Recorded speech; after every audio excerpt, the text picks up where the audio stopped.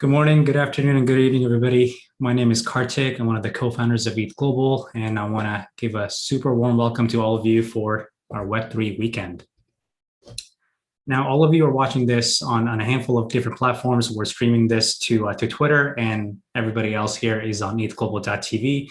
So for those of you who are joining this thing for the first time, I want to quickly give an overview of how we've designed this experience. We wanted to design this thing so all of us can experience this event together, even though we're all in different parts of the world. So as you see the rest of the day go by, we'll see the stage match what everybody else is seeing. So we wanted to make this a super synchronous, but also a creative event for all of us. So there are some interesting things that are going on here. So kind of the first few things I want to mention is that we're going to be hosting all of our summit talks and Q&A from this interface. So if you're joining in right now, be sure to log into the chat here so you can ask any questions to our speakers. If as we kind of go by and we take breaks, you get to enjoy some of the lo-fi beats and a little bit of the radio. And today, for the first time, we're actually streaming this thing through LivePeer and a decentralized streaming platform. So we're super excited to be trying this out today. So as you see the rest of the talk and the day go by, all of that will be coming through and will be transcoded through LivePeer. So I want to thank all of them for making this work with us. And I'm super excited to see how all of this turns out for the rest of the weekend. So for those of you who don't know, this hackathon is organized by ETH Global. And ETH Global is an organization with a very simple mission. Our goal is to onboard thousands of developers into the Web3 ecosystem. We do this primarily by running hackathons and summits. And this weekend is no different. We're running a hackathon that spans today till the end of Sunday. And we're running a summit called Why Web3 after this intro talk, and we're going to talk about all the interesting things that are happening in the world of Web3 and how you can be part of that ecosystem in even a bigger capacity. So let's talk about the hackathon. We have an hour here for just the logistics we want to cover for the hackathon, and then we'll roll into our summit talks for the rest of the day. So this hackathon is one of our There we go. So we're super excited to be running this hackathon with all of you here. We have over 240 hackers from so many different parts of the world joining and hacking on interesting projects this weekend. On top of that, we're running a summit later today, and we already have over 400 people signed up to watch those talks. The attendees that are hacking and participating throughout the weekend come from 35 different countries, and we're spanning all this thing across 14 different time zones. So we're gonna have a lot of fun 24/7 until the event ends in 48 hours. And I can't wait to see what everybody else does and the cool things that come out of it. It's just wild to see so much diversity and how many people are joining us from so many different places around the globe. So as you meet a lot more people who are participating in this event and are interested in working on similar ideas, be sure to say hi to them and get to know somebody and make friends from all over the world. So what I want to do is today at least cover a handful of logistics for how this event's going to work. And before we get into all of that, I want to make sure that we kind of give some special kind of comments out. So not only is it just a hackathon and we have a lot of speakers and talks, we're also going to be inviting and hosting 10 different companies here who are participating at this event as sponsors and also as mentors. They'll be here to help you anywhere from get help technical or otherwise on your ideas, or help you integrate some of their protocols and SDKs and really make your life easy as you work on some interesting projects. On top of all of that, there's over $50,000 in prizes that are going to be given away this weekend. And we'll go into the details of what these prizes are and how you can qualify to win some of them. And I'll cover all of that in the next 30 minutes. So I want to especially thank Protocol Labs for being our partner for this event. Protocol Labs is an organization with a very similar goal as ETH Global to really make Web3 a big thing. And they do this by working on Filecoin and IPFS. So you're going to see a lot of interesting things that we can do with decentralized storage. And they'll have a lot more to say just right after I finish the logistics. So thank you so much, Protocol Labs, for being part of this event. We can't wait to have everybody else know how they can get involved in the protocol labs and the Filecoin ecosystem. On top of all that, we also have some amazing companies like LivePeer, Audius, Textile, Ethereum Foundation, The Graph, and Chainlink. And then Ocean Protocol, Unlock Protocol, and ENS, they're also here participating as sponsors for this event. So they have cool prizes you can win if you integrate some of their protocols and SDKs into your projects, but also they're here to help you really get into the Web3 ecosystem. So when we announced this event, we kept it very broad and entitled it the Web3 Weekend. And it's totally understandable how broad of a category that is. So we got a lot of questions from everybody asking, what does it mean to build something here, or how can they participate if they don't have too much exposure to the Web3 world? So kind of the common things that we've heard and we've told everybody is that there is a lot of overlap in everything that you're interested in already and how you can actually make that blend with the Web3 world. We have so many people working on NFTs and DeFi related hacks. That's kind of the most obvious classic thing we can all do, and there's so much support that we already have from our mentors and sponsors here for these topics.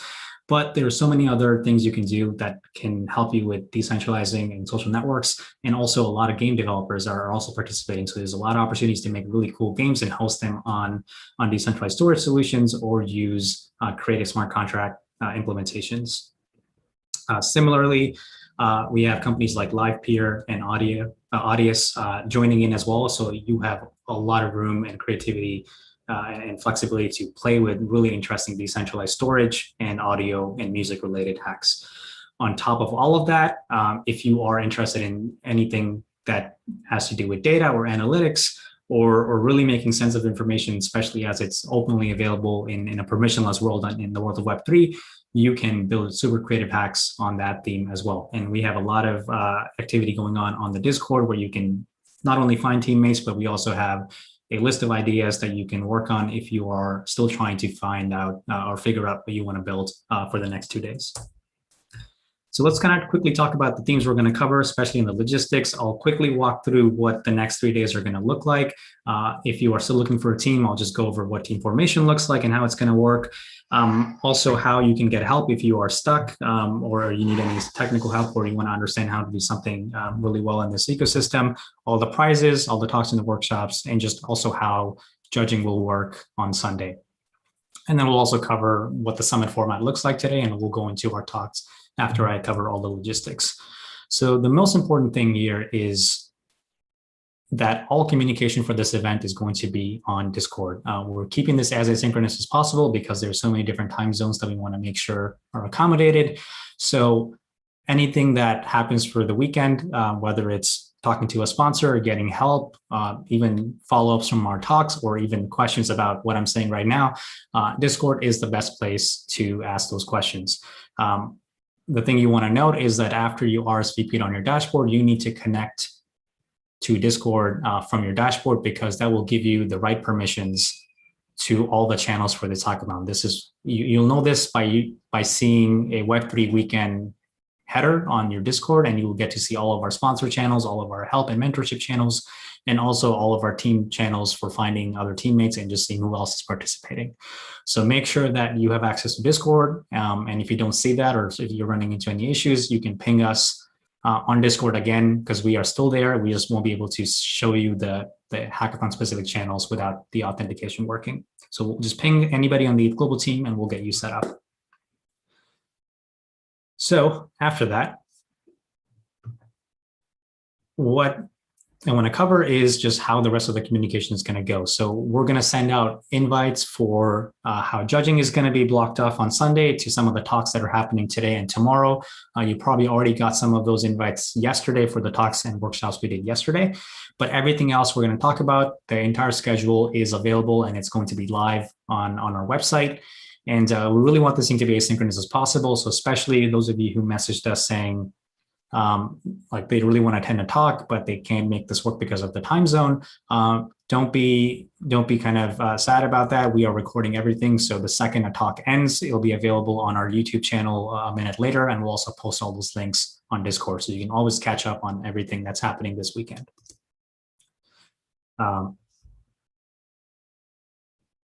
And I'm seeing some comments here. So I'll also try to address some of the questions that are coming from the chat. While for those of you who just joined us, I also want to say if you log into the chat, you also get a NFT token for participating in our ceremonies, and we'll be sending all that POAP tokens to everybody after this event. So in case you want to know where the schedule and prizes and all that information is, the website is web3.ethglobal.co. So quickly, let's jump into the logistics. How does this event work? Essentially, the hackathon begins now, which means that as of me saying this sentence, you can start working on your projects, and you have 48 hours from here, or in this case, 49 or so hours here to submit and work on your project. I'll kind of quickly cover some of those logistics on what it means to qualify and what is a right criteria to be eligible for this event. But to answer one of the other questions coming in, you can work with a team of up to 5 people. So some of you are already still looking for team members, or you want to join a team, you can do that as of right now, and you can start coding. In terms of rules and criteria, everything that you submit on Sunday must be written over the course of the hackathon, which means that if you were working on something before today, or even until about right now, that would be against the rules. And if you have any concerns or questions about that, you can just message anybody on the ETH Global team, and we'll be happy to clarify that. And of course, using open source libraries is totally okay, and that's actually encouraged. But if you were working on improving a project that you've already been working on and you're using that to submit for this hackathon, that will be an issue for this event. The submissions have to be on the Web3 theme, which means that if you are working on anything related to audio, video, NFTs, DeFi, or analytics, but interfacing with not only some of our protocols, but just the world of Web3 and decentralized storage or smart contracts, you are eligible to participate and qualify for any of the prizes. All that information is also very much going to be sent again over email and already on the Notion doc that we've sent to everybody. So if you don't want to remember this right now, or you want to reference this in a lot more details later, we'll send you all the links, and we'll communicate that a few times over the course of the weekend. And also, for those of you who are joining this event for the first time, or you're still interested in understanding what you would like to work on, you're not the only one in that position. There's a lot of you as participants who reached out to us saying they are looking to find team members, or they're looking to find an idea, and they can code in anywhere from a language to they have a design background, or so many different skill sets. So what we've done is we've created this channel called Find a Team, and you can find a link to a slideshow that we've offered where you can talk about your experience or your background and what you're interested in, and really use that to find other teammates. We hosted a team matching session yesterday for those of you who were able to join, and some of you ended up finding new teammates. There's still a lot more of you who are in a similar position, so we're going to be hosting another session in a few hours after all of our summits end. So if you're looking to get on a call with other people who are looking for other team members, you have a chance later today. On top of all that, you can also introduce yourself in the Web3 chat channel. We'll be using that for all of our communications on Discord. And also, if you don't find a team, or you don't want to work on a team, it is totally okay to do so. Working on a team is just optional. It is entirely okay to hack on something on your own.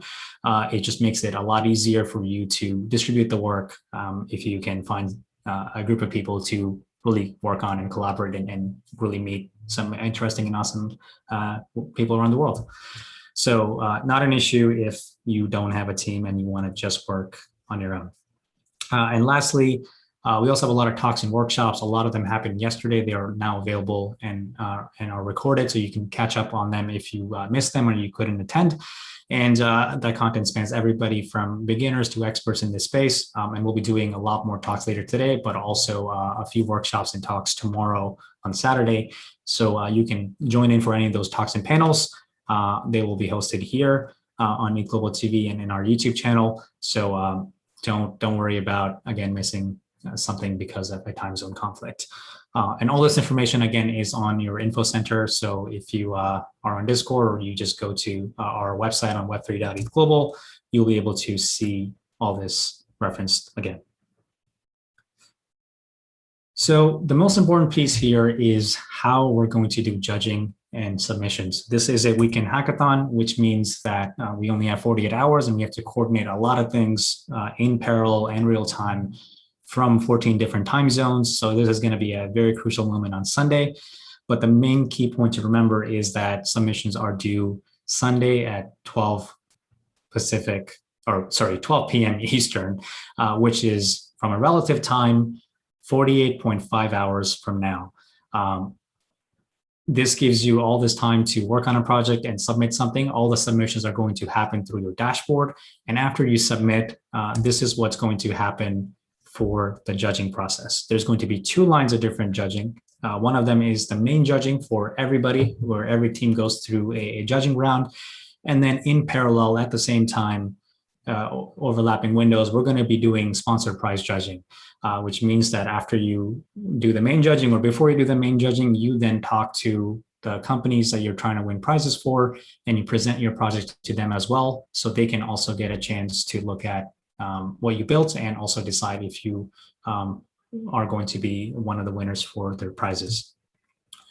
All of these details will be emailed to you again later today, so don't worry about remembering everything, but keep in mind that for both scenarios, you will have 5 minutes to demo.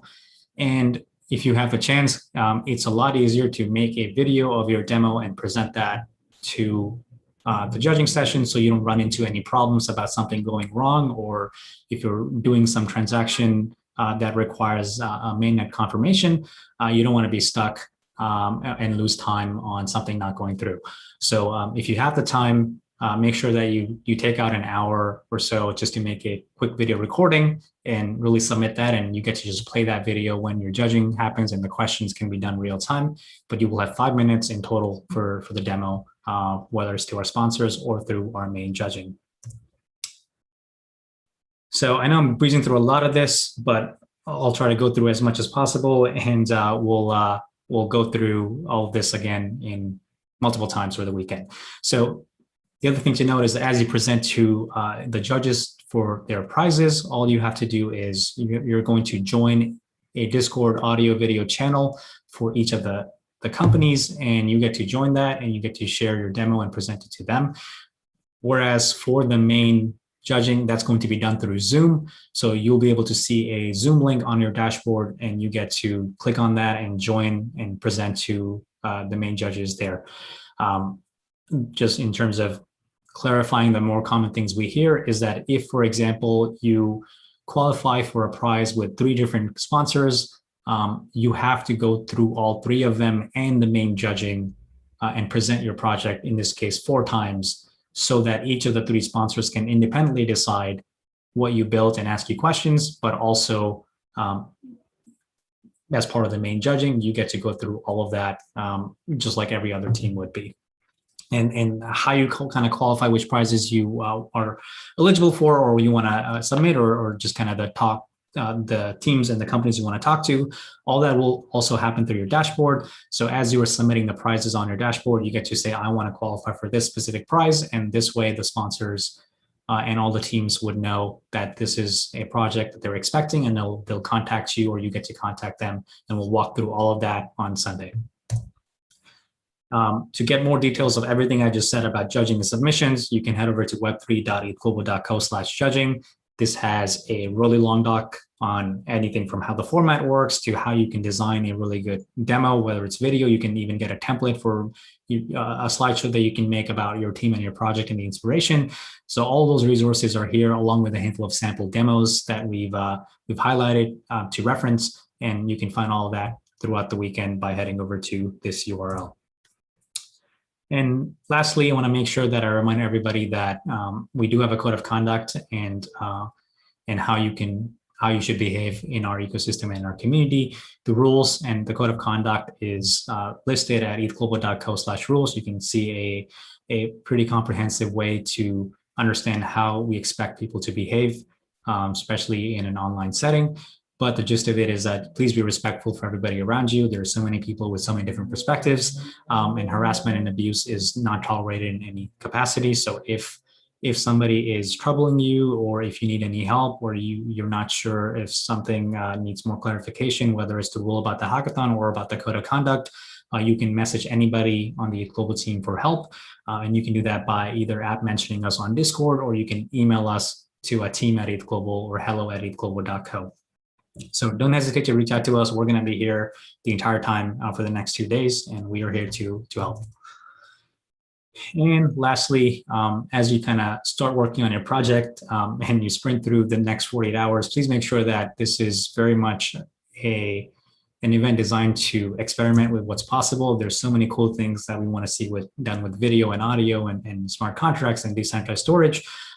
You should treat this as a learning opportunity instead of a competition. We want you to have fun. We want you to learn new things. We're doing all these talks and workshops.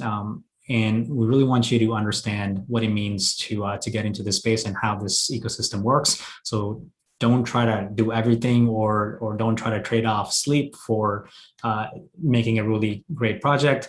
Pace yourself accordingly, and we don't want this to be exhausting for you. So try to get the best out of this over the weekend, and we'll all try to have fun together and learn all the new things that everybody's going to build and create. So that's most of our logistics. If you missed anything here, you can watch all of this later. It's going to be recorded right after it ends. And you can also head over to your info center to get all these details again. So the next thing I want to do is just cover today's schedule. I'll be talking about what the summit's talks are going to look like, and also cover some of our prizes and some of our special messages from our sponsors. We asked a lot of them to make a video telling us who they are and how and why they're excited to be part of this event. So quickly, we're going to be hosting a summit. The summit is called Why Web3, and kind of the goal is to really welcome a lot of newcomers in this space to understand what is happening in this ecosystem, whether that's on how storage markets work, to how DAOs and NFTs and DeFi is going to be structured in the future, and what is and isn't possible. We have so many different interesting topics and what you can do with just not only decentralization, but also programmable money and programmable storage. So as a quick overview, we're going to have a few talks today. The first one's going to be just interesting business opportunities that you can develop on Filecoin. So it's not just storage. There's a lot more you can do and a lot more things and features that unlock. So ZX will talk and kick off today's summit with that talk.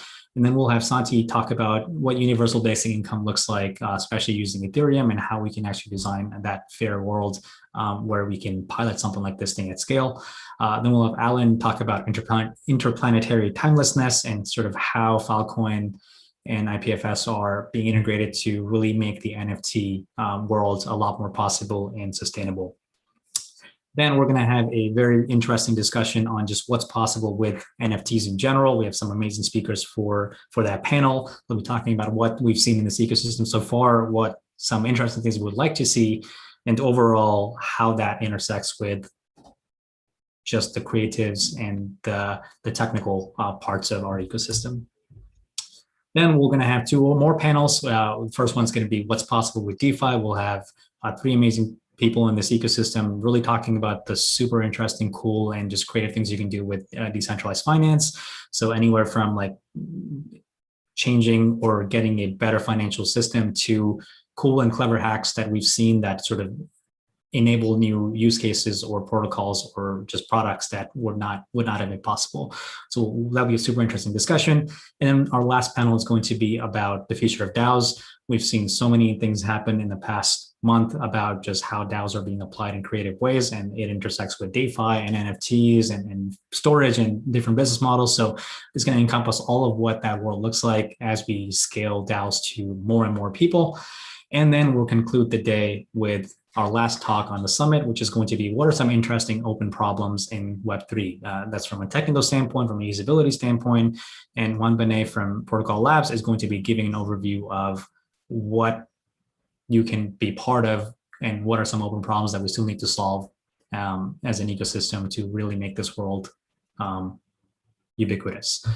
And at the end of the day, we have another team formation workshop, which I just talked about, which is if you're still looking for a team, we're going to do an actual live phone call or Zoom call, and you get to talk about and meet other people who are also looking for teammates or our ideas, and you get to possibly work with them and really kind of form teams as you kick off building your projects after all of this. So that was enough of a summary on how at least today is structured. I want to spend some time talking about all the prizes. So we have a lot of prizes being given away this weekend. And what we've done is we've asked our sponsors to record a video talking about some of the interesting things that they're doing at the company, who they are, why they're excited to be part of this event, and then what prizes they're giving away. So our first company is Protocol Labs. They're going to talk about who they are, and we'll play a video for them quickly, and I'll walk over to going over the prizes again one more time. So we'll have Dietrich come in from Protocol Labs. Going to launch Web3 Weekend with you. Hello, my name is Dietrich, and I'm the IPFS ecosystem lead at Protocol Labs. Protocol Labs is an open source research, development, and deployment laboratory. Our projects include IPFS, Filecoin, libp2p, and many more. We aim to make human existence orders of magnitude better through technology. And today we are going to launch Web3 Weekend with you at 8th Global, and are excited to spend a couple days exploring, learning, and building Web3. We are huge fans of 8th Global and the work that they do. We've done a number of different hackathons with them, and they always bring an excited and invigorating and inspiring community. So we're looking forward to hanging out and learning about some of these things that have been occupying our time and our minds. NFTs, an explosion of creativity and innovation happening in our ecosystem and our communities. Lots of people using technologies like IPFS and Filecoin, and we're going to talk to you about how to use those technologies to build the NFT apps of your dreams.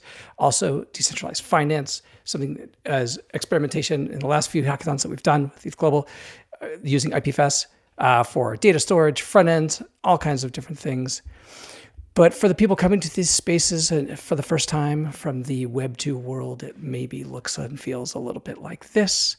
So many new technologies, some of them familiar, some of them unfamiliar, new paradigms, new architectures, and all kinds of things to learn. So that's what we're going to help you do this weekend. We are here to help. We have a bunch of different talks from people inside Protocol Labs, people from our ecosystem, a number of different projects that are building the tools, the technologies, and the educational materials to get you on the road to help you build over the weekend. We've had 4 different workshops today. We have a number of talks, or yesterday, a number of different talks today. And on Saturday, we're going to introduce you to some new tools for making it even easier to build with IPFS and Filecoin. We would also like to introduce NFT School, a new learning resource for building with NFTs, using them and incorporating and integrating them into your services. Recently, we launched NFT Storage. This is a service that will help you keep your NFT assets and metadata online and updated using APIs and tools that are familiar to be able to onboard your NFTs onto the distributed web.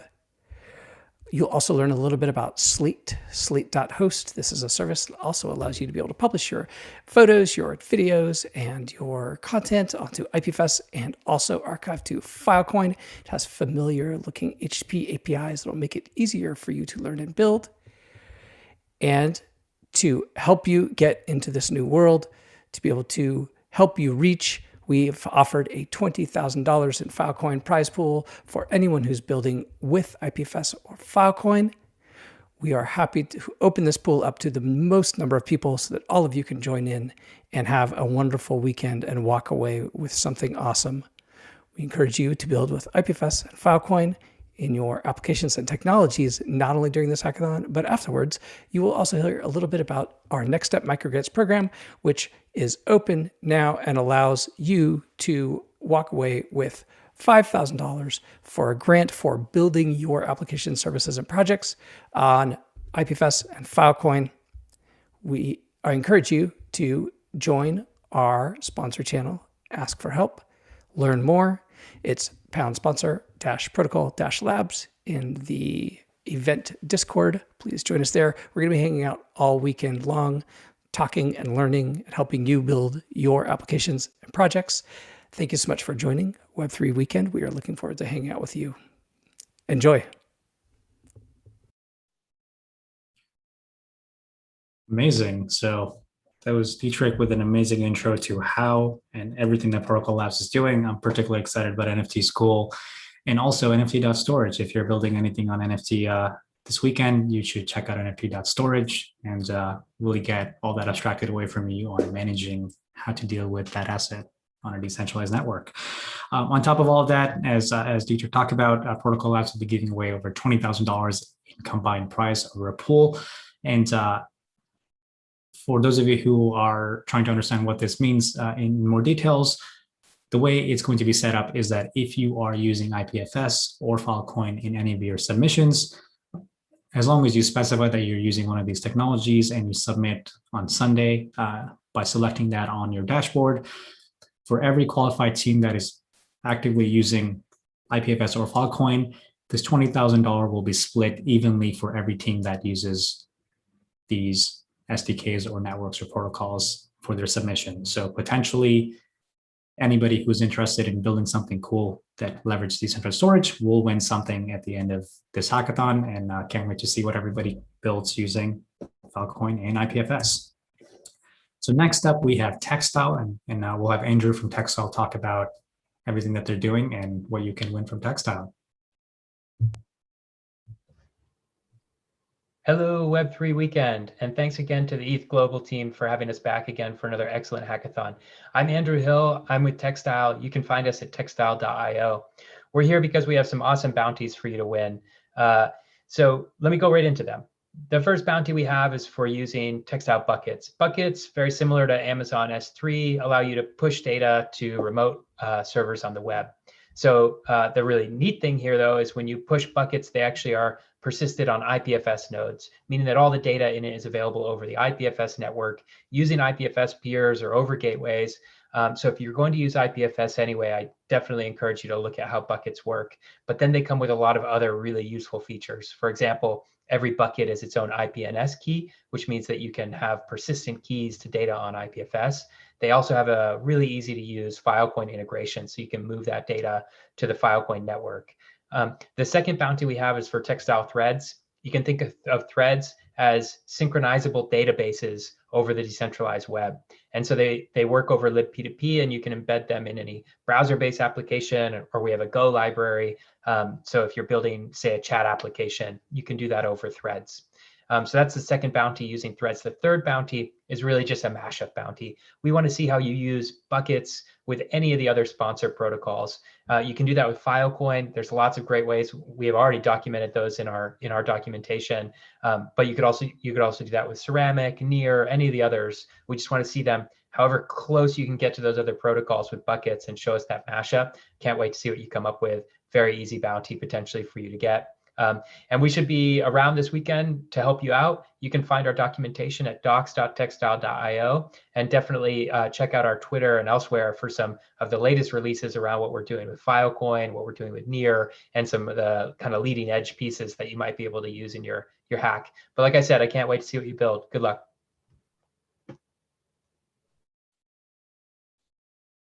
Thank you, Andrew. So as Andrew mentioned, there will be 3 prizes from Textile. The best use of Textile buckets will get $1,500. The best use of Textile threads will get $1,500 as well. And the best use of buckets overall will get a runner-up $1,000 prize. Next up, we have LivePeer, and we'll have Yandan talk about how you can use LivePeer for your hacks and what you can win. Hey everyone. My name is Yandan, and I lead engineering and research for the LivePeer public network. I'm here today to talk to you about LivePeer the project and how you can use LivePeer to bring video streaming into your applications for Web3 Weekend. LivePeer is a decentralized video streaming network built on the Ethereum blockchain. And the core service provided by the network today is video transcoding, which is the process of taking a single input video stream and converting it into multiple different output streams such that they can be played on different connection speeds and different device types. And this is quite important in order for a video stream to reach as wide of an audience as possible, regardless of what internet connection they have and regardless of what device they're using. The LivePeer network is an always-on transcoding network, which means that there's always nodes available offering their hardware and bandwidth resources for transcoding. In practice, what this means is a video application can have their users stream using a common format, such as RTMP or HTTP, into the network, where one or many nodes will transcode that stream and make the results available to a variety of different device types and a variety of different internet connection speeds. LivePeer.com is a video streaming platform built on top of the LivePeer public network, which makes it easy for applications to bring video streaming into their app using a simple API. Examples of applications that are built on LivePeer include user-generated content platforms, such as PlayDJ.tv, which is a platform for DJs to stream their live sets, and Kurkuma, which is an application that allows businesses to leverage live streams to amplify their e-commerce efforts. And File.video, which leverages LivePeer for transcoding, and Filecoin for storage in order to create a decentralized video hosting gateway. LivePeer is sponsoring a few prizes for the Web3 Weekend. One for the best overall hack, the second best hack, and the third best hack. We're really excited to see all the creative ideas people come up with for using LivePeer, but if you're looking for suggestions to get started, you can consider integrating LivePeer with other pieces of Web3 infrastructure, such as audio, NFTs, domain names, or decentralized storage. There are going to be a bunch of LivePeer team members around this weekend ready to help any hacker that wants to use LivePeer, so look out for us in the Discord channels. We're really excited to be sponsoring Web3 Weekend and can't wait to see all the interesting applications that people come up with using LivePeer, and generally are excited to see the next wave of Web3 applications being built. Happy hacking!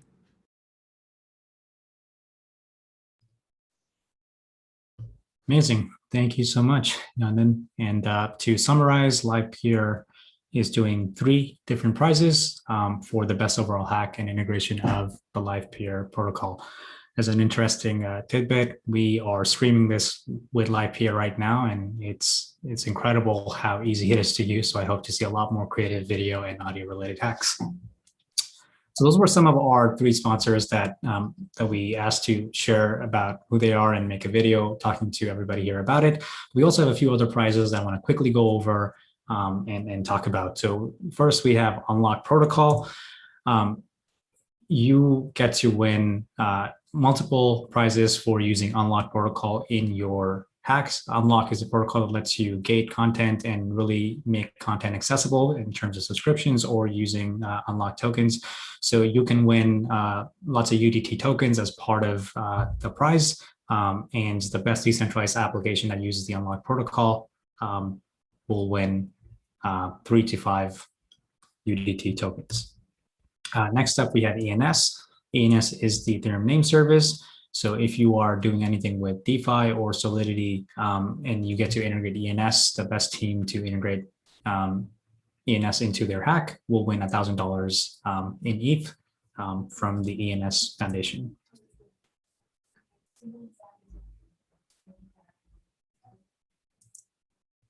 Then we have Ocean Protocol. So Ocean Protocol is giving prizes for the first, second, and third best use of using Ocean protocols for their data markets onto your hack submission. So this is super cool to use, and like I'm particularly looking forward to all the interesting integrations that come in with Ocean protocol here for this weekend. So you are eligible to win up to $5,000 in total from the Ocean team. Then we have the Graph. So the Graph will be offering $1,000 in DAI, or 1,000 DAI, to the best use of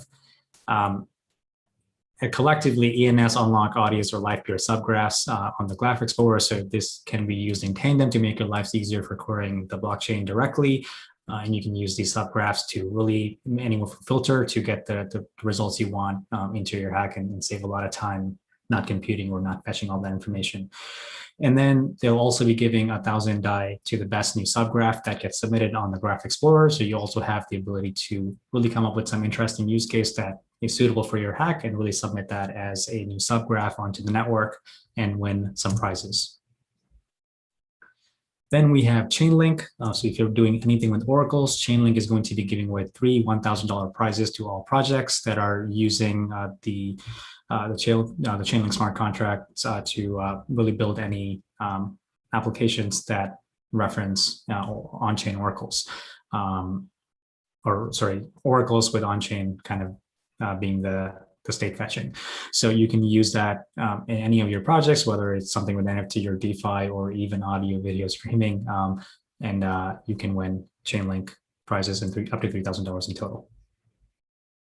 Then we have POAP. So the best use of POAP in a creative way for this hackathon will win $3,000 from the team. So this is just super interesting because we want to see a lot more creative stuff happen from the Web2, Web3, and the creative world. And everybody who's on our chat right now, you get to also win a POAP from our side for participating at this event. And you also get to win directly for integrating these tokens into any of your projects. So those are all of our prizes. We really want this thing to be a collaborative weekend for all of us. So all of these companies will be here over the weekend helping you with anything from questions, whether they're related to their SDKs to just overall in this ecosystem. So you can always hop on and rely on some technical help if you're stuck. And if you want to get more details of these prizes, including links to the talks and the videos for each of these companies to understand how they work and how you can use some of these protocols, you can head over to web3.ethglobal.co/prizes. And we have a whole page dedicated to all the details you need to know for winning any of these prizes. So with that, I want to wish everybody happy hacking. These were all the logistics we wanted to cover. I hope you got a chance to meet some amazing people already on Discord and on this chat. We'll be taking a quick break here and getting started with our first talk for the summit. So we're a bit ahead of time here and want to really give a few people a chance to join in before we start our very first talk. So for those of you who are still here, enjoy the next 8 to 10 minutes of a quick break, get some coffee or stretch or anything you want to do, or say hi to other people on Discord. And we'll see all of you very soon. And we'll kick us off with our summit and see you for the first talk. So thanks again for all the hackers, and we'll see you join us for the rest of the summit talks.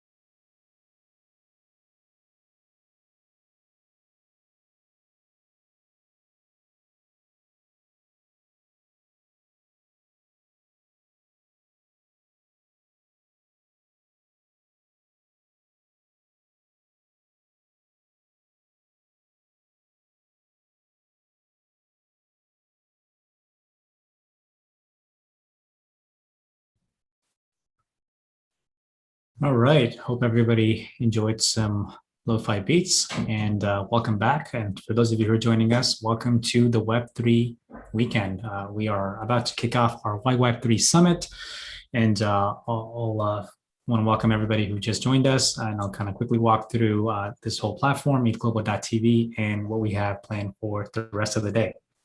So those of you who are joining us on meetglobal.tv, be sure to log in and say hi, because for any questions that you have for our speakers, you will get to ask those questions on the chat, and we'll relay those questions to our speakers directly during their talk. So if you want to ask anything, if you want to comment on anything, be sure to sign in. And also for everybody who signs in, we'll give out an NFT to everybody for participating at the summit. So this summit is called Why Web3.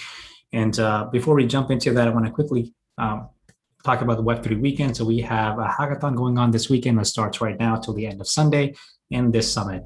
The summit is presented by Protocol Labs, and we're super excited to be working with them. And we're going to cover so many interesting things that are happening in Web3 and decentralized storage and smart contracts. We have so many incredible people participating at this hackathon. We have over 240 hackers. We're nearing 250 now, and over 400 summit attendees from 35 different countries and 14 different time zones. So it's going to be a packed weekend, and we're going to see something happen 24/7 for the next 2 days. So I can't wait to see what everybody builds. But on top of all of that, I can't wait to learn all the interesting things that we have planned for everybody today. So I'm going to quickly walk through the agenda, and we'll kick off with our very first talk of the day. So we're going to have a talk on just what business opportunities look like with decentralized storage and with Filecoin specifically. And then we're going to have a talk by Santi on how we can do universal basic income for every human using Ethereum. Then we'll have Alan talk about how IPFS and Filecoin are making it possible to manage and store and keep NFT media files persistent. Then we'll have a panel on what is possible with NFTs with some amazing and incredible artists and people in our ecosystem. We'll talk about what's possible, how we can extend the space, and how we can actually make this more inclusive. Then we will have 2 more panels. So the next panel is going to be on what is possible with decentralized finance, where we'll have Camila, Mariano, and DeFi Dad talk about what trends we're seeing in DeFi, how the space is evolving, what are some open problems, and how we can bring on more people from a user and also a developer standpoint. Then we're going to have our final panel of the day, which is the future of DAOs. So we'll have Linda, Kinjal, and John talk about all the interesting things that are happening with DAOs right now. You've seen so much of that happen in the last month, and we'll kind of talk about where all that is headed. And we'll close the day with our last talk. Will be about some open problems in Web3. So Juan Bonet, the co-founder or the founder of Protocol Labs, will be talking about some problems that we still need to solve as a group and a community that exists from a technical or usability and just overall every category we want to improve here as an ecosystem to really bring more and more people and make this more accessible as an opportunity for new people to come in.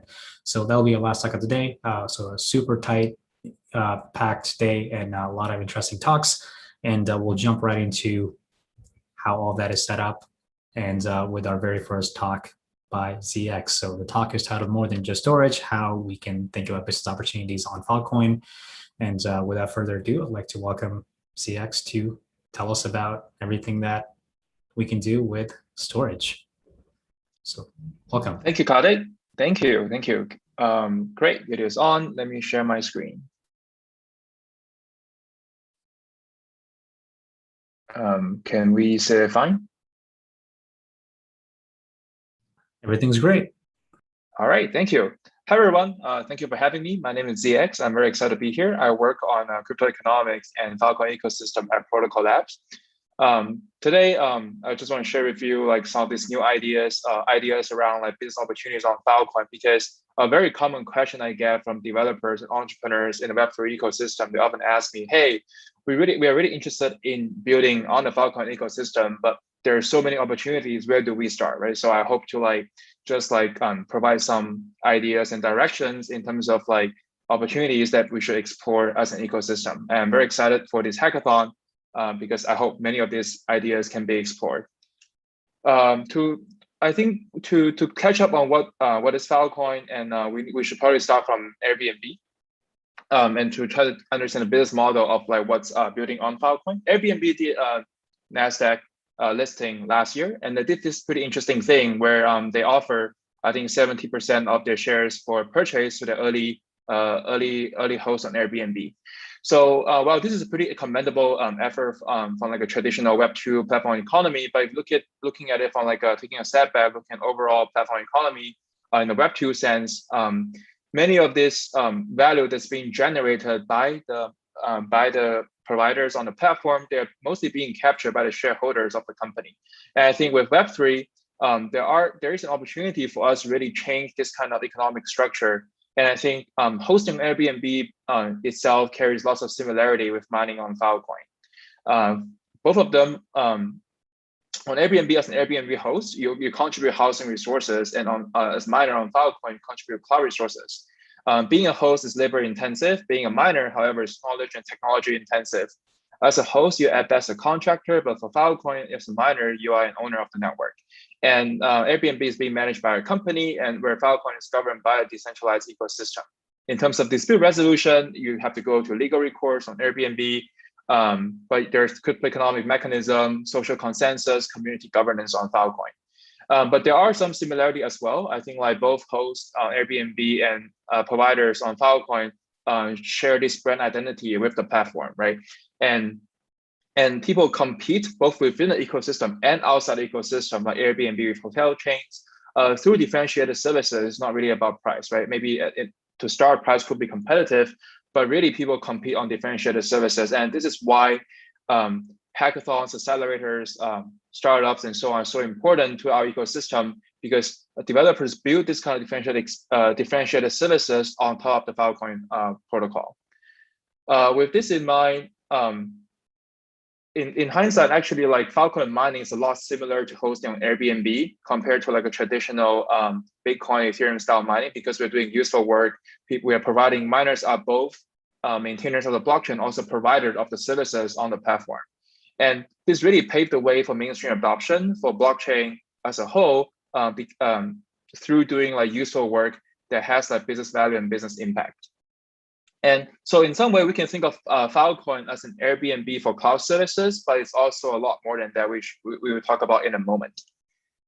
So just to recap what is Filecoin, so that we start on the same page, you have different participants in this ecosystem. You have clients looking to consume storage goods and services. You have miners providing that service, also maintaining the consensus on the blockchain.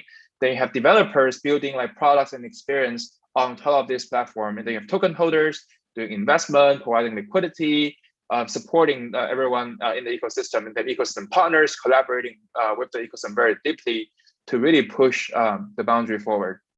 And going back to our Ireland economy analogy, right? So like you have researchers building on the algorithm, then you have like miners amassing these different kinds of raw materials like disk, IDCs, data centers, compute, and so on to produce storage-related goods and services. Then you have developer coming on to build that experience, right?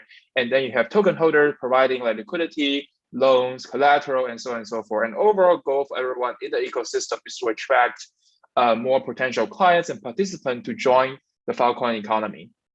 So Filecoin is a utility token. It's a platform, it's a protocol, it's a blockchain network, a community, an economy, an ecosystem, and also very importantly, an evolutionary system, just like many other blockchain networks. And we coming together to really move and shape the future trajectory of this economy. And with this in mind, I think Filecoin is really uniquely positioned in our Web3 to support both Web2 and Web3 use cases, which we start from talking about business opportunity from like a more Web2 style interactions, and then we talk about what are the Web3 use cases that are emerging on Filecoin. So let's just recap again on like what is using storage on Filecoin mean, because sometimes when we come from like a traditional Web2 world, we might expect things to just work out of the box, right? It's a product, there's one way of working how it works, right? But no, Filecoin is a protocol just like Ethereum and many others.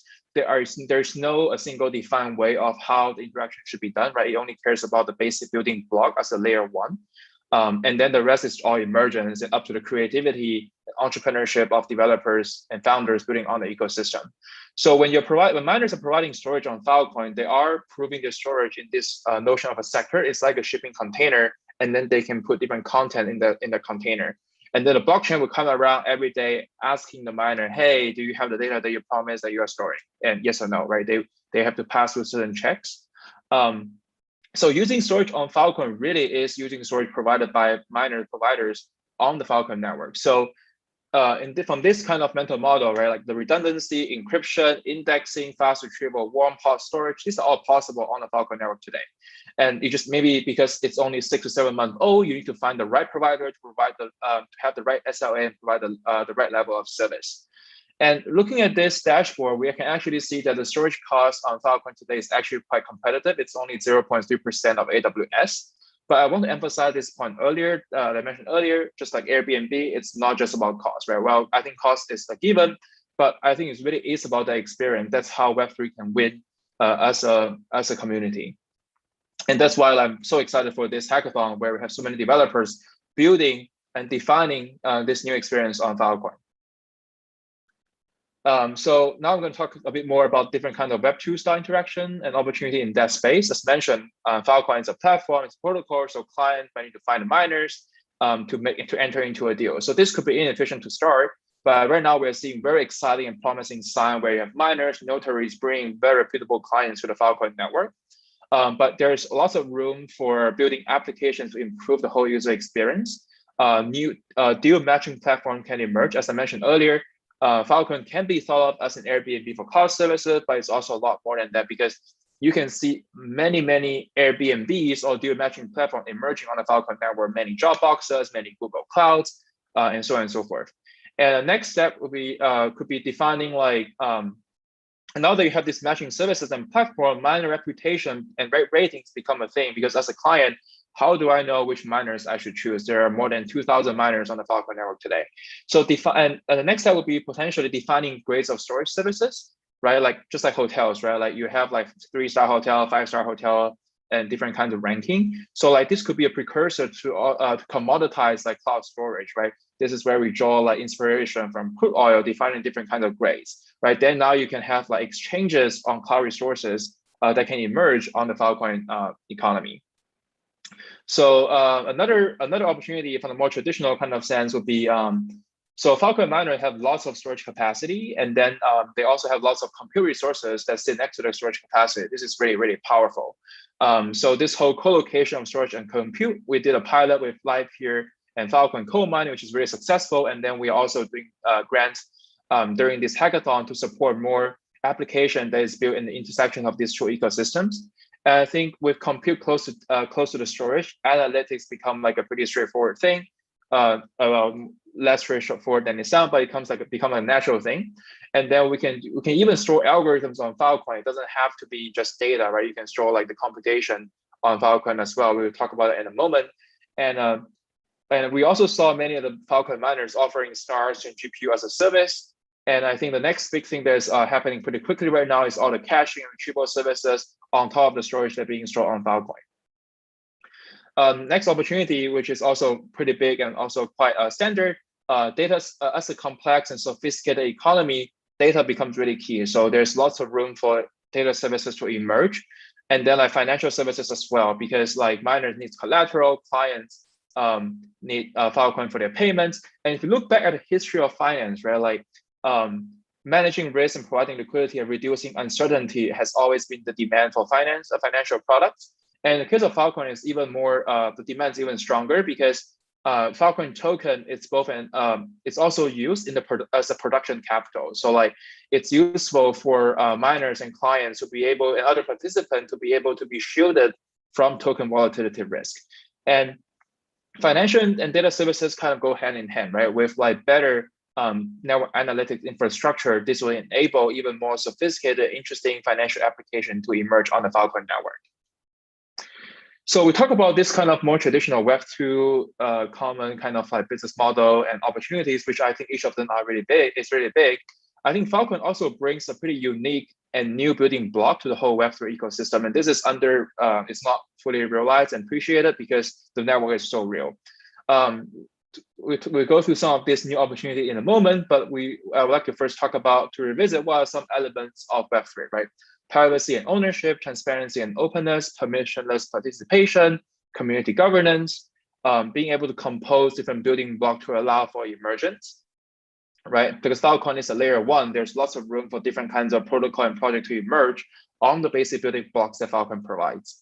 And personally, I think Web3 is a lot about novel interactions and new business models that really change how we interact with like each other, with like assets and so on and so forth.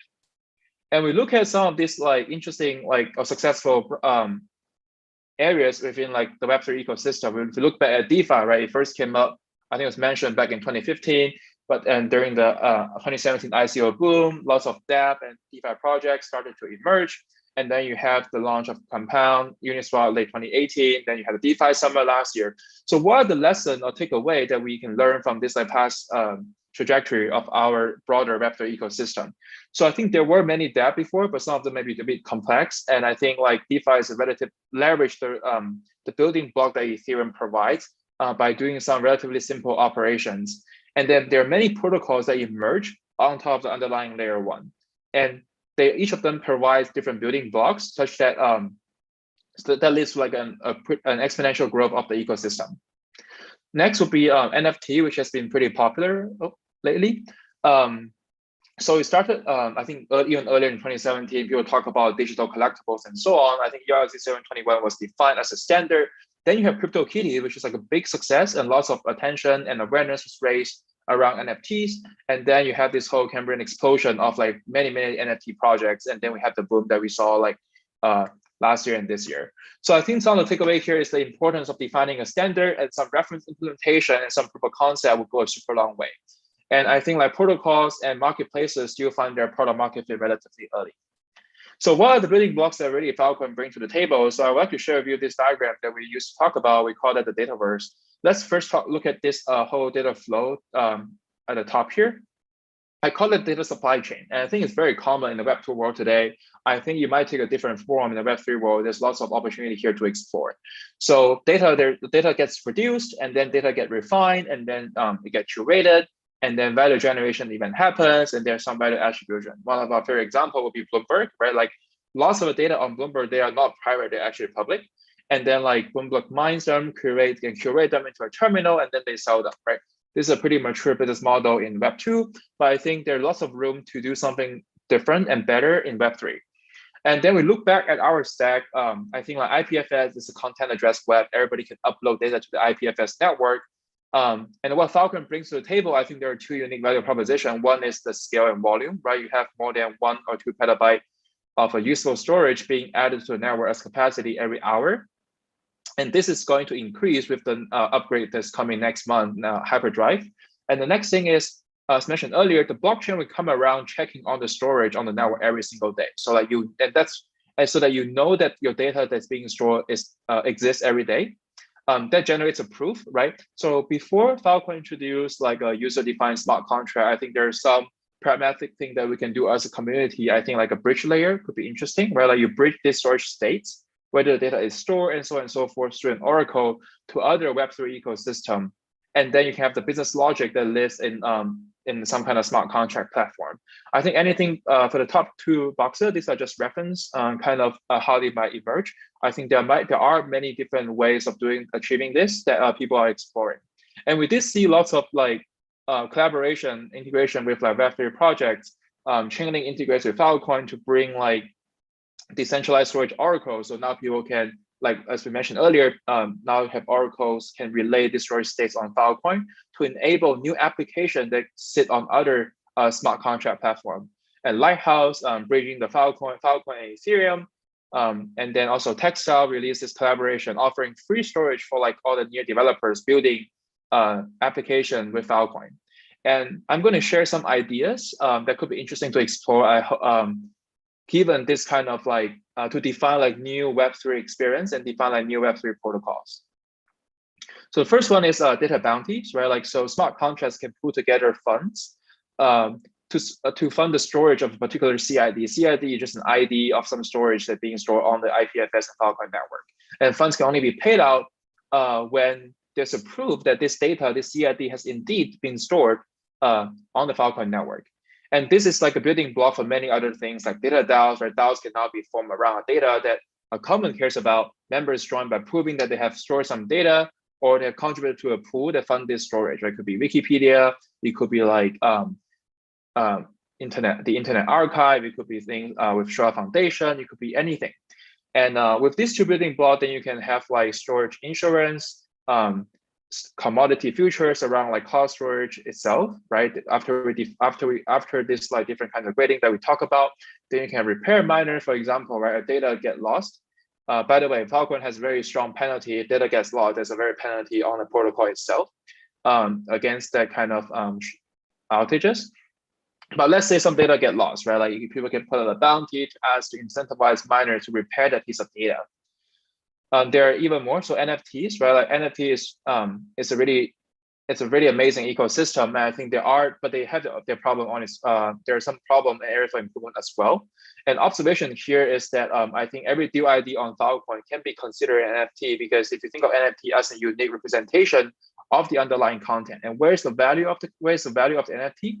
It could be in a trading and exchange, but at the end of the day, it's in the content itself, right? This opened the door to like persistent NFTs, and then like this also give people a stronger incentive, because now your incentive align with maintaining the content on a network. So this paved the way for setting up the metaverse. You can create VR content, games, 3D printing models, and many, many more. And with this kind of content first NFTs, it's a very natural question to ask, how can we do better in terms of value attribution? Because that's like one of the pretty common criticisms today.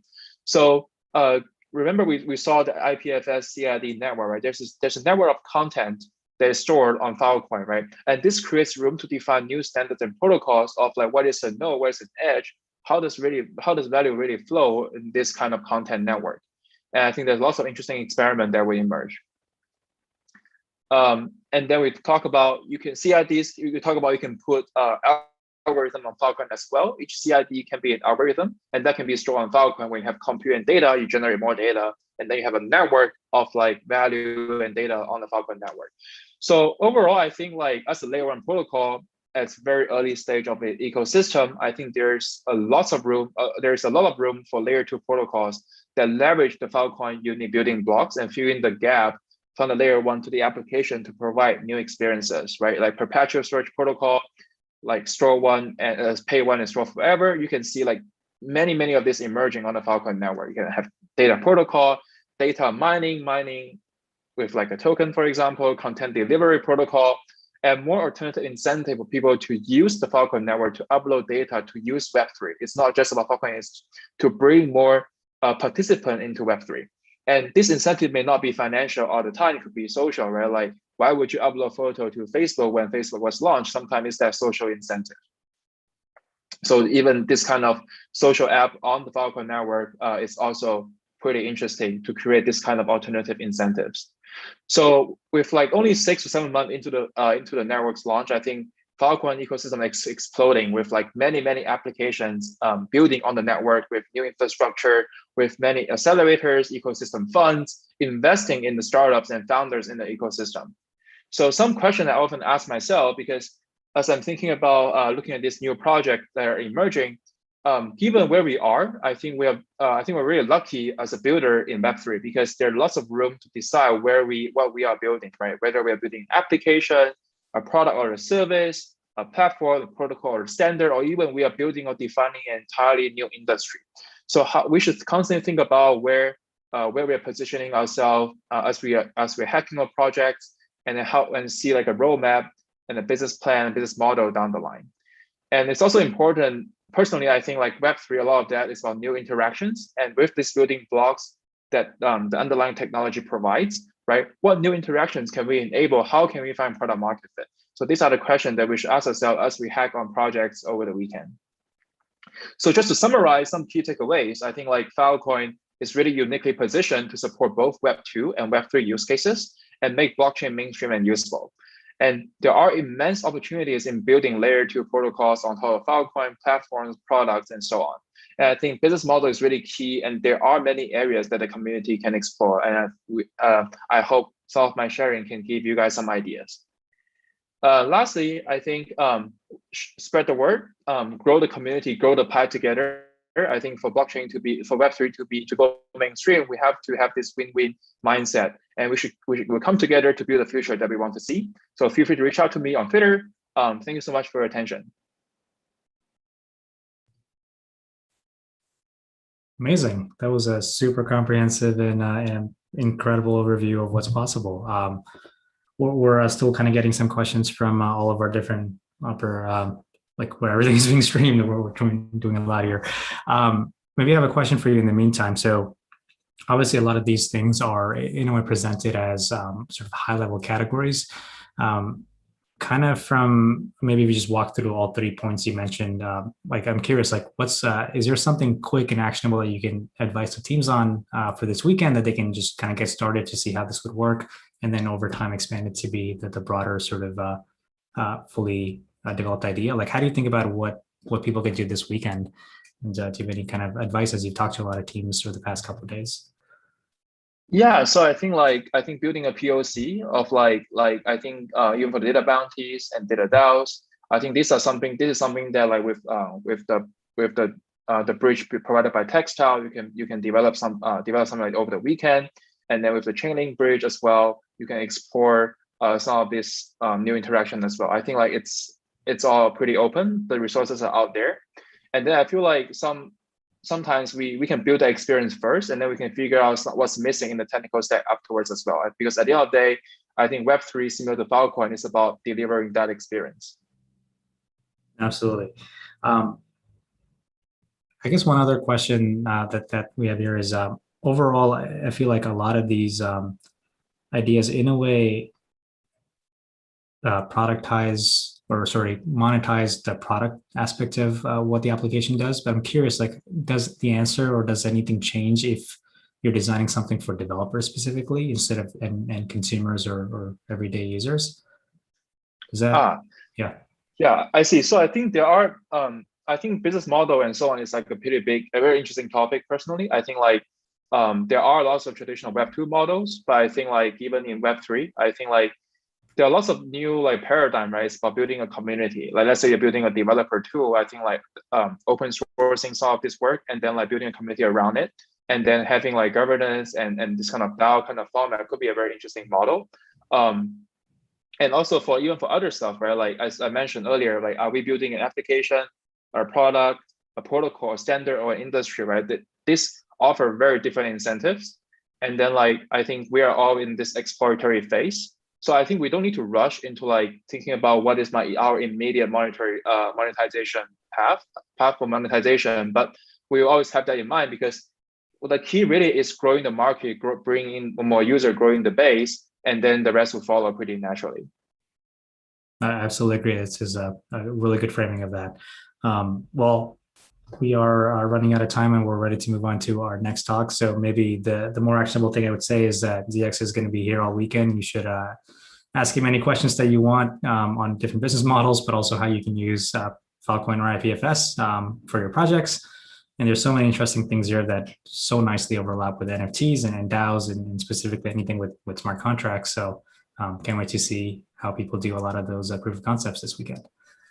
So, absolutely. Feel free to reach out. Yeah.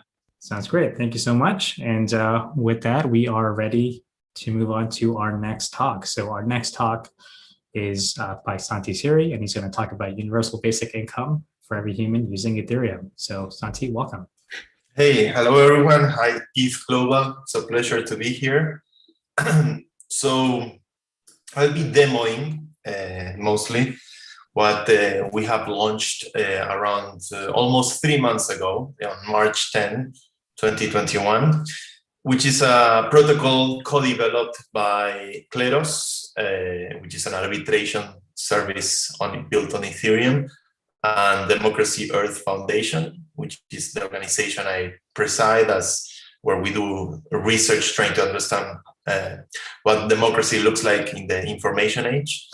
And one of the biggest hurdles that at least us at Democracy we faced through every single pilot that we have done of digital democracy over the last 7 years is that ultimately one of the biggest roadblocks that we need to get over is understanding the issue of identity, the challenges of identity. The fact that we don't have a way of formalizing human identity over decentralized networks is what has been preventing democratic governance from emerging in a network like Ethereum.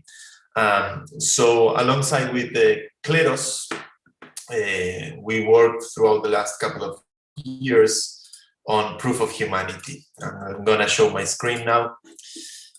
So proof of humanity is a protocol that allows the creation of a list of humans, and it prevents the presence of robots, civils, and authorities in this registry, in this list of registry, through a series of cryptoeconomic incentives. The protocol was deployed on mainnet in March 10, and I'll go quickly straight to the demo. Here you can, if you click on start, over here, click on start, you will see the registry of proof of humanity with the latest identities or the latest humans that have registered in the system. So right now we have we're going to be reaching 7,000 humans right now, or profiles in the system, and each one of these has to submit a proof of themselves. So I'm going to go to mine, if I can find it somewhere on here, hopefully. Here I am. So this is myself, this is my own proof of humanity. And one of the first steps is that you have to do a video. On this video, you have to say a statement where you declare yourself as being a human and that you do not have a registry in this register. It's a sort of affidavit where you have to commit to the fact that you don't have another identity on this registry. So also a very important thing of the video. City, and I certify that I'm a human and I do not have a register in this register. And at the end of the video, or at any moment in the video, you have to show your Ethereum address, which has to coincide with the Ethereum address that you are using on once you are uploading your identity into the system. So once you submitted your proof of identity with the video and brief information about yourself, the information does not need to be your real information, just something that helps you identify in the network, but that doesn't need to be your real name or any kind of personal information. But once you become verified, someone else has to vouch for you. Someone that has been previously verified by the system has to vouch for you.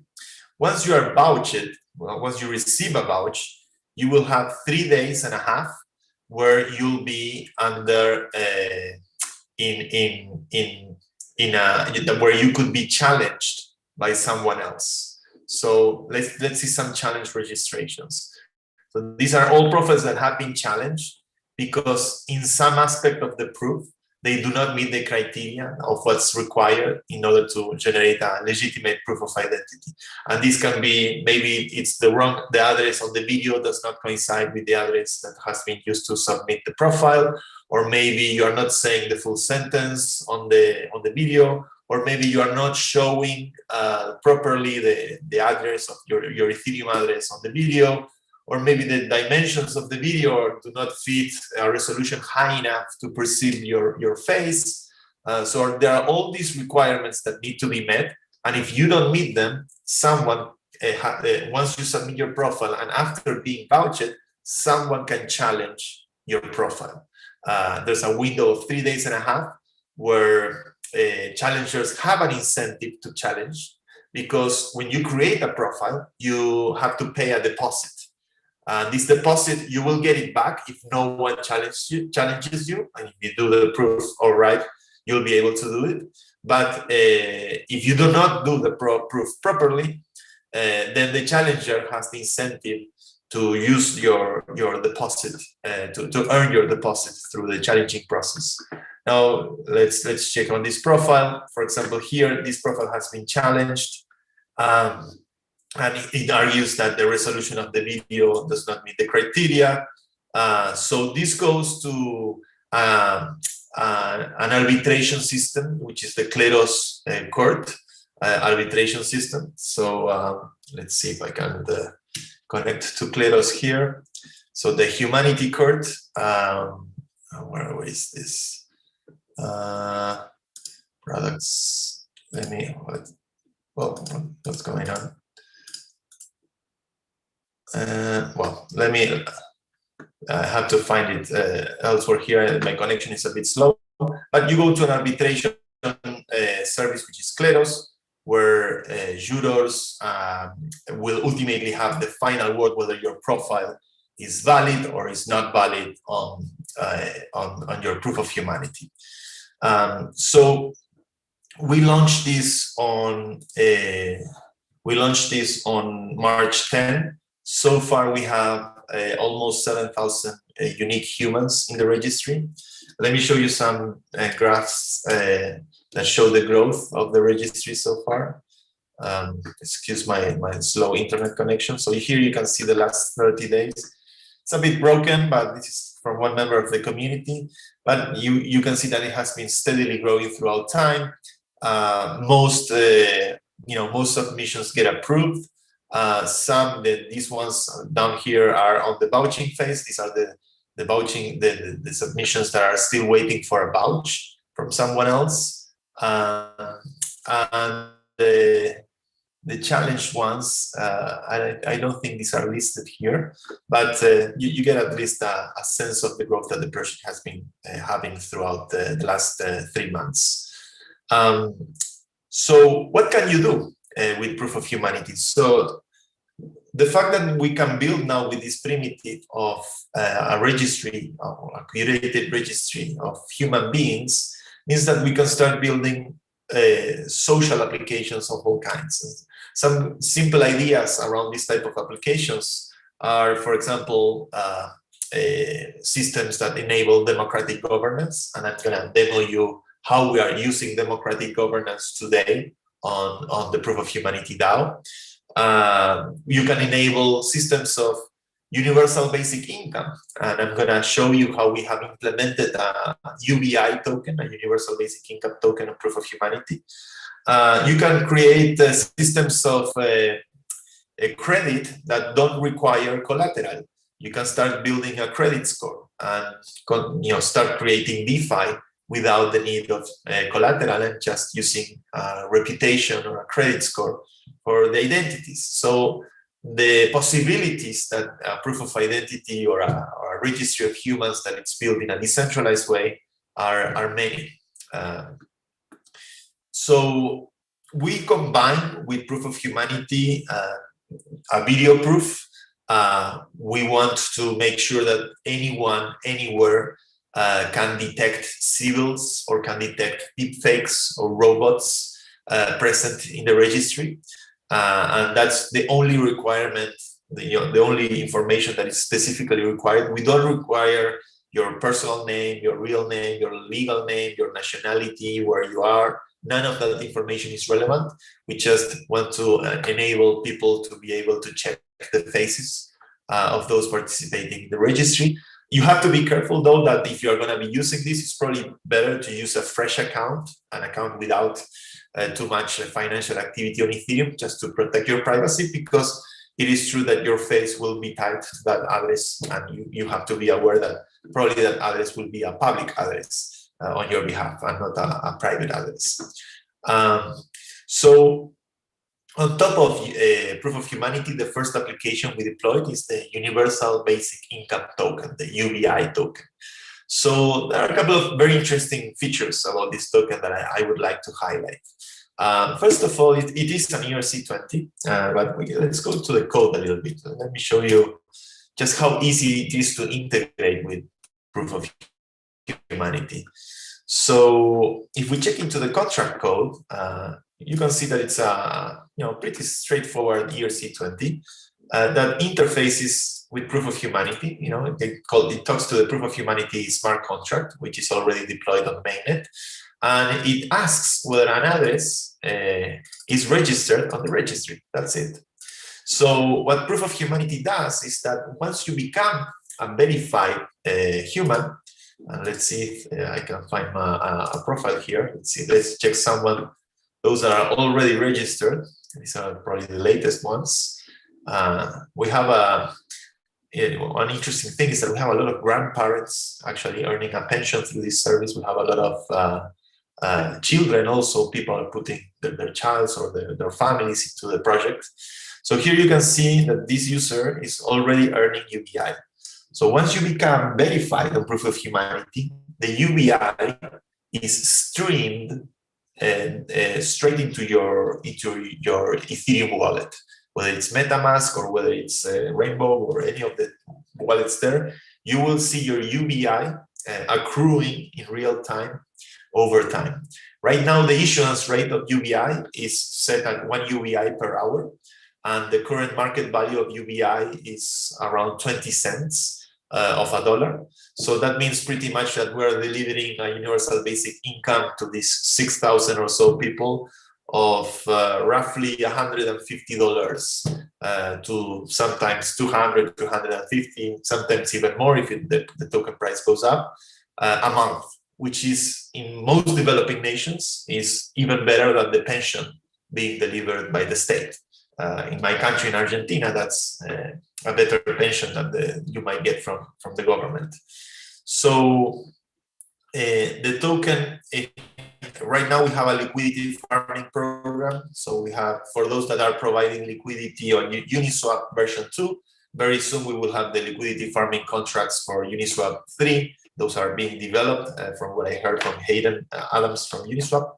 But right now, if you provide liquidity on Uniswap version 2, if you provide liquidity with Ether or you provide liquidity with DAI, there's a liquidity farming contract that will allow you to earn even more UBI throughout the first year of the project. And this was a mechanism that allowed us to start building some liquidity for the token to be able to bootstrap itself. There's a bunch of experiments going on with the project. Obviously, you know, if we go to Etherscan and we check the token activity, the initial supply that the token had was 10 million. Let's go to the Kleros blog, which had a very good announcement. Let me see. Here, Universal Basic Income for Humans. Here you can find more information about how it works out. But the initial supply of the token, 40% went to the liquidity mine. We minted 10 million UBI at Genesis. 4 million went to the liquidity mining program.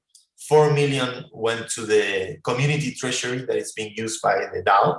And 2 million, sorry, 20%, went to the pre-sale investors that participated in the project, leaving only 5% really from that 20% to the community contributors. So that was the initial allocation. So you can see that right now we actually minted 1 million tokens on top of that. And if you look at the max total supply, we have now roughly 11 million. 1 million more have been minted to the users or to the verified humans that began accruing universal basic income. So a question that we get a lot is now, you know, how we are going to be able to sustain price over long term. Where there's a bunch of projects happening in the community. I'll try to demo you some of them. There's a project that we are working on called Human Money, which are Yearn Vaults, Y-Earn Vaults.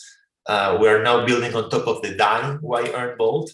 And what this vault does, we're still right now on testing phase, but what this vault does is that you contribute DAI to it, it earns an interest in DAI, and a fraction of that interest is used to buy and burn UBI. So this is a vault that reduces the supply of UBI with the profits generated on Y-Earn Finance. We are right now auditing and testing this vault, but so far so good. We have been able to test the burning mechanism. And if we are able to build liquidity into these vaults, we could have a very interesting instrument keeping in check the issuance or the emission of UBI to the newcomers to the system. I also mentioned the DAO. The DAO, it's deployed with using Snapshot. Snapshot allows for off-chain voting and proposing, which is very good, keeps the system very prone to free speech, which is very important. And the other aspect is that for the DAO, we are not governing this DAO with the UBI balances. We are actually governing this DAO with proof of humanity, and we actually are using a proxy contract that gives one vote to each verified human on proof of humanity.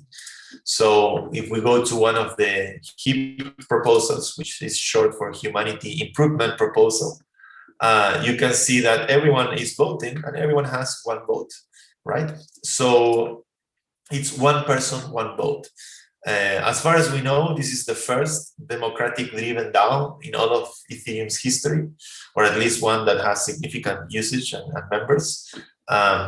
So this is an interesting feature in on itself. Because we are using Snapshot, delegations are allowed. So we are using liquid democracy on more recent proposals. Let's check out a more recent one. I think this one might have someone with more votes. Here you can see, for example, Clement Lesage from Kleros. He has 11 votes delegated. I had 4 votes delegated. So it's a version of liquid democracy. So those that do not have the time to engage with the governance, they can delegate their vote to someone else. Obviously we have the forum where different proposals are being debated to improve the tokenomics, to improve how the protocol works, the different challenges, the different aspects that make proof of humanity possible. The community has been very creative. There's one of the contributors that created Humanity Tools, or humanity.tools, has a lot of very interesting material, but some interesting demos as well. I like this demo a lot, that checks for similar faces, and it's a nice tool if you want to find duplicates in the registry and earn a good bounty for finding duplicates. You can use this tool.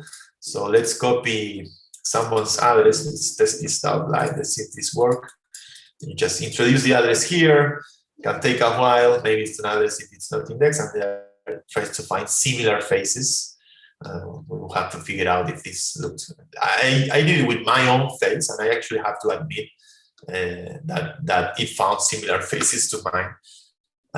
So these are interesting tools that the community is building in order to make sure that we have resources that can help improve the quality of the registry of the list.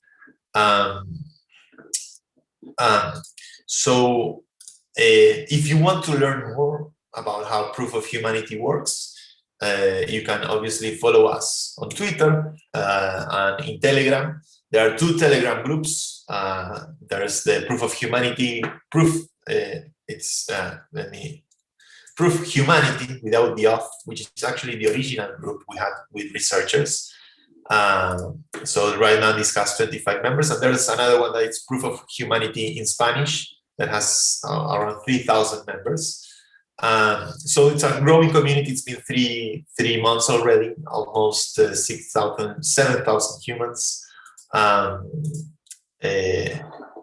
We try to communicate as much as possible in social media and the latest projects, innovations, demos, stuff that is being built by the community. And the purpose is trying to understand how we can leverage the incredible world computer that Ethereum is in order to deliver universal basic income at scale for every human on Earth. A couple of interesting things about the project, details or nuances about how the protocol works that are worth mentioning, is that vouchers, for example, let me see if I can find a very interesting tweet from me, graph. It's with the vouchers, or with a graph of vouchers, that this will be hard to find very quickly, but I think I found it yesterday. It's not here. There it is. So we have different, we have users giving vouchers to each other. This is from the early days of the protocol when we didn't have too many vouchers. But each vouch or every vouch is actually processed in a sequential way. So when I vouch for, let's say, 5 different people, those vouchers are not processed in parallel or immediately. It's processed one after the other, and each one takes 3.5 days, because that's the window of opportunity that challengers have to challenge one of the an identity that does not meet the criteria. The reason vouchers are processed in a sequential way is to prevent a network of spam bots from suddenly hijacking the registry and taking over the system.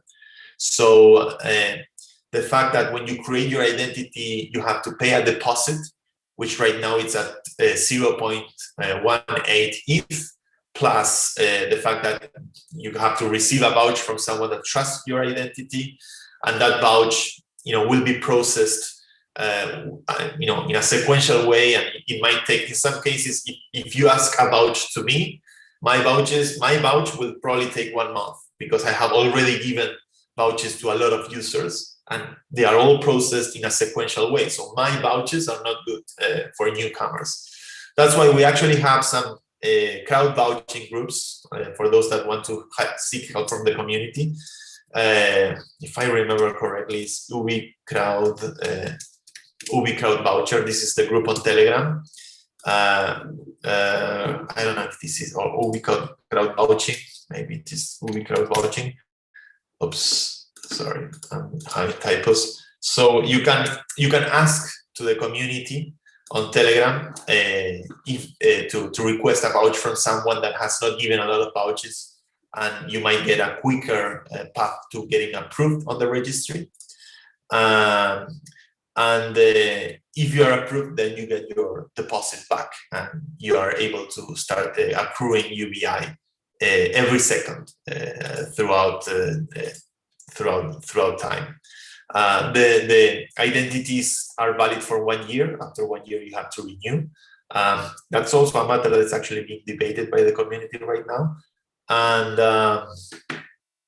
yeah, that's a quick overview of how proof of humanity works, with universal basic income built on top of it, and with enabling using nothing but smart contracts and Ethereum and crypto economic incentives. I don't know if we have time for questions or. Yeah, no, thanks so much, Santi. It was a really interesting overview, and also just always impressed to see when people go live, because you never know if something's going to work out or not, but everything worked out nicely. So that was great for you to show us how everything has been done so far. We have a couple of kind of comments and questions coming in, so I'll start asking them as kind of they come in, and also for everybody listening, if you can type those questions out in the chat, we'll be able to relay them to our speakers. So maybe kind of the first one is just, I want to sort of segment that into 2 categories. One is just how it was designed, and the second one is like how it's working now that it's launched. On the former, sort of, did you look at or evaluate using stable coins instead of the tokens fluctuating in value? Kind of how do you think about that as being the means of the token being delivered? And sort of, I would love to kind of learn more about that decision process, or just the trade-offs rather. Yeah, when you're building a system like this, the only variable we control is the issuance. If we were to use some kind of stable coin or some kind of, something that could stabilize the price, we are definitely paying attention to projects that are doing that. We've been looking at algorithmic stable coins, like Ampleforth, or different kinds of projects that were trying to stabilize the price. We never expected the wild swings the token had. The token, went, it's a small cap token, and it had speculators playing with it. And of course, it's on the very early days, but we wanted to make sure we had a mechanism that fairly and automatically distributes to everyone. And with our own token, we can control that issuance rate. Then comes the challenge of, well, how we control the price, if we can control the price. We live in a strange world where Dogecoin has a market cap of $85 billion, and probably a price can go a bit irrational in these markets.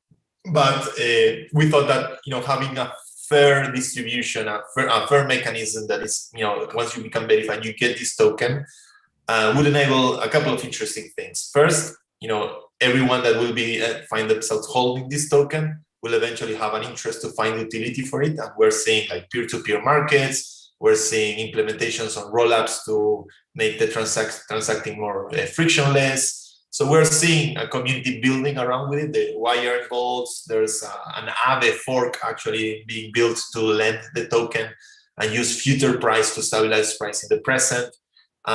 So there's stuff like that working around with the UBI token. Whether the issuance, if the issuance rate, we had arguments in favor of increasing it and decreasing it, as you can expect in a community with different ideologies and different ideas. Decreasing it potentially could help boost the price. Increasing it could potentially dilute the pre-mine. So you have these trade-offs. What I believe after 3 months of seeing the project in action is that we were always able to deliver a UBI that's above $100 a month.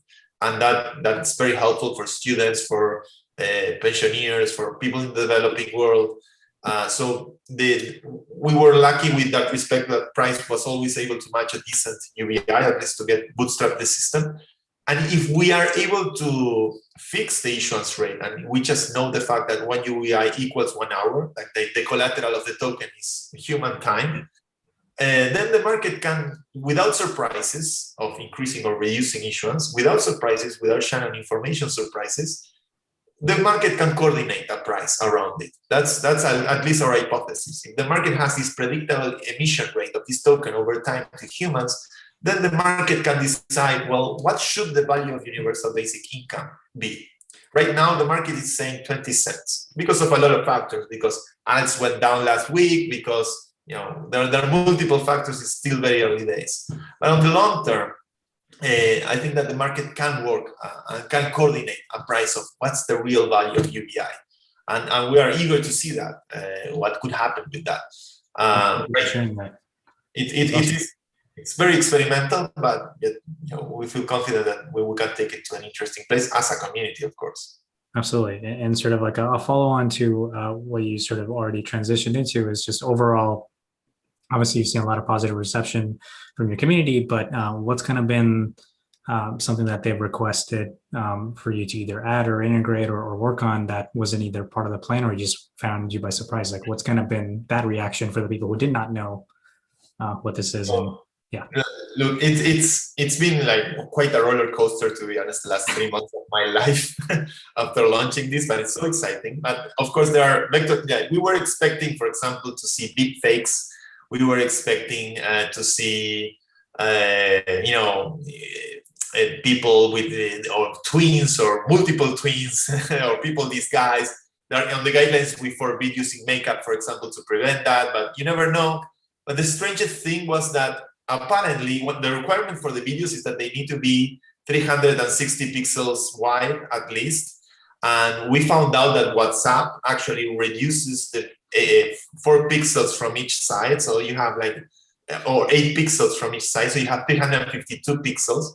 And because according to the guidelines, the requirement is at least 360, and we didn't know that WhatsApp was cropping the videos that way, a lot of challengers suddenly took literal were positivists, we could say, that took literally the words of the guidelines and started challenging profiles that do not meet the criteria because of 8 pixels.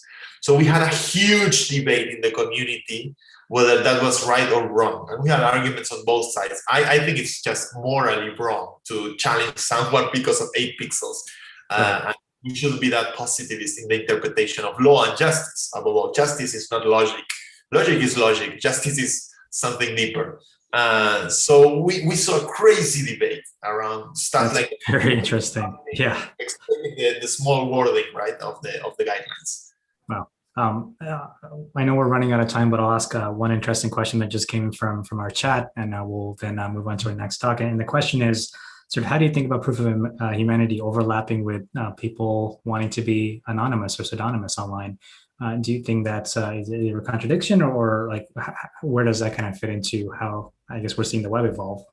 No, I think it's a legitimate concern. I have a public address on Ethereum, and I have many private addresses. Probably have more private addresses than public addresses. But for most people, I'm Santi.eth. So that's me. You have it on Twitter. I decide to be public on that address. I see that that's a spectrum. And with MetaMask, I think you can wear multiple masks. That's the point of a MetaMask, right? And in some masks, you will be your public persona. In other masks, you'll be your more private or more anonymous. Proof of Humanity tries to put all kinds of warnings just to make sure that users are aware that this will be tied to a video of yourself declaring yourself as a human. You are not required to disclose any personal information or of yourself, whether your name, your address, nationality. None of that is required. You can use a fake name, fake whatever, but people need to check your face. We need to check your face just to see if there's some other human that looks like you or not, because evolution wanted this part of our bodies to work as a public key. We recognize each other in society, socially, through our faces. And it's just a fingerprint that we have, in a way of recognizing each other at a distance. And we're just simply using that fact of nature. But of course, be cautious and be aware that this is part of your public persona, probably not part of your anonymous persona on Ethereum. Makes a lot of sense. Well, hopefully, Marcus, that was got you some insight into that answer. And with that, we are ready to wrap up. So, Santi, thank you so much for doing this talk and answering our questions. And hope to see you all again in one of the future events. See you on Twitter. And with that, we are ready for our next talk. And next up, we have Alan Shaw from Protocol Labs, and he's going to be talking about interplanetary timelessness and how IPFS and Filecoins are making NFTs more possible for the long haul.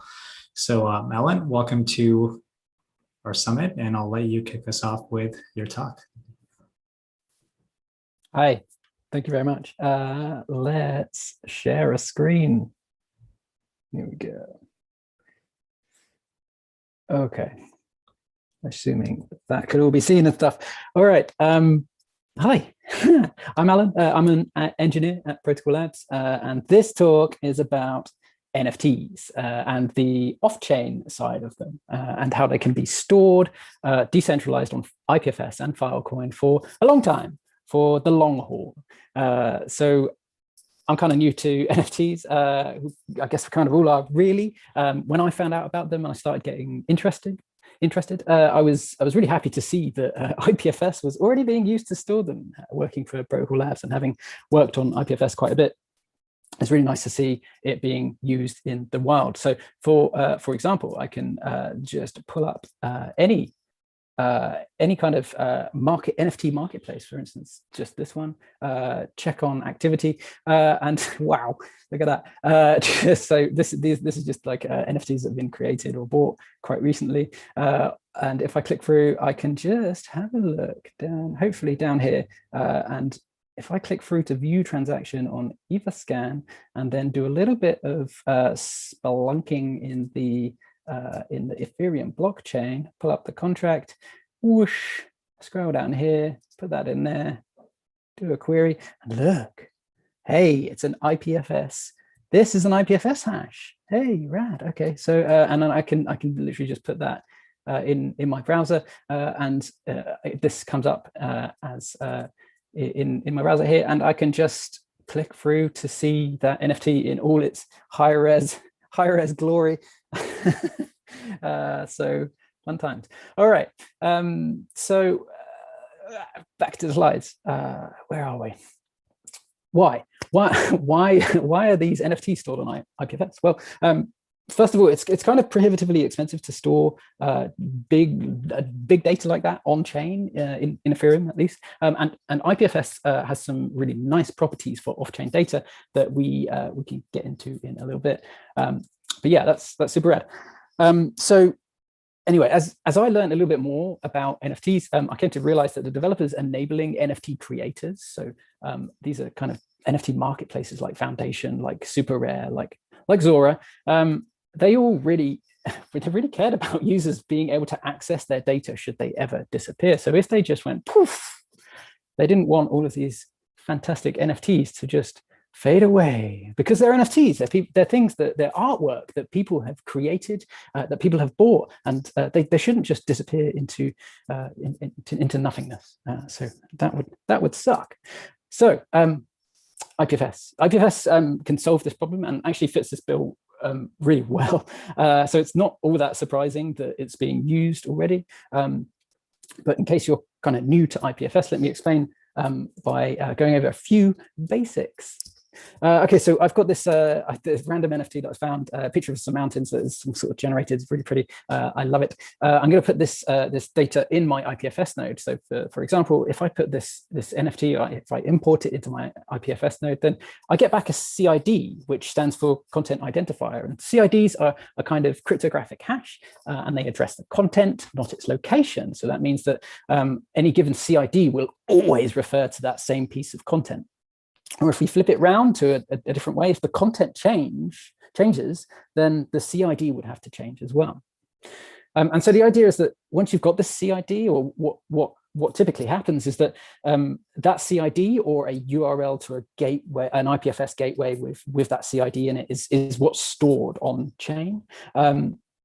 But if that wasn't stored on chain and just a regular URL to any old website, any old like Google Drive or whatever, then that could be problematic. And that's problematic potentially because like the owner of that content could just delete it. Or like the domain could expire, and or like the hosting could expire and never renewed, and then the NFT would be lost forever, or possibly even worse, you could, like that NFT could be altered. So you might have this fantastic image of a kitten, a crypto kitty perhaps, that you've bought, and then whoever owns that perhaps came along and defaced it and made it into a dog, a crypto doggy. Perhaps, and that would not be cool for you. You'd be pretty angry. So that's not good. Another good reason is that maybe this URL is just not accessible from within your country or within your workplace. Maybe you actually need a peer that is actually a bit closer to you to be able to serve it, because you literally just can't request stuff outside of that boundary. Okay, so how does that work? Well, I have that content, I've imported it into my IPFS node. If someone else requests that data by its CID, then they'll receive it. The IPFS network is such that you will search the network and eventually find someone that has it, and then try and connect to them. And when you have connected to them, you'll receive that data. And so now 2 nodes can serve that content, which is super cool. And so kind of like this, so a 3rd node comes along and asks for the CID, but both of those nodes can now serve that request and send that data to that 3rd node. That's cool. And what it means is that this original node can actually just go away. So gone. And that data will still be retrievable from the other nodes. And so this is the awesome power of peer-to-peer networking. You might have heard of it. All right, caveats. Yes, there's 2 caveats. Okay, the first one is kind of interesting, but and kind of obvious. But if all of the nodes that have that content like go away, if they're simply not available, then there's no one to serve that content to you, so you can't get it. There's no way. So that's the kind of obvious caveat. The second caveat is garbage collection. So we have this thing in IPFS called garbage collection, and depending on your configured garbage collection rules, it might run at like a certain time. It might run when your configured repo storage limit is hit. Maybe you've just been IPFS catting loads of data and you've used like a terabyte of data, and IPFS eventually goes, okay, that's the limit hit. Let's do a GC round, and it will just do that. Or it can be run manually. So you can actually invoke IPFS GC from the command line, or you can, if you've exposed the HTTP API, you can hit it over HTTP and tell it to do a GC. So yeah, if you add stuff to IPFS, then it will stay there and it's not eligible for GC. But if you just try and get stuff from the wider network and pull it in, then it's not automatically it doesn't automatically become ineligible for garbage collection. So what you need to do is tell IPFS that the content is not garbage and it's a super rare NFT and it's not trash, it shouldn't be thrown away. And in IPFS, that's referred to as pinning. If you don't pin the data, then it will eventually be garbage collected. So what that means is that even if the content is super, super popular, then it can still eventually exit the network, because well, either nodes could just disappear who have that content, or nodes who did have that content might slowly garbage collect, and eventually nobody has it, and that's bad. And then so in general, these two caveats are why developers use a third-party service like Pinata, like Textile, like Bleak to store their content. And the reason is that these services actually have nodes that are publicly available and they stay online 24/7. And obviously they pin the content so it doesn't disappear, it doesn't get garbage collected. Cool, so that's caveat number 2. All right, NFT.storage is something that we've been working on, and it's a place where you can store your NFT data decentralized on IPFS and Filecoin, and you can store it safe in the knowledge that it will be there tomorrow, and it hopefully goes some way to solving that permanence problem. And it's free. It's free for as long as we can make it free for, as long as we can keep this thing going. And one of the big parts of it is that things should be easy. So let's check out, how does it work? Well, you upload your NFT data to NFT.storage. Simple, right? And then what happens is that NFT.storage stores that data on IPFS nodes. Okay, so far so good. But what's different from like a regular pinning service? Well, behind the scenes, NFT.storage is actually negotiating deals to store your data with miners on the Filecoin network. And the Filecoin network incentivizes miners to store data, and they get paid to store data. And they also typically get paid for like when data is retrieved. So it's a win-win situation for them. Okay, so why is that good? Well, if NFT.storage just goes away, and then all of the like nodes, the IPFS nodes, the NFT.storage happens to be pinning to went away, and all of the IPFS nodes who ever fetched that content also went away. So all of the IPFS nodes, they just disappeared for whatever reason. They garbage collect the content, or they just vanished from the network. Then the miners will still have the content. The miners are super incentivized to keep storing the content. They get penalties for stopping storing content before the deal term is finished. So you can just think of these miners as just another set of IPFS peers. They are built on the same technology as IPFS, and they've got super strong incentives to continue storing the data. So hooray. We had a public launch for NFT.storage a few weeks ago. The URL is NFT.storage. .storage is a top-level domain. Who knew? And so you should go take a look. We have a simple HTTP API, and it's expressed as an open API schema. If that doesn't mean anything to you, then I guess you should know that it allows us to generate nice documentation websites like this, which is cool because you can just use it from the browser without even doing any code. So that's one of the benefits, at least. There's an official client that we built in JS. It's got some TypeScript types. It's got nice API docs, and we've literally just launched a new metadata API, which should make minting NFTs even easier than it was before. And you'll do that with ERC 1155 compatible metadata. So you'll be following standards at the same time, all the best practices baked in. So that's very cool. This is the GitHub org, so what I wanted to highlight here is that because of this open API schema that we have, you should just be able to generate a client in like any other language. And we were like, yeah, that's great, that's brilliant. But then we were like, well, maybe let's just do that. So we did. So we chose like some of the big languages and just generated some clients with tools that we found on the internet. So they might be a bit clunky. It's a machine built them. They might, I don't know, your mileage may vary. But if you are using that, then if you're using one of these, then like let me know. Or if there's problems, then open an issue, open a PR.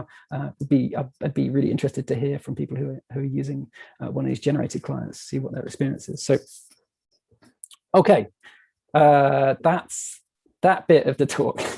All right, so I'm going to do a little demo of the JS client to show you what it's like to store NFT data on IPFS and Filecoin. So let's just stop my share for a sec, and I'll share my whole screen. Here we go. Okay, assuming you can now see code on my screen. Everything's great. Cool. So here we go. This is live coding, so this could go all completely and utterly wrong, but we're going to give it a go anyway. So what I've done is I've installed the client. It's NFT.storage on NPM. I'm importing a couple of things. So they've got the client. We also got some web APIs that we're exporting as well for use in Node.js, because it doesn't have them natively. But yeah, so this is the default. We don't need to do anything there, but what we do need to do is we need to go and get a token. So let's head on over to the NFT.storage website. Okay, so I'm already logged in here. Let's move you out of the way. If I check out my API keys here, I've deleted all my current ones. So I'm just going to create a new one. I'm going to call it demo. I'm going to create the key. Here it is. I will delete this after the demo. So steal my API key. Head over here, paste it in here. Lovely job. All right, so let's talk about this a little bit. All we're doing here is we're instantiating the client, passing it our token. We don't need to pass that, but just there for completeness. And we're going to read a file. This is not the file we're going to read. This is this file. But I put this. Yeah, here we go. We're going to store. This is my favorite. This is my favorite meme on the internet. Hello, yes, this is dog. Just for example processes. Well, let's try storing that. So this, what we're going to call here is the store blob API. This is the simplest API that NFT.storage exposes. It just allows you to store raw data and get back a CID that you can use in your minting process, if you so please. So what we're going to do is call store blob. So we've read the file, we're creating a new blob because store blob requires a blob to be passed to it. Console log the CID, and then we're going to call the status API, which allows you to check in on the status of a NFT that you've uploaded before, and that means checking out the pin status, see if it's pinned yet or not, and see the size of the thing. But you can also see what Filecoin, like information about Filecoin deals that have been made with this particular CID. You can see like which miners have your data and what the current status of that deal process is. Cool. Okay, so I'm going to save this, and in theory, this should be good to run. Yes, this is dog. This is good. So I'm going to go node store blob. Hit that. Wow. Okay. Right. So first log line is that CID. So the CID for this this is yes. Hello, this is dog. Butcher. And then the second one is the status object that we queried for. So we get the CID back again. This second property is the deals, the Filecoin deals that this particular CID is included in. Now, one thing to note is that usually you will see, like as soon as you upload something, this will not be populated. This is something that I've actually uploaded a while ago, and so it's had a chance to make it into Filecoin deals, which is why I'm showing you this particular item. But here we go. We've got Filecoin deals. So we've got 3 deals here, and these deals have been done on mainnet, Filecoin mainnet. This is the miner that this deal was made with, the current status. So initially, when you upload stuff, you'll get an object with status maybe queued to say that it's being queued up. And what kind of is interesting is that we're kind of batching up this data in it, so it will be queued up, and then eventually we'll make a big deal with the miner with lots of data. So that's the deals. I don't know if there's anything more interested in there. We've got the network in there because we have test nets, and then it allows us to make deals with miners that are running crazy experiments and stuff on different networks. So we also get the size of the thing. We get the pin status, and yeah, that's the status API. But this is like the simplest, most simplest API we have. And actually, if you've ever kind of minted NFTs before, you'll know that an NFT, you actually kind of want both the asset, so the thing that's being minted, like the thing that the artist has created, or whatever it is that's being minted, but also you kind of need a metadata JSON file. So you'll need to store on IPFS kind of at least two things. So the asset as well as the metadata.json. And now what that would mean, if you're using the store blob API, you'd have to do two calls. You'd have to do them sequentially, because typically from the metadata JSON file, you want to reference the asset, and you can only do that by having the CID of the asset. So you need to upload it first and then upload it. And it's just it just gets a bit complicated. So we have this we have a metadata API which allows you to more easily create a metadata.json file from some data. So what I'm going to do is, okay, I'm going to try and do some proper live coding, and so we're going to do store. I'm going to create store metadata.js. Okay. So I'm just copying over the exact code we had in the previous example. I'm going to close up there. Or actually, just make it smaller. We've got our yes, this is dog, and so our metadata API, what we call is just we call a store function, and that we have some, obviously we have some TypeScript types for this, so we get some really good information about this function that we are adding. And so you pass that a object, and that object is what is kind of the JS form of your metadata, your typical metadata.json file that you would create when minting an NFT. So we're going to give it a name. We're going to call it if I could type properly, yes, this is dog meme. I'm going to call it, yes, this is dog. And then we'll have a description as well.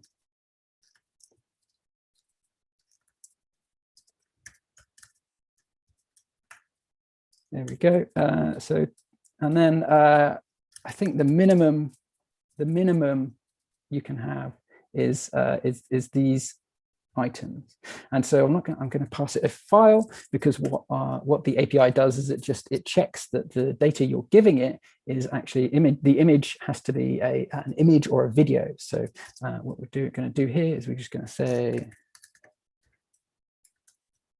pass the file name in for creating a new file. So I can choose, so I can read this file with this file name, but I can call it whatever I like in the file. So that's cool, and that will be persisted. I'm just going to give it a type image JPEG, so JPEG, and then once I've stored that, let's get rid of this. We get back our metadata, and what we'll do is just log out the metadata.url. And this is the URL to the metadata JSON file that we created. So what happens behind the scenes is that the store method takes this object, and where we put actual file or blob objects in properties, what it does is it will do one-shot requests to nft.storage, and nft.storage will unpack that information. It will store all of the files and send you back basically a JSON object like this, but with these files replaced with IPFS URLs to that content which is stored on IPFS and Filecoin. So here we go. So I'm going to log out the metadata.url. I'll also log out the metadata.data. This is the actual data that you would typically see in a metadata JSON file, just to show that that URL, that file to URL conversion. But this metadata.url property is basically what you'd store when you're minting your NFT. So here we go. Whoa. Save that. Let's give this a go. Hopefully, with any luck, this will work first time. Oof. Okay, rad. Okay, so we've logged out this the URL. This is what you'd see, what you'd store on chain, and this references this well, this is a JavaScript version. We've got like, this is a URL object, but if you toString on that URL object, then you get this string here. And so what we'll do now is we'll just log out. Let's just log out. We've got an embed function, and what this function does is it gives us back that same object here, but instead of having URLs that are just the IPFS URLs, this will actually replace those with IPFS gateway URLs. So it'll typically be a dweb.link URL. So let's just rerun that to get those gateway URLs. Here we go. And so this becomes clickable. I can just open this, and it should open in my browser. Hooray! And that's my dog. Rad. I should also be able to, if I grab this, I should hopefully be able to go. So another gateway, different. It's the same but different. You should be able to fetch content from IPFS from any HTTP gateway. So it doesn't matter which one you're using. And this is my JSON file. This is what was created for me. So super rad. All right. I think that's about it for the live coding. I can't believe it all totally worked. Right. Let's stop share for a second, and we'll head on back to the slides. Here we go.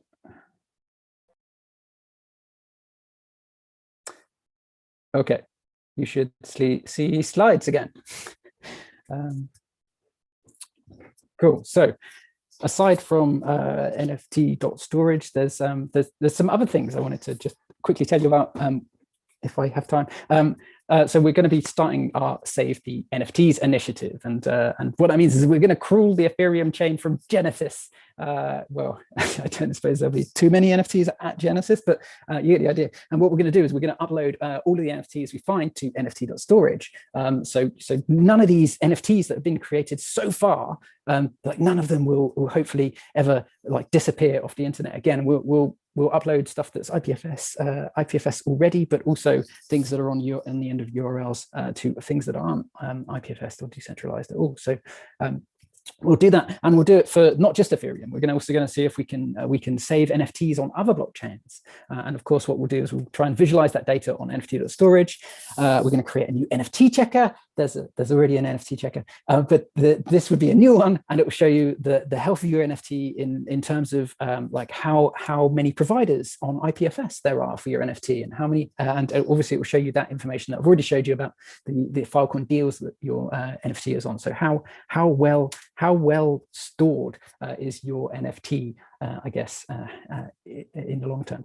And obviously we'll try and make those metrics available to developers over some sort of public API so they can do what they please with it. The second and final thing before I leave is about this brand new website. And so storing NFT data, the off-chain stuff, is just like a really small part of a much bigger process of actually minting an NFT. And so if you actually want to do something like that, and you have no idea what you're doing, like me, then this brand new website should help you out with that. So it's got like step-by-step tutorials and how-tos and code samples and like references for the ERC schemas and stuff, and like the concept of DApps in general and stuff like that. So and the best thing is that all the tutorials here actually use NFT.storage, so you get all of those good practices all kind of baked in. So you should check this out. This is brand new. This was launched like yesterday. So some stuff that's still under construction. It's completely new, but you should go check it out. And please, any feedback you have on it is greatly appreciated. So that is all of the words that I have to say for now. You should go and check out NFT.storage and nftschool.dev. That's the school that I just talked about. But yeah, thank you very much. Amazing. Thank you so much, Alan. This was an awesome live demo. I'm glad that everything worked out in the first try. We are running a little bit short on time, so I'll maybe ask just one question, which has been kind of a conversation happening on our chat. And the question is on the technical side of this, which is for NFT storage, is the metadata fully immutable, or can that be amended over time if you were to add more properties? And just the question is around just that, and there are a couple of other threads around it, but maybe this is a quick answer. Yeah, this is a conversation we've had previously, and right now there is no mutability. IPFS in general is not great for mutability for the reasons that I mentioned earlier. But yeah, we've been having conversations, and we want to kind of come up and build this thing out. And I'm not sure how that would work for metadata, adding properties to that, but in general, like having kind of IPFS collections of things would be really useful, and we're trying to build that out now. But yeah, no, not at the moment. Well, hopefully that's some clarity. CM who was asking this, and this kind of makes it. There you go. So I think in the meantime, you can always use Textile and sort of and use that thread to update the new CID. So if you're looking to hack on that, hopefully that's your hack around that hack. And if you have more questions, you can find the IPFS team on our Discord. So thanks again, Alan. And with that, we are ready to move on to our next talk. So next up, we have an amazing panel with 4 awesome people in this space. The panel is titled What's Possible in NFTs. And we have Billy, who's an advisor at Folia app. We have People Pleaser from Pleaser DAO. We have Molly McKinley from Protocol Labs. And the panel will be moderated by Amy Jung from MakerDAO. So they're going to talk about everything with NFTs. And I'll welcome all of them here to kick off the chat. Everybody. Hello, thanks. Thanks for the intro. Billy is already getting started with the party. I'm really excited for everyone to join here. We have this amazing panel, and just fun is maybe it's a Friday fun day. So I just wanted to start with a little bit about NFTs for anyone who is new. It stands for non-fungible token, unique and non-interchangeable. So I think of NFTs from a technological lens. They represent tokenized digital assets plus proof of ownership plus money channels baked in. And you'll see sort of NFTs of all kind. There's art, music, in-game, VR parcels, real world business assets like real estate, scientific papers, and even liquidity positions. So our topic of what's possible with NFTs is fairly large. And with this stellar lineup, it's going to be hard to cover everything, but I think we have some really fun topics today to cover.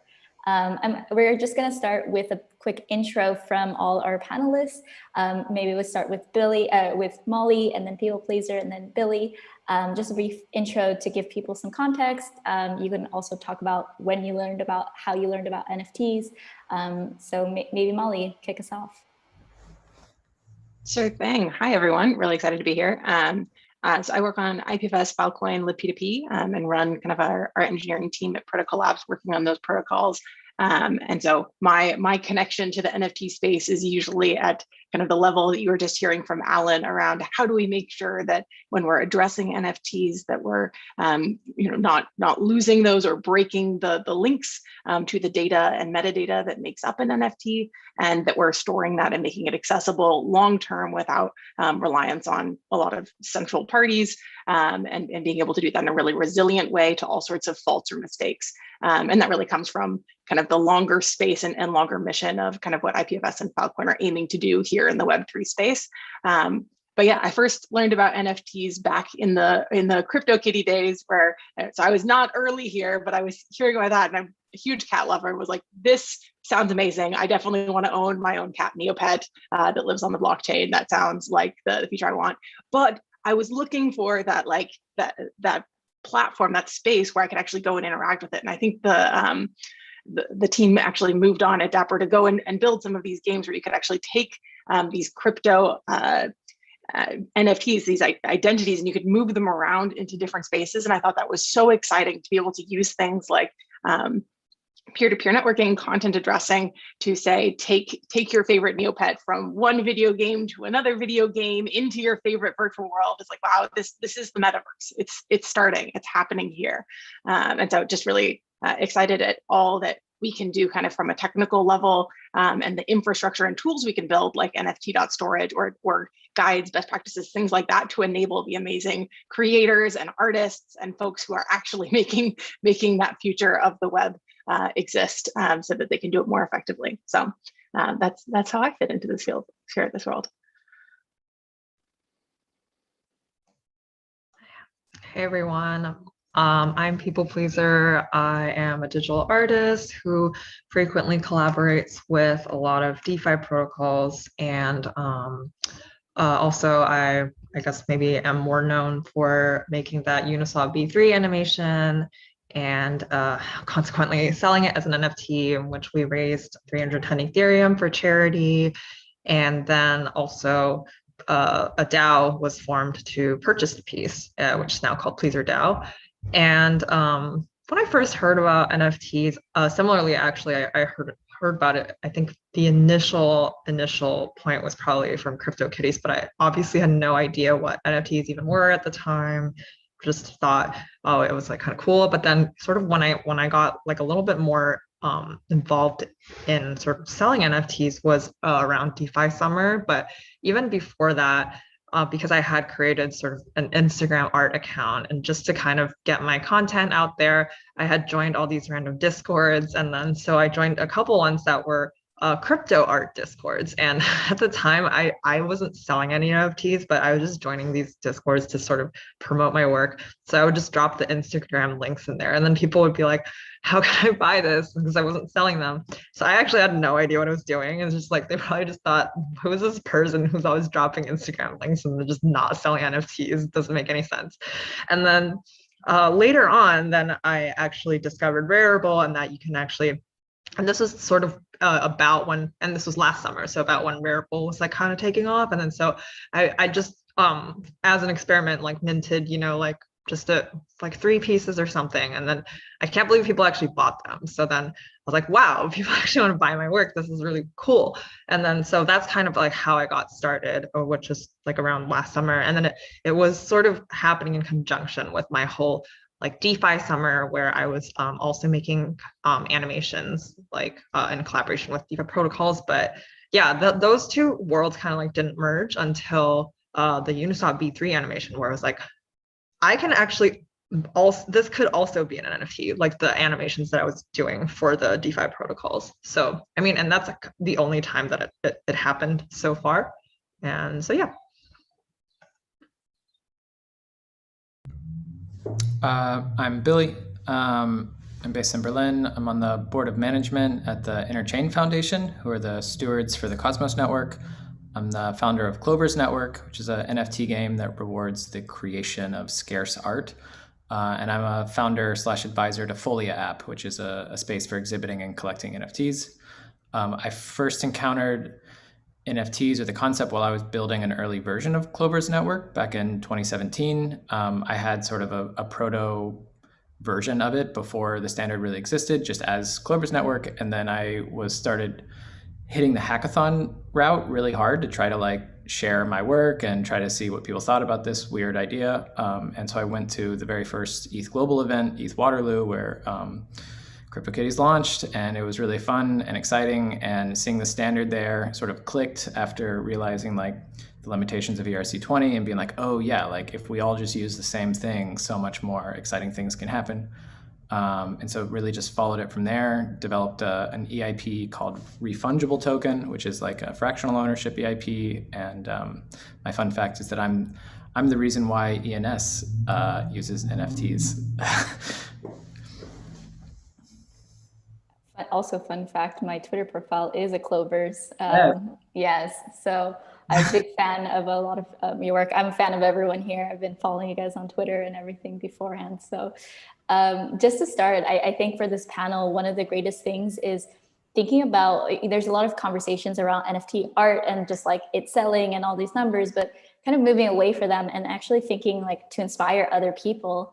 I want to kind of talk about some of this unexpected or creative use cases in which NFTs that like people don't think about when they think about NFTs. And one of them is around this like interesting way to sell the NFT to fund something more positive or like a public good and so on. And we definitely want to go back to people pleaser on that one, but maybe Billy, I'd love for you to talk about this. You kind of bid for the tokenized Solidity code base for reserve auctions, and like how selling code and what that meant also in an NFT. Maybe you want to talk about that. Yeah, that was a really fun experience, almost a coincidence. So my involvement in Folia is mostly like nights or weekend. When I was first talking to a friend about it, I was like, from a technical point of view, it's not very difficult, but from like a social point of view, like, you know, this was founders who have been involved in like traditional art world, like getting art people interested in crypto and getting crypto people interested in legacy art. Like that's a problem that like I'm going to leave to you.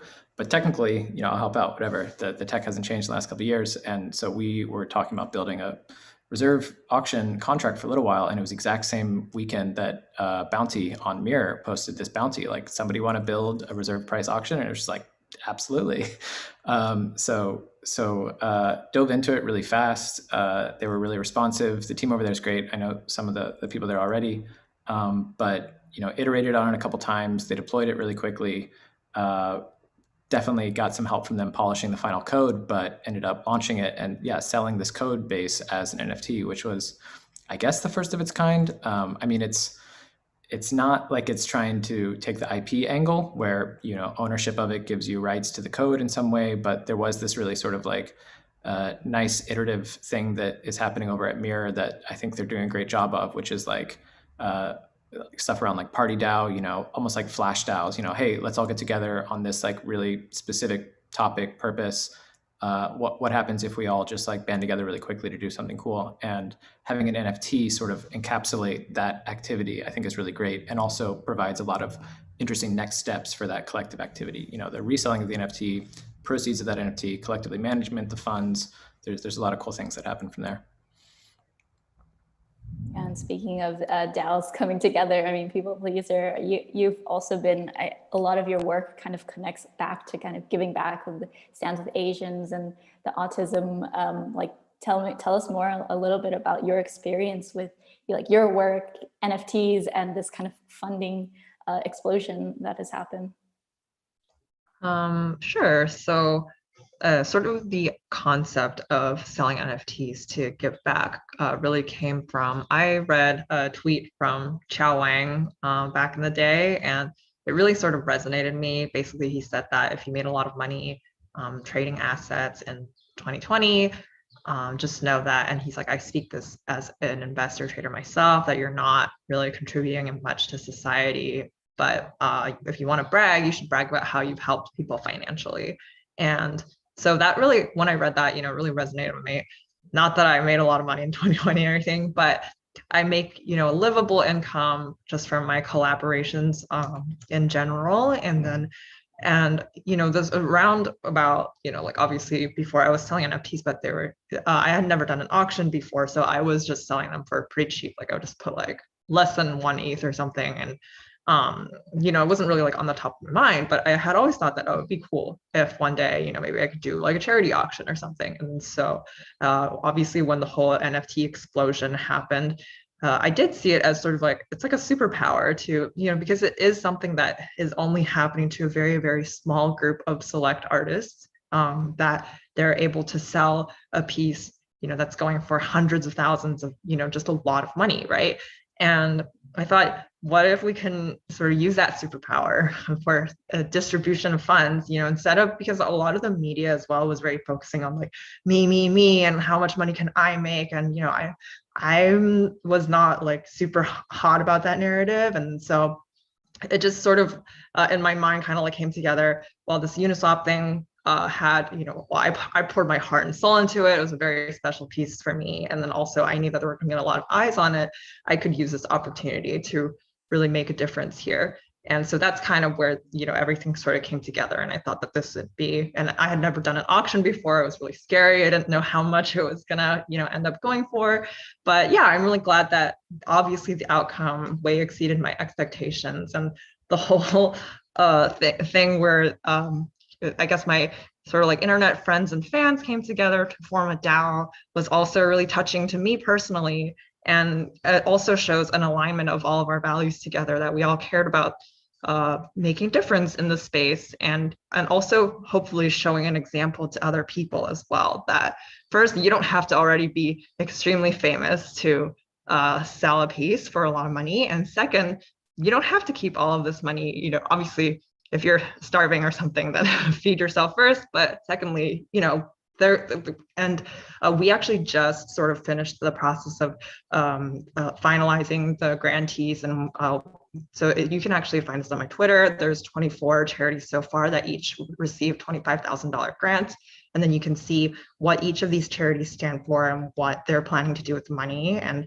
I just think that it's really great to be able to directly see the kind of impact that this has, and that's a way that NFTs can totally positively affect the world around us. And this is something that myself and Pleaser DAO are very, very much aligned and hopefully can continue to do more of in the future.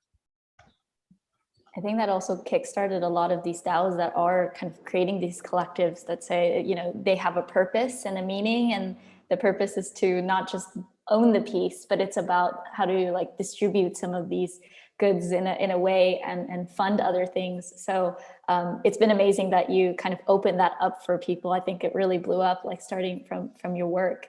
And so maybe Molly, like, you know, you've seen it with Filecoin as well. You guys are just kicking off this, also kind of sponsoring this event as well. What are some of the kind of unexpected or creative, or just some of your favorite use cases of NFTs that you've seen? Well, I think my legit favorite one, which I haven't gotten to experience personally yet, but I hope to, is one that was actually an NFT hack a month or two ago, where you created a piece of art, and it was, I think, flamethrower something. So an art piece of art was created. There was a video of a flamethrower burning the piece of art, and that was recorded, and that is what was minted as the NFT, which I thought was great. And so that's my favorite so far, though I'm clearly gonna have to get Billy's cat, because that's phenomenal and I want to use that from now on. But yeah, I think one of the things that I'm really excited about, which I haven't seen happen yet, but I think is a really interesting opportunity, kind of goes to what People Pleaser was saying around, you know, not needing to lean on already being famous or already having a massive following in order to kind of see adoption of your work, or have this opportunity of reaching people and kind of, you know, distributing your NFTs and gaining awareness for a cause that you really care about. I think that's super meaningful. I have a couple of friends who are musicians and are not well known, you know, but have art that like speaks to kind of ideas and missions that they really care about, and they're really excited about an opportunity, kind of the reverse of a DAO that's buying a single work, but more a collection of artists who are coming together and creating works around a theme or a mission or a cause, where then you have kind of a collection with a curator who's helping, you know, think of an exhibition in a gallery or things like that, where you're bringing together the collective work of many artists. And so you could have like effectively DAOs on both ends around, you know, a wider group of things, where you don't lean on one person's individual, like me brand, but you lean on like the collective sum of these works. And then kind of on the other hand, you have many people who are potentially, you know, becoming fractional owners of that wider collection, or kind of visiting the space in which this collection, you're now experiencing this. And now you have three parties. You have the series of artists who are creating work. You have the curator who's helping bring together these works and kind of set them up for being like really meaningful to people, and exposing them to the concept or mission that's trying to be achieved. And then you have the group of people who's getting to experience that collection of art. And I think that's something that's really exciting and interesting. And I would love to see how the technology can evolve to support that as well. What are the things that we can create that make it easy for a curator to describe a series of works of art, a series of NFTs, make sure that, you know, a community can fund that whole collection of NFTs instead of picking and choosing, and kind of redistribute the value kind of collectively across this collection, versus kind of the one-off auction model, which I think works and is kind of the first thing we've tried here, but I think there's a lot more opportunity for us to kind of explore other ways in funding this art. And so that's something that I haven't seen yet, but I'm really excited for groups that are, and I feel like having DAOs purchasing art is like the right next step in terms of exploring that wider space, which I think is really cool. Yeah, that's awesome. You kind of touch upon like the next question I had, which is, this topic is called what is possible with NFTs. And sometimes when you go really wide, it's like anything. But sometimes it's interesting to think the opposite way or think about some constraints that we have, and whether you're designing to push through those constraints or outside of those constraints.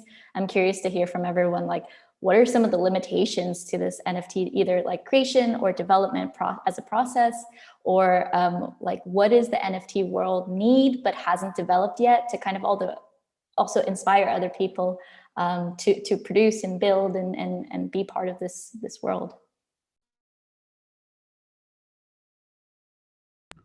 I could jump in first.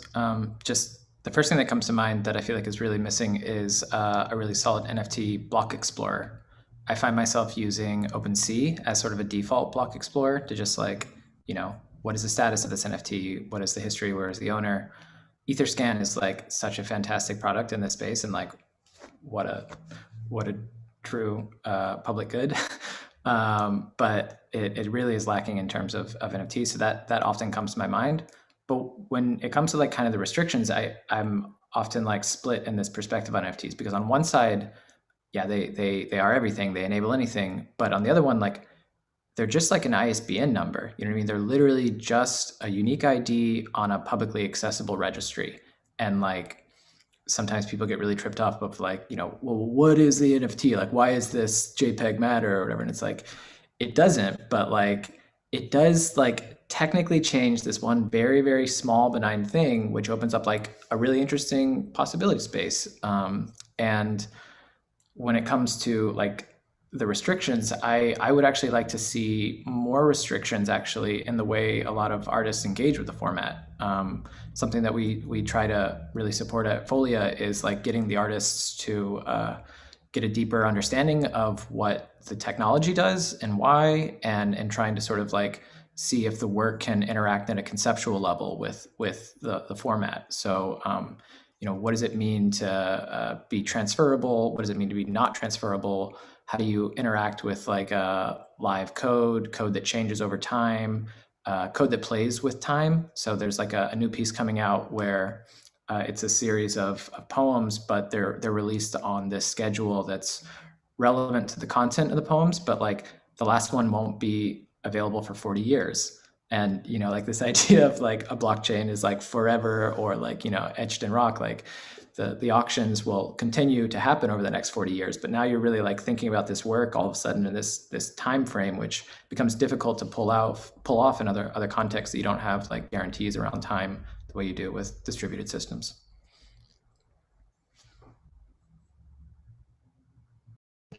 I think, yeah, I think that something could be that would be interesting is maybe, you know, I'm not a technical person, so, but because currently, you know, there's nothing that really sort of prevents, we're very much in terms of data storage reliant on platforms, right? Like, you know, when I mint on OpenSea, that is stored on OpenSea, or if I mint on Foundation, then it's stored on Foundation. And would be cool to see if we could have something where it's a little bit more like, you know, you mint separately or independently from the platform, and then the platform is more used like for a sale, but on separation of that, when you're minting an NFT, because of, well, related to this issue, if I'm minting on Foundation, then there's not technically nothing stopping me from minting the Uniswap V3 video again on Rarible or OpenSea or something. You know,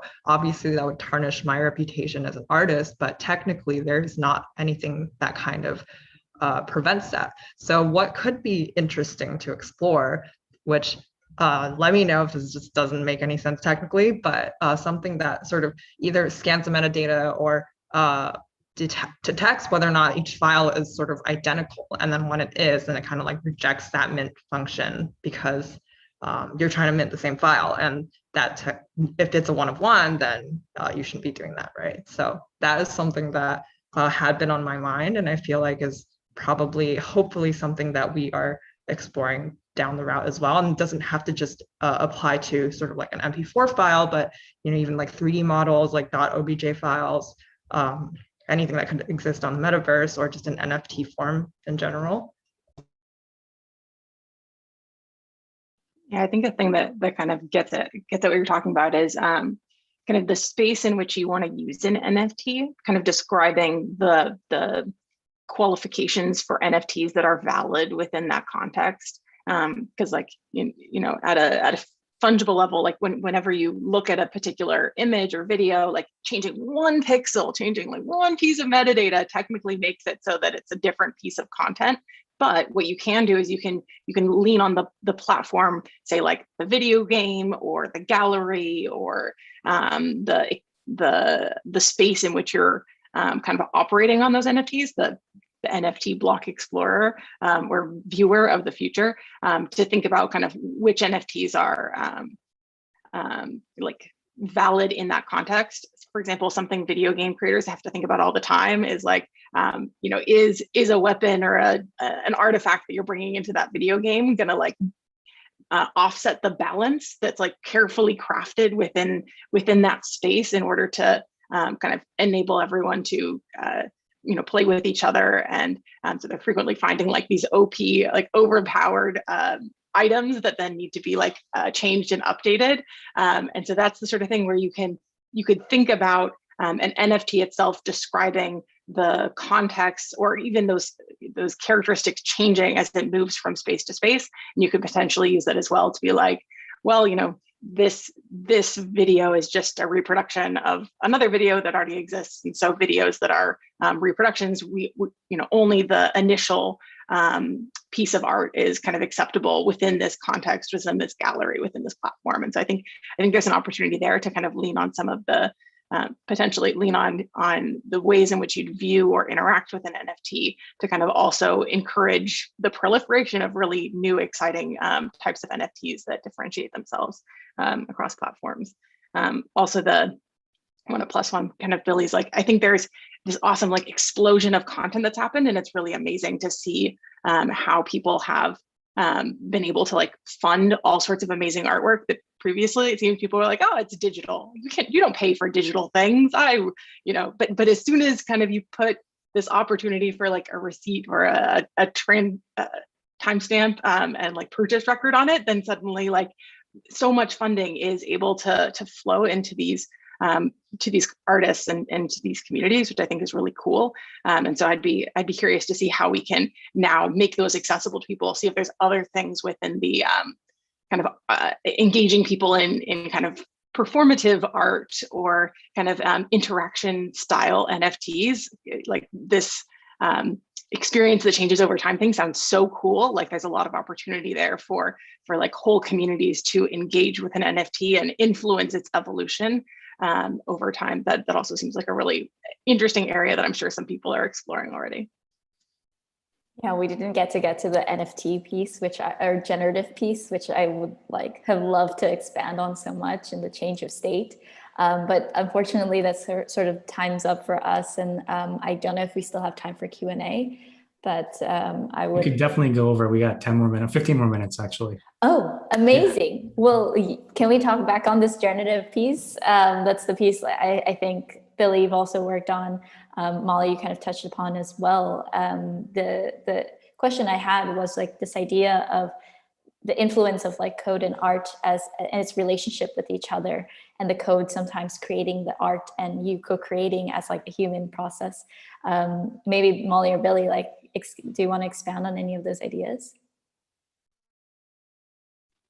I mean, the thing that I think would be super cool, and I am not actually an NFT creator, so I'm not making this exist, but I did a lot of theater growing up and think there's kind of a really cool opportunity for kind of communities interacting with kind of a performative art piece together, where their actions kind of like improv influence the evolution of an NFT. So I think there could be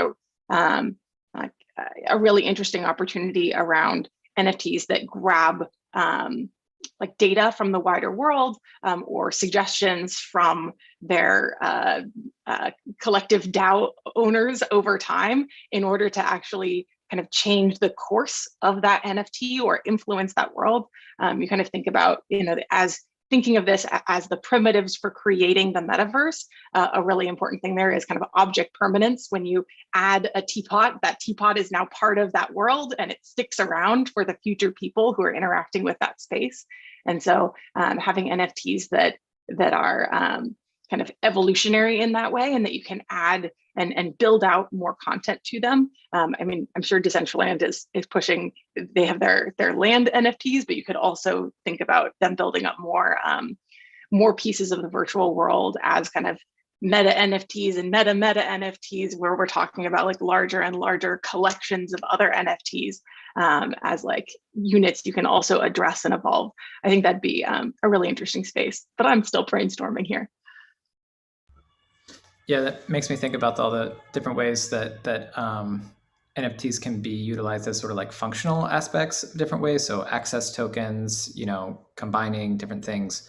But when you talk about like generative work, one of the things that really resonates for me is that like at its core, I think NFTs are interesting in the history of art as an extension of conceptual art. It's even if you think about digital work itself as an extension of conceptual work, it's explicit code that represents the concept sometimes, and sometimes, the concept itself isn't very like illuminating. The concept is these pixels and this arrangement, but it opens up sort of a much richer space of saying like, cool, the thinginess of this digital thing is being represented by this very concrete technology, the NFT, but then the work itself is actually much larger than any specific representation of that work. It's, maybe it is an image in its most sort of concrete thing, but maybe it's actually the source of the image. Maybe it's the fact that that image has been reproduced. Maybe it's who created it, when they created it, and why. So even in this idea of like, don't let somebody mint the same image, there's a rich history of conceptual artists who do complete reproductions of artworks, but the fact that they did that reproduction in this context makes it a completely like new work for an interesting way. And like when I think about generative works, that's getting actually like really explicit about the concept. The concept is the work looks like this under these conditions, and like run this software to sort of enact and enable and see the results of my concept for an artwork. And I'm not creating a specific work, but I'm actually creating an entire design space. And within that space, there's all these different possibility and possible outcomes, depending on when it was generated, how it was generated, the random number generator, et cetera. But it's like I think an extreme step forward for an area of art that has very rich history, but it's really blossomed into this space. And I think that convergence of those ideas of conceptualism as well as like software as concept really has like found its form with NFTs. And it's why I think we see stuff like art blocks being really successful and a lot of the larger generative series being really resonating with the audiences, because it hits in so many different angles. Ellie, do you think it's possible yet to have something like Reddit Place on like as an NFT that's evolving, like, or are there things that we need to build, like technology that's missing in order to make it so that you could have like, a massive community where you're each owning a pixel, or not even owning it, like you get an opportunity to vote on what color that pixel should be on a series of time, and we could have that sort of kind of evolving picture of the world and see what sort of crazy things we create. I mean, we've got it in a lot of ways. There's another, what was that original like $1 million website where people, bought pixels or something? There's a new version of that, which is NFT based. So that's collective drawing through like very discrete property ownership. There's a new project from Jody, which is an NFT that's generative, but it's based on the seed of the address of the person owning it. So the actual image constantly changes based on the conditions of its ownership. There's not like something you can nail down, which is really nice. All sort of like massive online multiplayer organized games are starting to like merge with LARPs, and you start having, different aspects of it. And the line between where does the art start and stop, comes really blurry, and it might involve NFTs in many places along that way. But you're right that I don't think that we've seen anywhere near the end of the possibilities there. Everybody, I was going to say, I'm also just going to merge all the conversations from the chat and the questions we're getting. And there's a very consistent theme here that I feel like you can just address, and then we can wrap this up, which is, can we talk about use cases of NFTs that are not art related, and kind of what does that world look like? And there's a lot of interesting ideas. Obviously, Billy talked about ENS being a really interesting example here. Just any comments or thoughts on that as a category? That'd be awesome. Somebody want to kick off? I've got some ideas.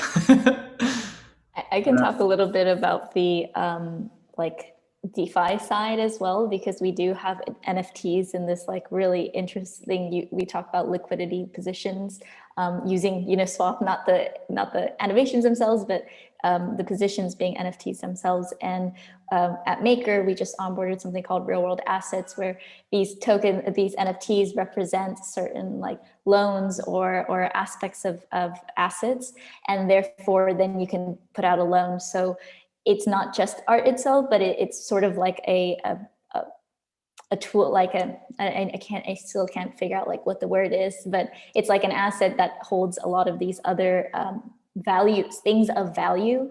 And it's not necessarily about the NFT being valuable itself. It's about what's inside the NFT or what it represents.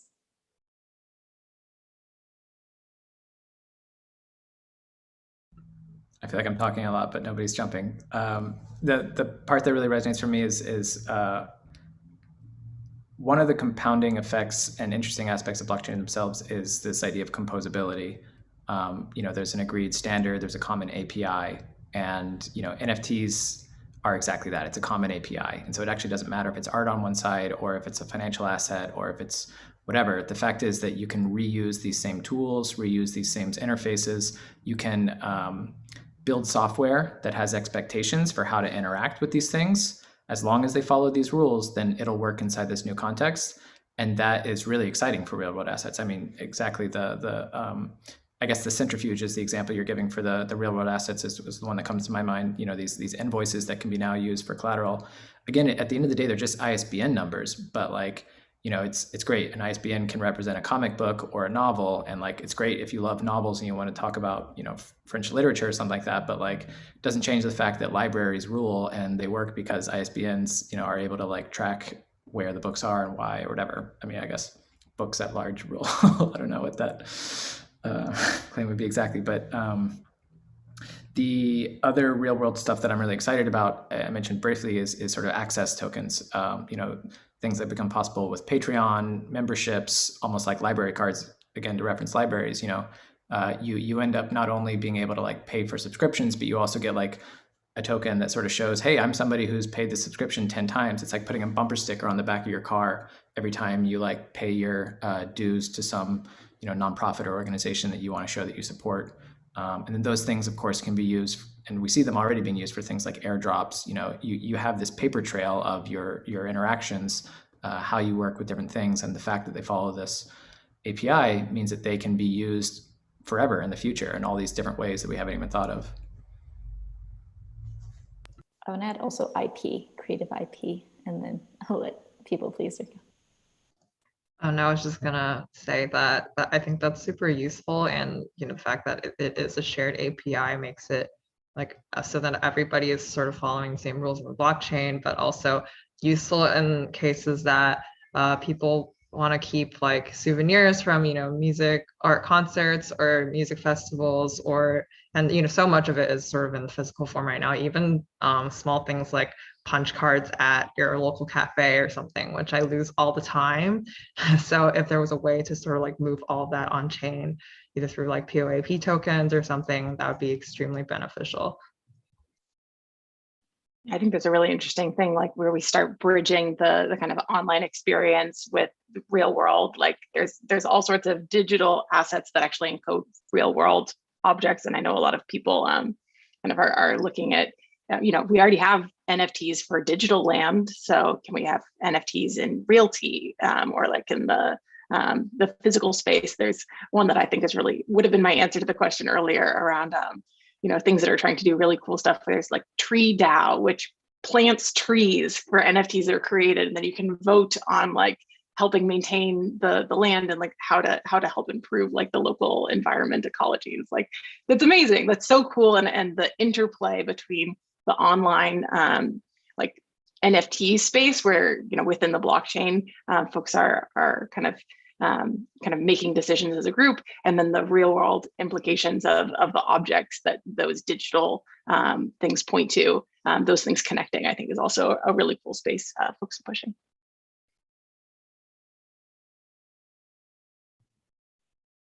I got a final question, and maybe we can wrap this up. The question is, what is the name of your cat, Billy? You need to come up with one now. After the ETH Global CryptoKitties launch event, I like came home to Christmas that year and like had been traveling, so I was like a bad sibling son and didn't buy anybody's presents. So I decided to like give everybody CryptoKitties, and the way I did it was like buying postcards at the airport and writing mnemonic phrases that were inside of them and sealing it and then like sending it to all the CryptoKitties. And now my sisters are all like, hey, is that still like exist? Is there like real ether on there? Like, am I rich now? I'm like, you have a crypto kitty. I'm like, I hate to break it to you, but like, I'm really trying to think what the name of it was. I want to say like fluff nut or something like that. So if I can bring that up, that's the name of every digital cat that I own from now on. Amazing. Well, Billy, people pleaser, Molly, and Amy, thank you so much for this amazing talk and this awesome panel. And hope to see you all in our events, and we'll keep you posted on what comes out of this weekend from the hackathon. Thanks, everybody. Thanks for having us. Bye. Thanks.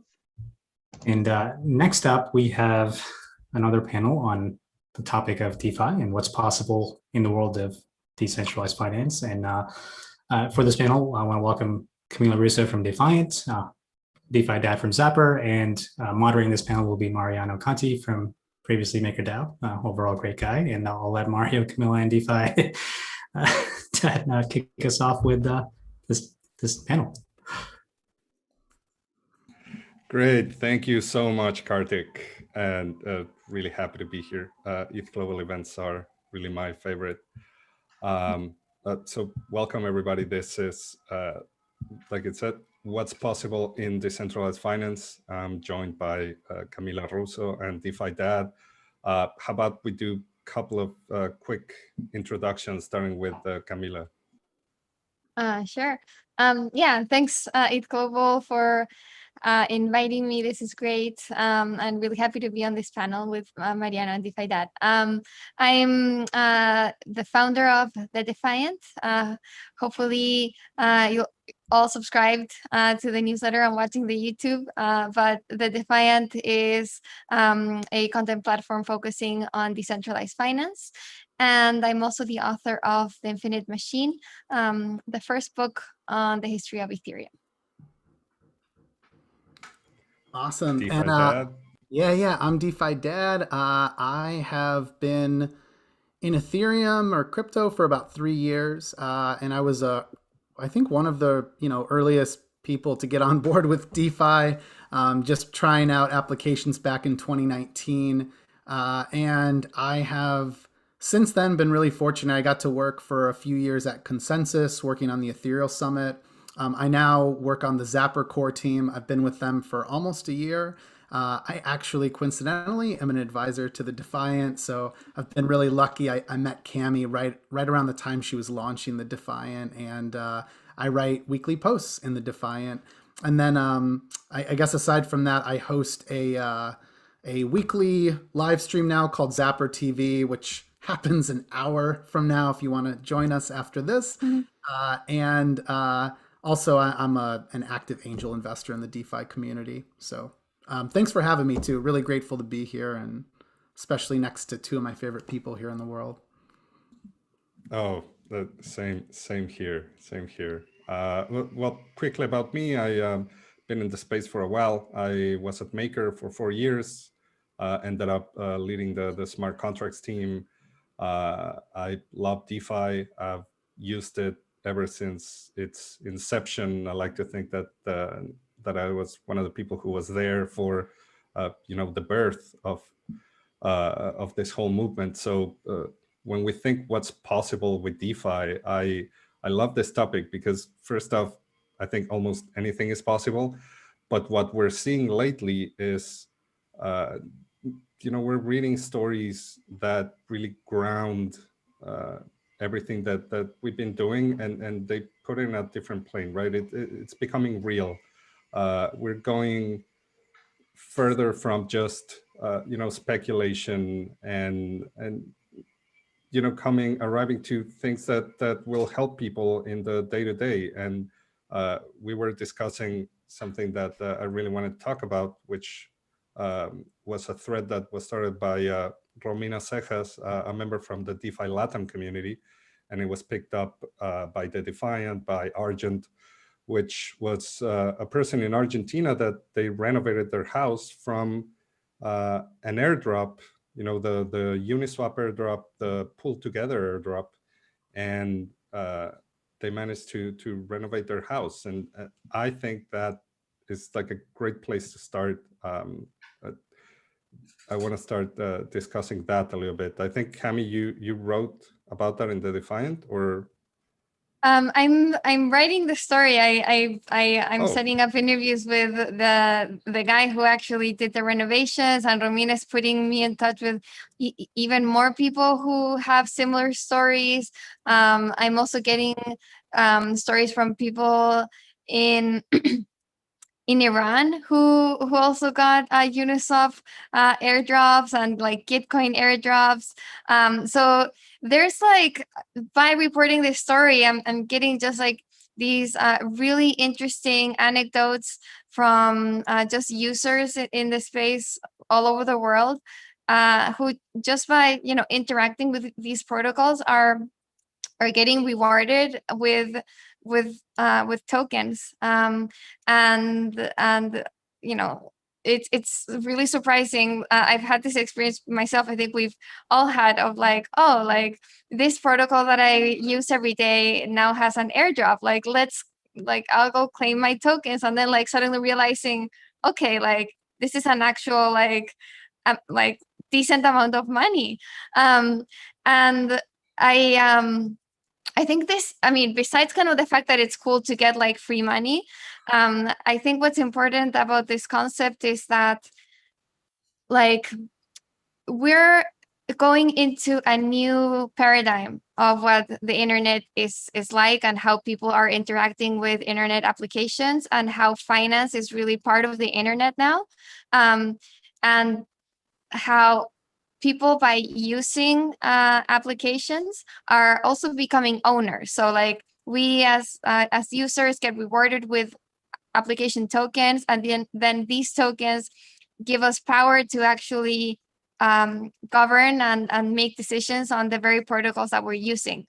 So I think that's kind of what's so interesting about this concept, besides kind of like getting free money, which is fun, and in some cases actually life-changing. So yeah, it's a really nice story. DeFi, that in your case, working at Zapper, which is kind of, like they say Reddit is the front page of the internet. I like to think that Zapper is the front page of DeFi, right? Because so many people, like myself, first website they open up in the morning, and you have to integrate so many of these protocols. So you probably get to work with them also early on. What has been your experience? Yeah. We get a fire hose of both new and advanced users on Zapper. And in case anyone's new to this, go to zapper.fi. It's a place where you can track your entire DeFi portfolio. So if you've got one or many wallets, you can see it all in one place. So the most important thing of knowing where your money is checked off. But then we provide you with all the other sorts of tools to on-ramp into DeFi, like there's an exchange, there's the ability to invest in liquidity pools, and there's the ability to get into farming opportunities. So, I mean, I feel very lucky. I actually just got off a Zapper community call today, and we'll have users that want to talk to us about the newest, most advanced farms, but we also have people who are like, how do I set up a MetaMask? And I think like my takeaway has continued to center around the idea that those who dip their toe into DeFi, you never meet a person who says, I tried DeFi and it's just not for me. Every single person says, holy shit, this is insane. I can do this with my money. This is the internet coming for my money. I finally have the opportunity to participate in anything I want, do what I want when I want. The only limitation at this moment, especially on Ethereum, is just, can I afford to transact? And that is a radical concept. I mean, the ability to do whatever I want with my digitally scarce money anywhere in the world. And so, I think that, going back to like our original topic, I guess, like what's possible with DeFi, like you guys said, it's anything. But what is so radical about the whole DeFi movement is that it's about people learning what they could have done with their fiat money. In most cases, many of us did not grow up with a wealth manager or, someone in the bank that wanted to help us grow our money. Most of us grew up with some shit savings account, some mutual fund with high fees that screwed the middle and lower classes in every country in the world. And so the difference now is that we have access to a lot of the best tools for earning yield with our money. That's why really rich people are getting on board with DeFi, but that's also why people who are not super rich are also really interested in DeFi. And, I think like as long as we keep our eye on the ball with educating more, like that's why the three of us are here. I think we all believe in that more than anything. The Defiant has, what do you have, like 30,000, 40,000 subscribers now, Cami? Something like that. Yeah. So you have all these subscribers. You put out a tremendous amount of free content. Me and Mariano have done the same things through different channels. The goal right now is to educate as many people as possible so that we don't repeat the mistakes of traditional finance. That's the greatest threat to our success in the future, is just not helping enough people learn how this stuff works. I agree. And in some cases, this learning is gamified, right? Cami, you mentioned the Philippines and Axie Infinity. Can you talk a little bit about that? And is it just a game, or do you think that it is also a gateway into DeFi? Oh, that's interesting. Yeah, so I was just mentioning this great story that we did at the Defiant. NFTs are becoming a major source of income for crypto newbies in the Philippines to Colombia. So this is a story that kind of goes into how this game, Axie Infinity, is allowing people to earn additional income, in some cases substantial enough that it becomes their primary source of income. And it's this very kind of cute game where you collect these characters and like have them kind of play against each other and like go to like battles against each other. And by participating, you earn these NFTs, these tokens. And like, everything in Web3, players of Axie Infinity actually own these tokens. It's not like Axie Infinity, the game that owns these NFTs, but like the players have non-custodial wallets. They're earning these NFTs and they can sell them in an exchange to make actual cash. So and people in emerging economies are taking advantage of this because something that maybe might not be very substantial for people living in New York, where really you need like $100 to cross the street. For someone in an emerging economy, like a couple $100 like really does make a difference. So I think, yeah, it's not just a game, because it really kind of starts to teach you how to interact with this new world where you are actually an owner, kind of, and you're in control. So the concept of like having a non-custodial wallet, having to be responsible for your private keys, actually owning the assets that you are, in this case, playing with, like these NFT characters. You actually own them and can't just exchange them. So I think these games are great gateways into DeFi, because they're ways for people who don't come at crypto from this traditional way that we've been used to, of being like a Bitcoin enthusiast and being attracted to crypto because of like the digital gold, like hard money aspect, or B, coming to Ethereum because you're a developer and you want to build kind of financial applications. But now we have this new wave of users who are coming to crypto because, oh, like they're playing a fun game. And like with this new kind of wave of NFTs is, oh, because like they're creators who want to monetize their art. Yeah, I'm really excited to see kind of blockchain games as gateways to DeFi and Web3, as like, yeah, people kind of learn how to interact with this new paradigm.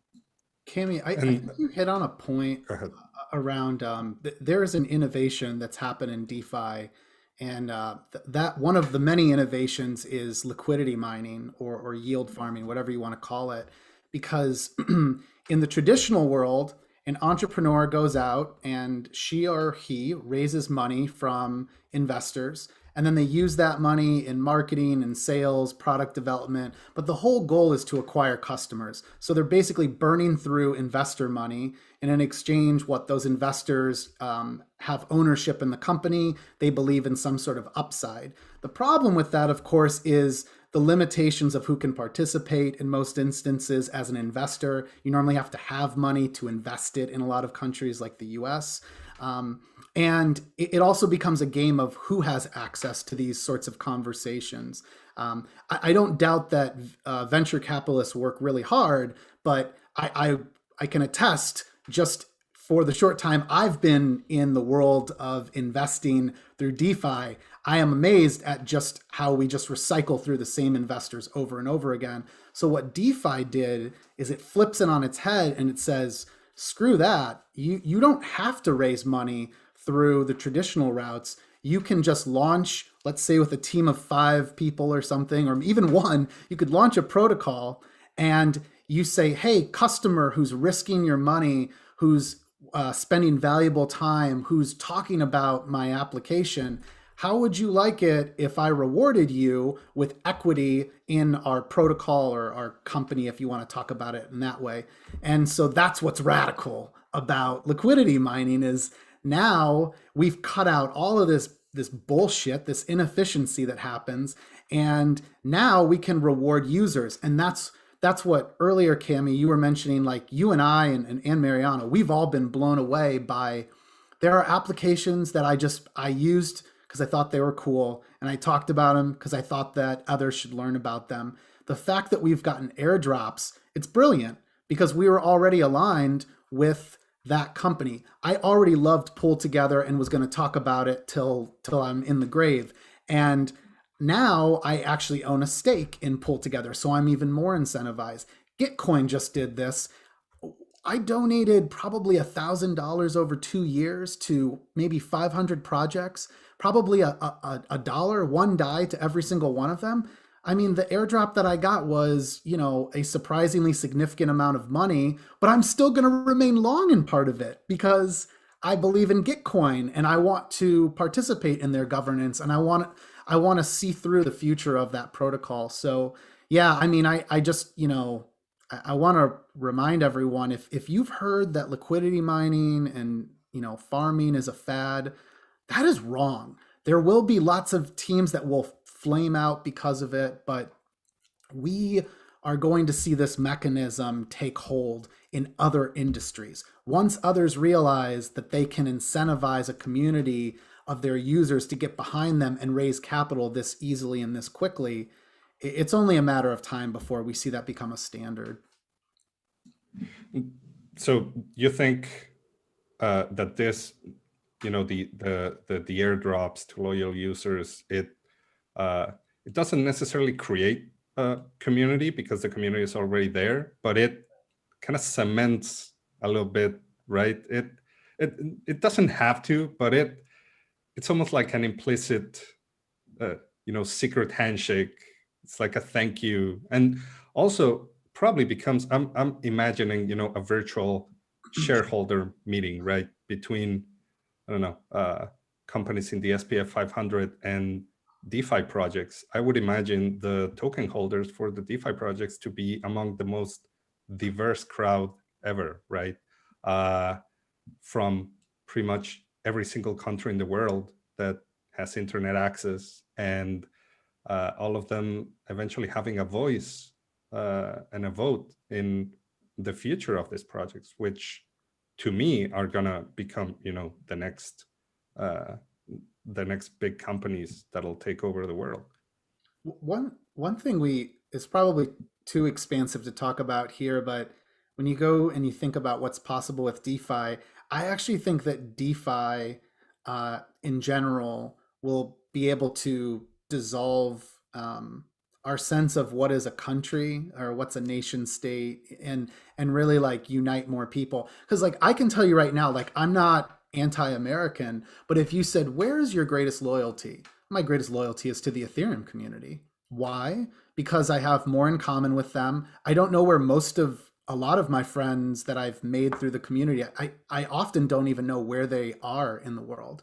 I come to find out, oh, you're in Malaysia? Oh, cool. I had no idea.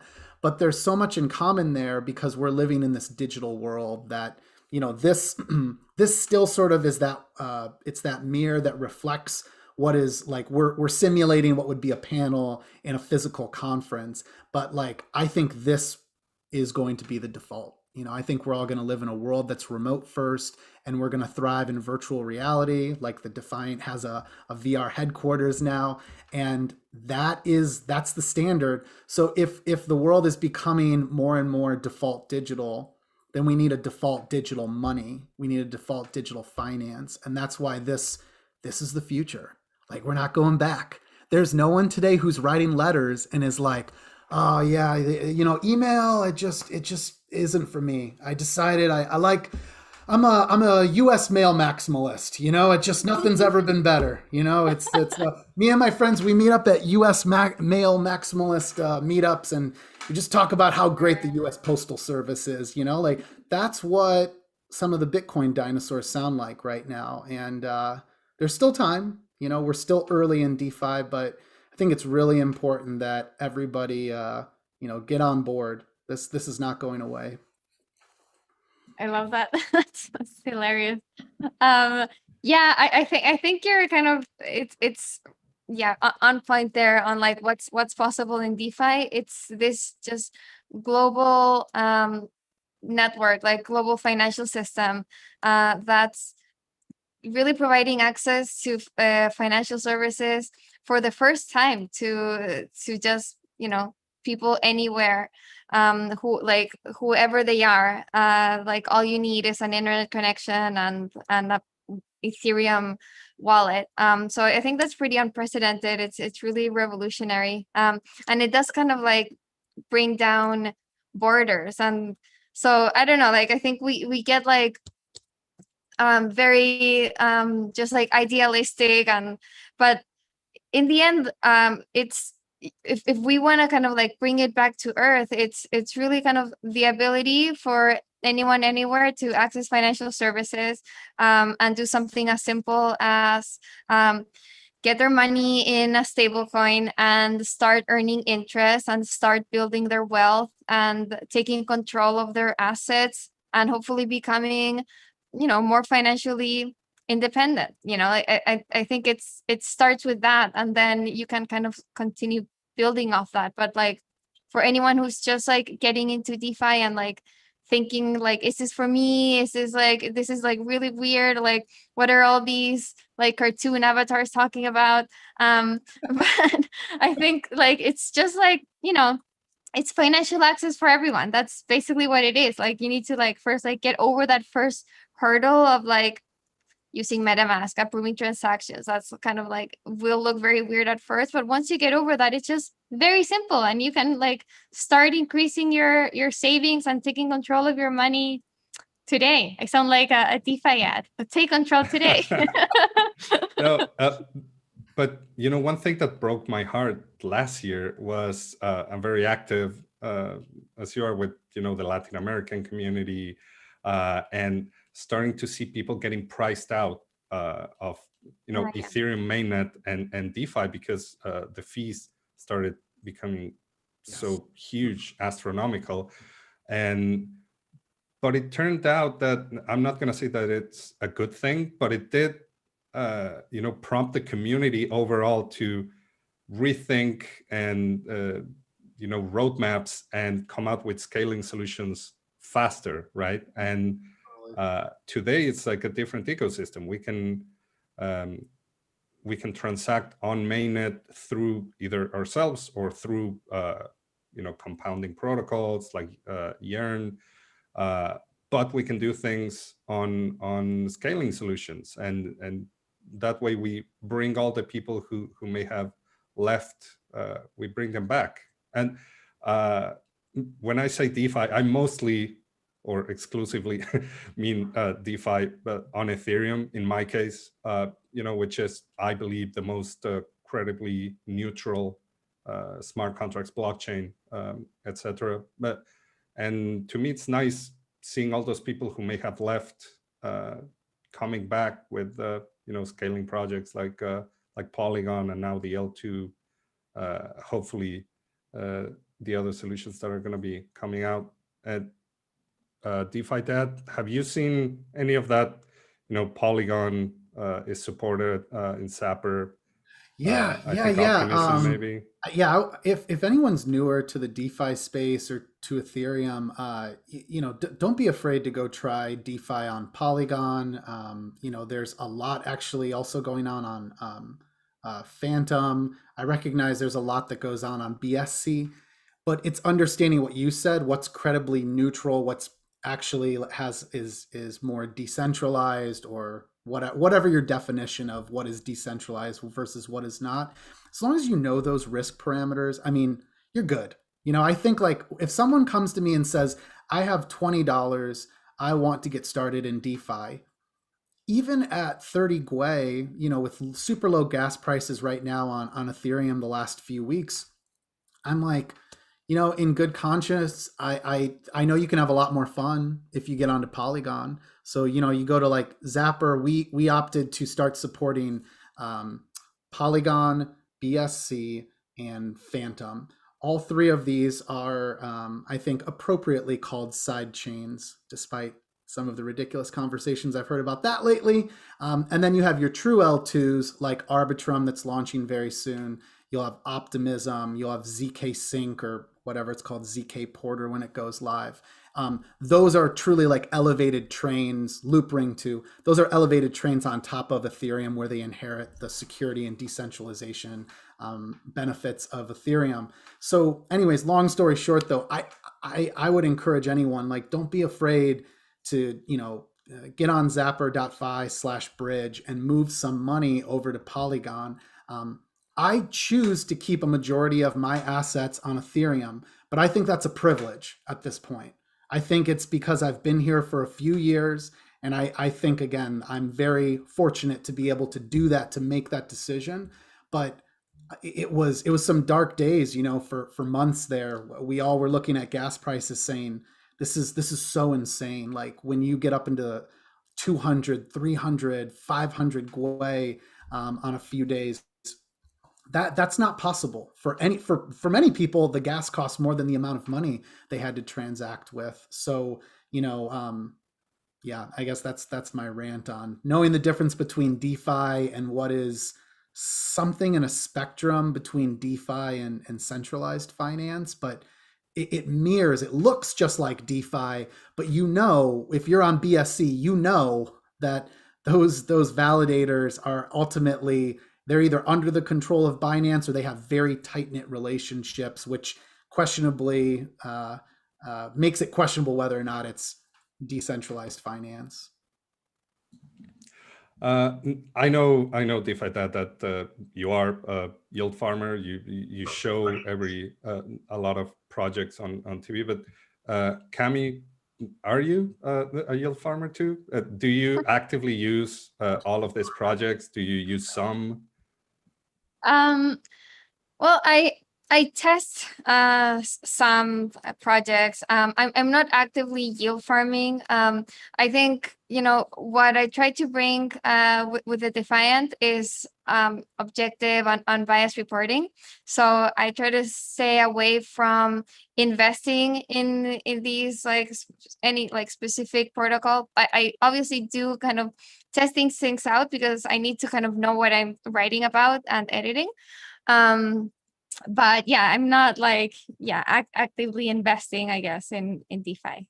Kenny, how about, or you or Mariano, what, you know, one thing I don't want to leave off here while people are watching is, you know, if you had to recommend like 1, 2, 3 applications for those that are newer to DeFi, what are some of the simpler ones you might recommend? I would say one of the simplest ones, if somebody already has access to digital dollars, be it USDC or DAI, would be just putting them in Polygon and inside Aave. That is, I would say, just about the safest that you can get.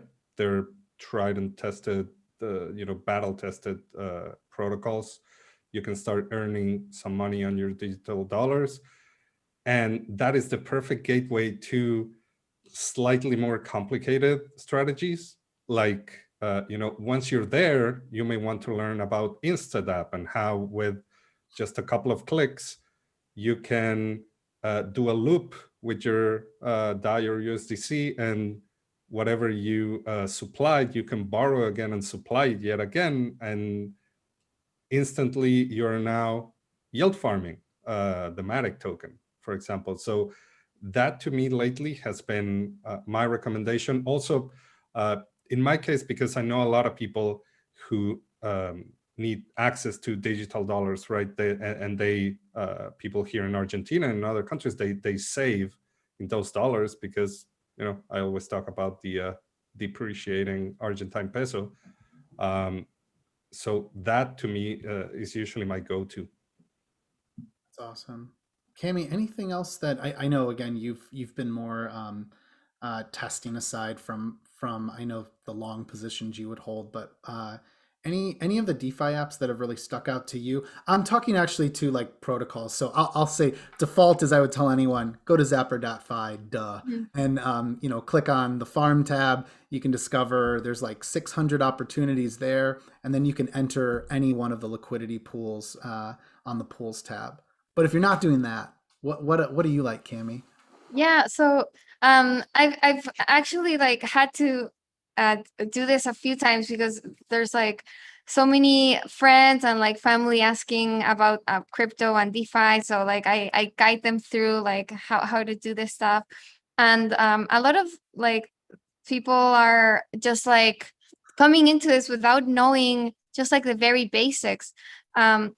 So I think to start, like anyone just getting into DeFi, I recommend just trying Uniswap, because I think that's kind of like the first thing, like the building block that you need to get like from ETH to like whatever you want.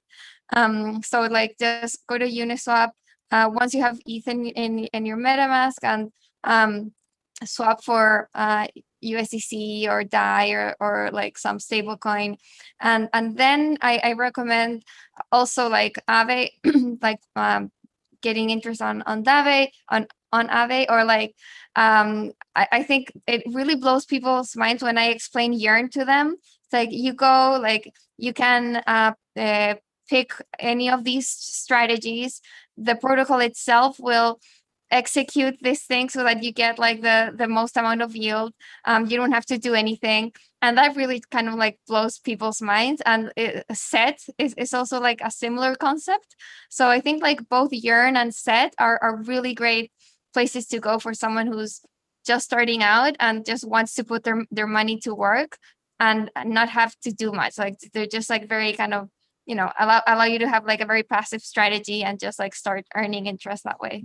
It's funny. The money robots, like RSA mentions. I'm being told that we need to wrap up in a couple of minutes. So, you know, a reflection.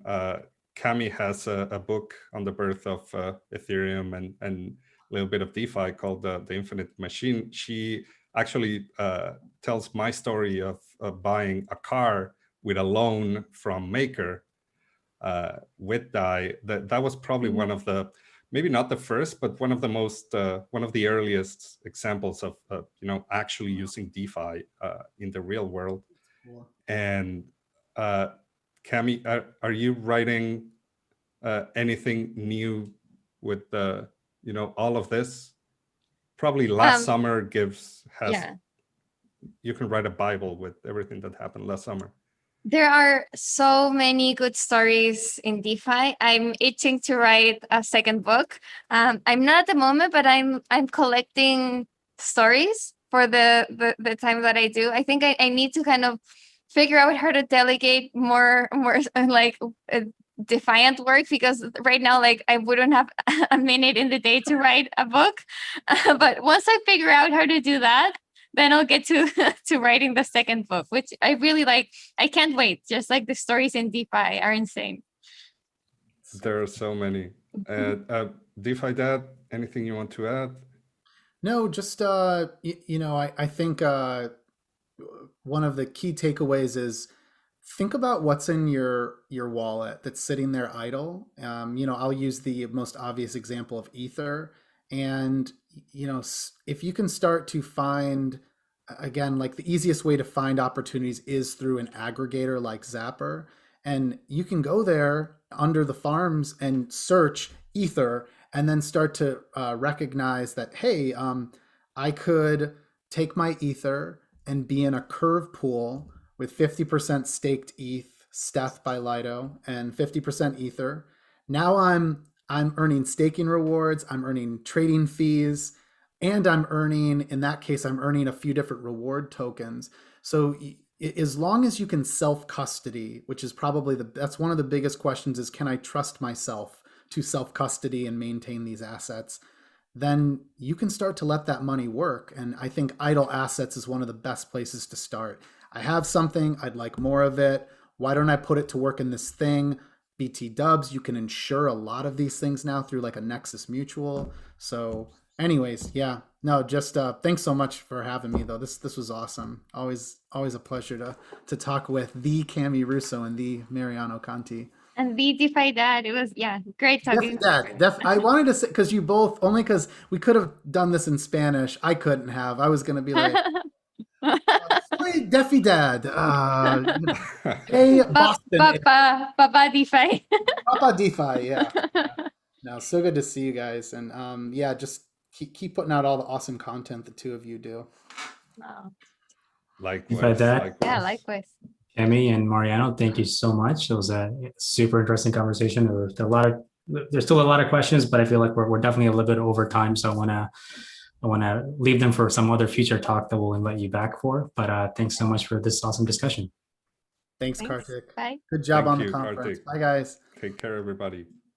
And next up, I want to introduce our last panel talk for the day. We have one more talk after this, and that is our panel on the future of DAOs. I want to welcome John Palmer from Party DAO, Kinjal Shah from Blockchain Capital, and moderating this panel will be Linda Shea from Scalar Capital. So we'll have a really interesting chat about just how DAOs are changing everything, and welcome everybody on the panel. Cool. Awesome. Thanks for having us. The DeFi panel was really interesting too. So just quick intro on myself. My name's Linda and I run a fund called Scalar Capital and previously was at Coinbase. Very excited about this discussion on DAOs with John and Kinjal. And so Kinjal and John, could you please kind of talk about a bit about your background and what you're working on with DAOs and why you are excited by DAOs? Sure, happy to start.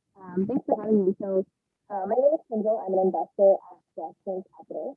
And is the audio like working well for you, John? Or yeah, Kinjal, I think you might. I don't know. Maybe like adjust your mic. It's a little bit cloudy. Sorry. You guys hear me now?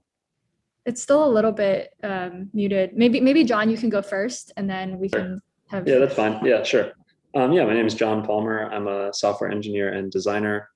Have worked as a designer and engineer at a few companies and founded a Solidity Tools startup back in 2017. But as far as it relates to this talk, I'm currently PMing for a group called PartyDAO. It is a group building a product together that allows people to place collective bids on NFT auctions, and happy to dive more into it later. I think, well, yeah, maybe I'll just leave it there. That's my intro. Awesome. How's my audio now? It still sounds a little bit underwater. Weird. We tested this before. Any better? Let's not sure. Let me try disconnecting. Okay, cool. John and I can chat. Well, okay. Yeah. We can just jump into a first question if you want, Linda. And Yeah. Well, first of all, like that's a really interesting example of that. I would love to hear a little bit more about how that got started and kind of what are the interesting things you've learned through that process. And then we can jump into to talking about what are some creative use cases of DAOs when Kindle's back. Totally, yeah. So PartyDAO specifically, this is the origin story moment. I guess if I'm sure you've seen, and probably a lot of people here have seen recently on Twitter or on Foundation or different NFT platforms, this behavior of groups of people coming together and like pooling their money so that they can place massive bids and win NFT auctions. Maybe the most notable example recently has been Pleaser DAO placing like $5 million bid on the Snowden NFT.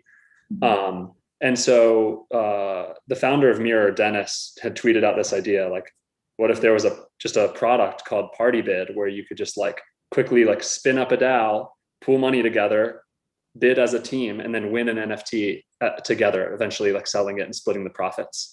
And overnight, a friend of mine, Anish, built the smart contracts for this and just posted it on Twitter and ended up using those smart contracts to win an NFT auction with a friend later that week. So this kind of sparked excitement around this idea.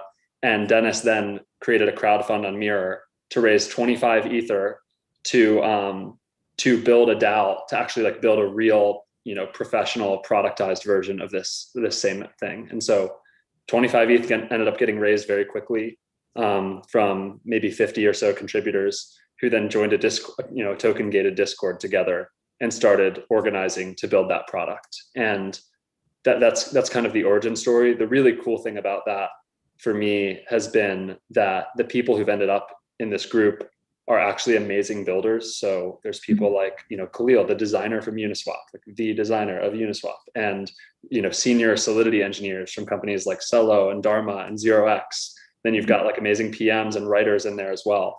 So it's been really cool to see like a group of talent that you could probably never recruit to one startup is now working together on something.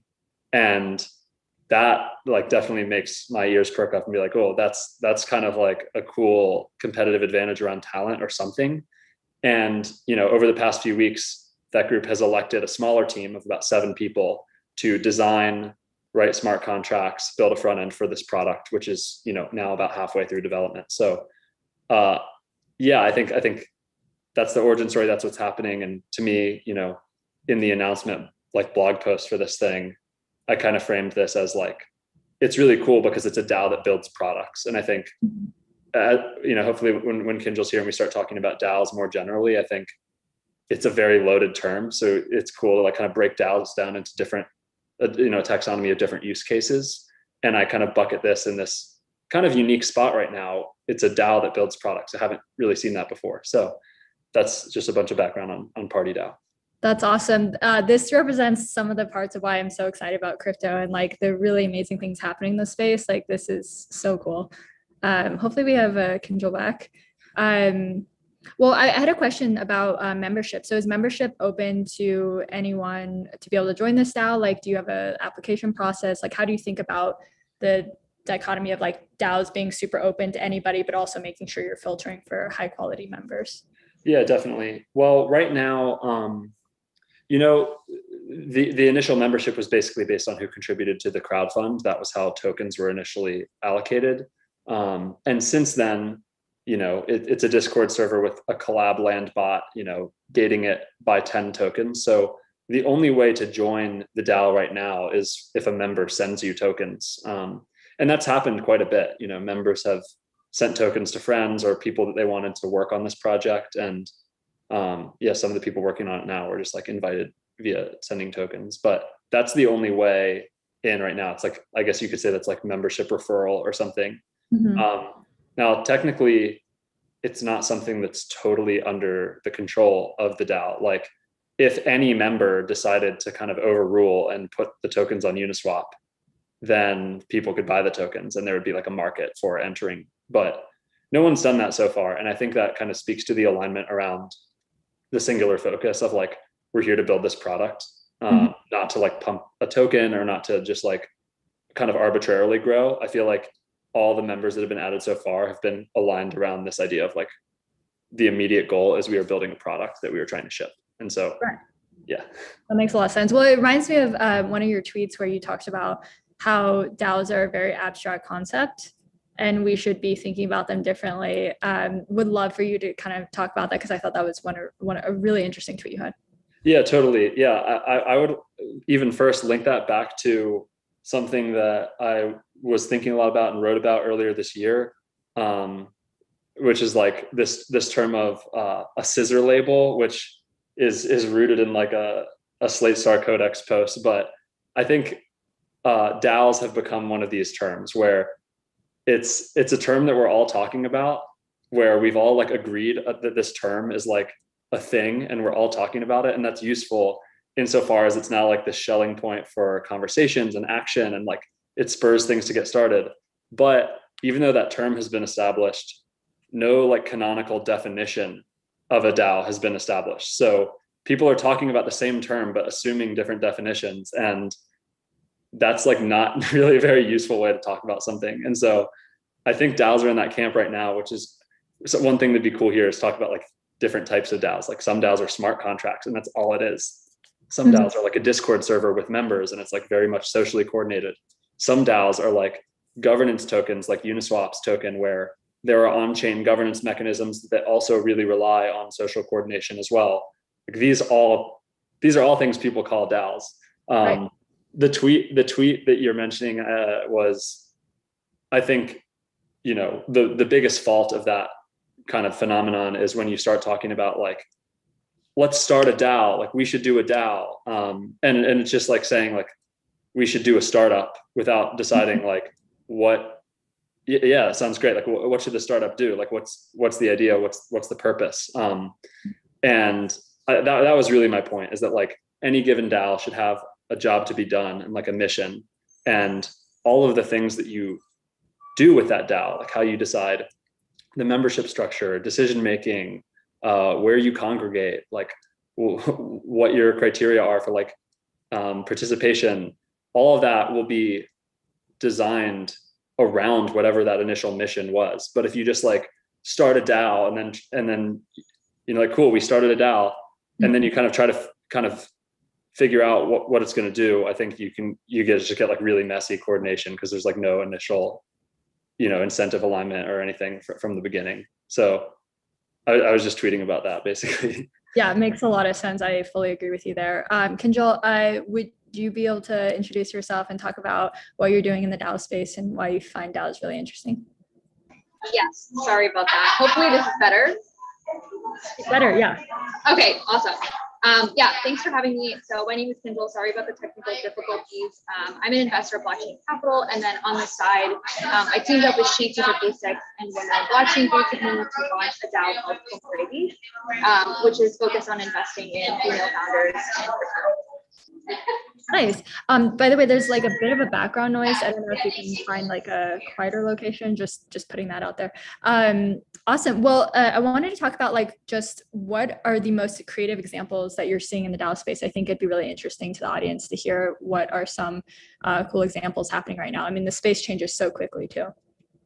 Yeah, so some of the DAOs that I think are super interesting in the art space, nonprofit space, trying to basically come around and fund different audiences and different missions that don't necessarily see a lot of coordination and capital allocation in an easy manner. So I think a lot of the DAOs in that space in particular have stood out to me, and I think we're kind of at the tipping point where we're about to see a lot more.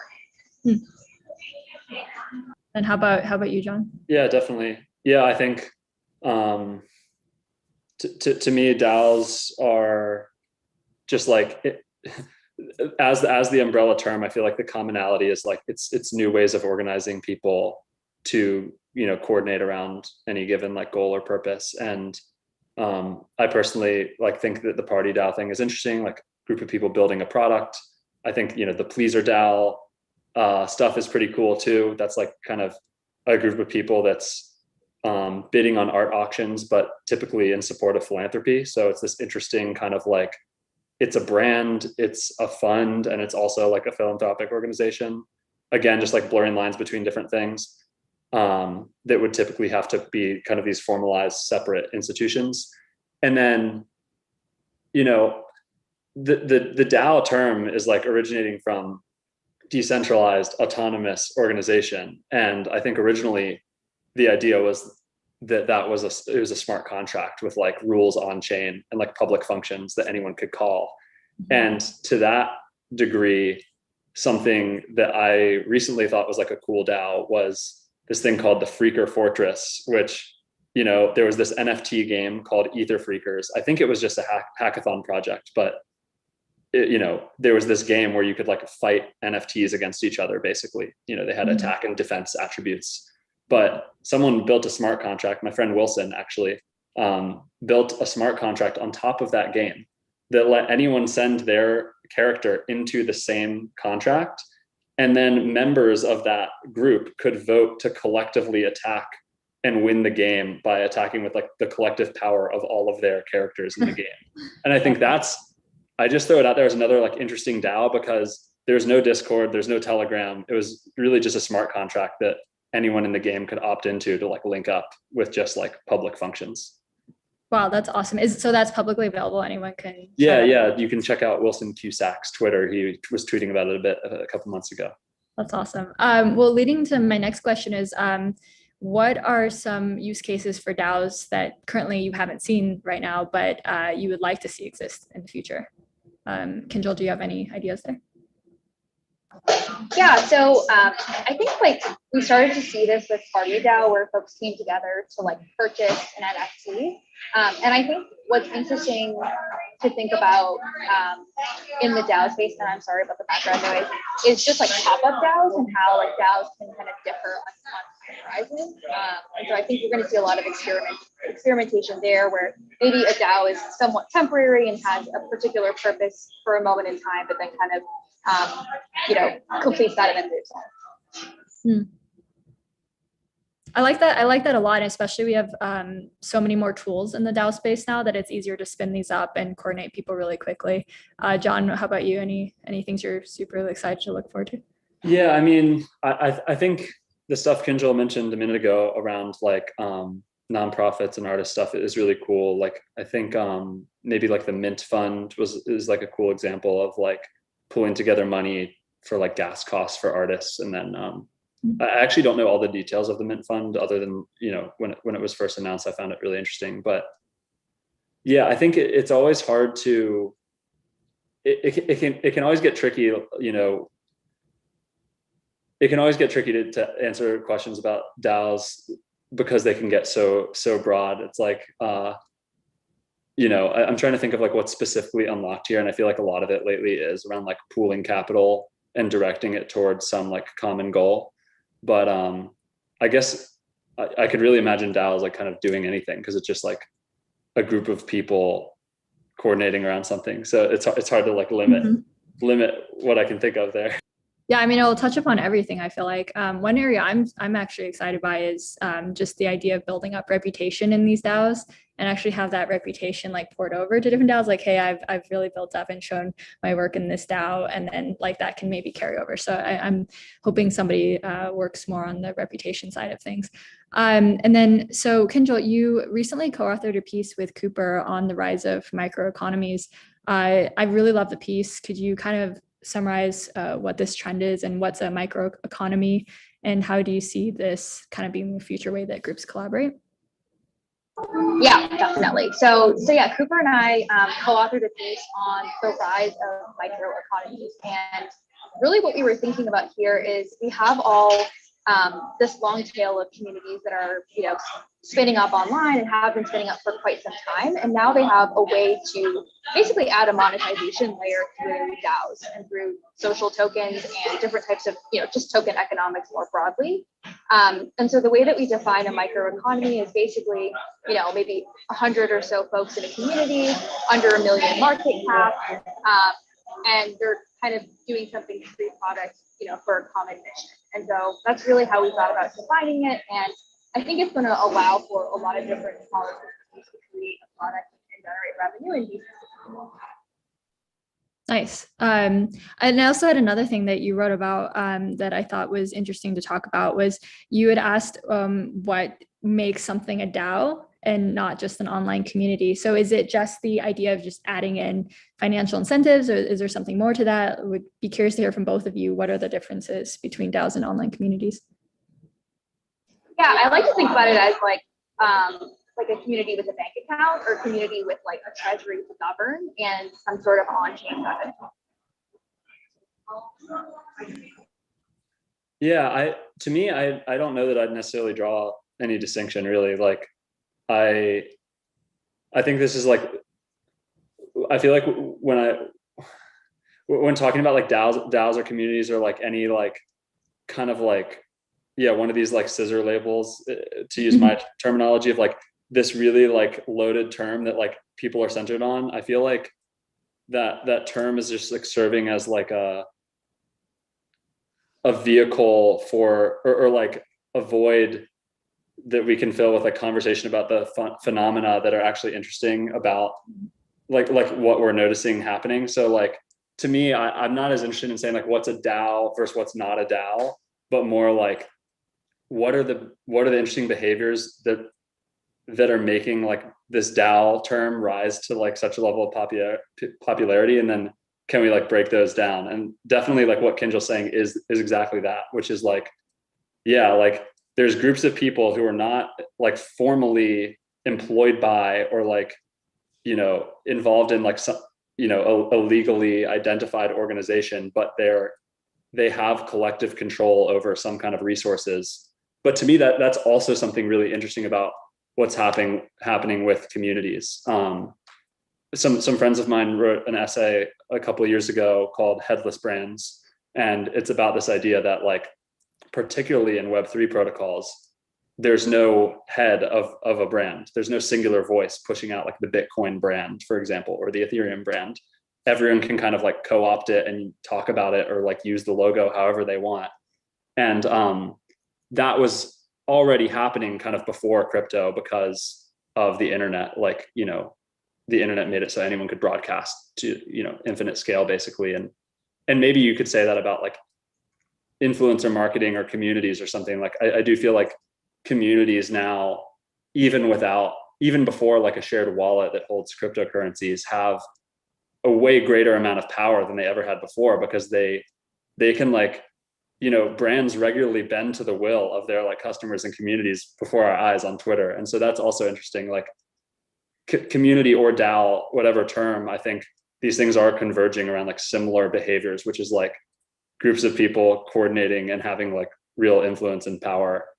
Mm-hmm. And then I think the question becomes like, how, like, what do you do with that? Like, how do you become an expert on how these groups are organizing? Because I feel like that's only going to get more important for like, yeah, a while, maybe like decades. Yeah. I feel like, I mean, I'm curious to hear both of your thoughts on, I mean, regarding coordinating these groups of people as these DAOs become larger and larger. How do you actually have governance at scale? How do you make sure people feel like they have a voice and that they're active in the community, just because there's a lot of noise? Would be curious to hear if you have any opinions there. So one thing I've been thinking about here is I mean, like social scalability is something we talk a lot about in the broader crypto ecosystem, and how that might work within governance. And I imagine that reputation will play an even larger role in how governance evolves, just, you know, as on-chain reputation becomes more of a thing. I just don't know if DAOs are going to be as flat as they are today, where it'll always be open access, but you'll kind of know that there's potentially different reputation levels that contribute differently, or roles that are assigned within like this collective. So I think that's kind of how I see the future evolving. Yeah, that's spot on. Yeah, I think that's a great distinction between open access versus flat structure, which don't necessarily need to be the same thing. I think even like Balaji had a cool post a while ago about like network unions and the idea of like, well, I guess one solution to this is like voting delegation, right? Of the idea of like, not everyone is going to be super engaged and not everyone is going to be an expert on like big decisions that are happening. And so being able to forward your own voting power to a delegate and have kind of voting power kind of pass through a whole network and end up, a little bit more concentrated about them, hopefully around the most active, qualified people, is one way to kind of break out of just like a completely flat hierarchy. And then I think, I guess like another thing that's tricky about like just groups of people who are like democratically voting around action is what level of granularity do you vote on, right? Like if, we're building a product in Party DAO, right? So like if we were voting on like, what color blue should the button be? Okay, cool. Like what typeface should we use? It would take years to build the product. And so I think, an obvious decision is like, have democratic decision-making happen for like broad strokes of action, wherein you then appoint a smaller group or even a centralized individual to coordinate much more dynamically for a constrained period of time, and then let it go back to people to kind of assess, do we want to do that again? This is what happened with, on a much larger scale, actually, the Uniswap grants program was just like, hey, let's approve a budget of a couple $1 million to run a grants program, and let's just appoint these 6 people to run it. But after 2 quarters, we will assess if we even want to continue that. And you could even, democratically elect those people or whatever. But I think this is, maybe something to decide like upfront with a DAO or a community or like whatever you're doing. If you're bringing people together to do something, is like early on, try to decide like what level does it make sense to vote on things, and what level should we just like appoint people to run the stuff for like constrained periods of time. Yeah, I think those are really great points. Regarding delegation, I really liked how Gitcoin approached it with their token distribution that just happened, where there was 100% delegation to start. So like even before claiming your airdrop, you had to delegate to someone. So I really liked that. That's just moving things forward from the start. So awesome. Well, I want to leave time for audience Q&A. So I think Kartik is moderating that piece too. Kartik, are you going to be joining?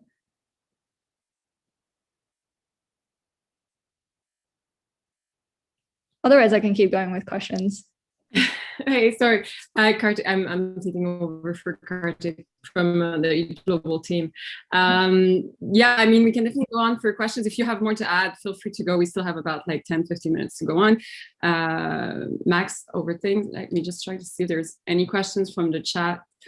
While I'm looking into that, you can go for another one. I can add one thing just onto the.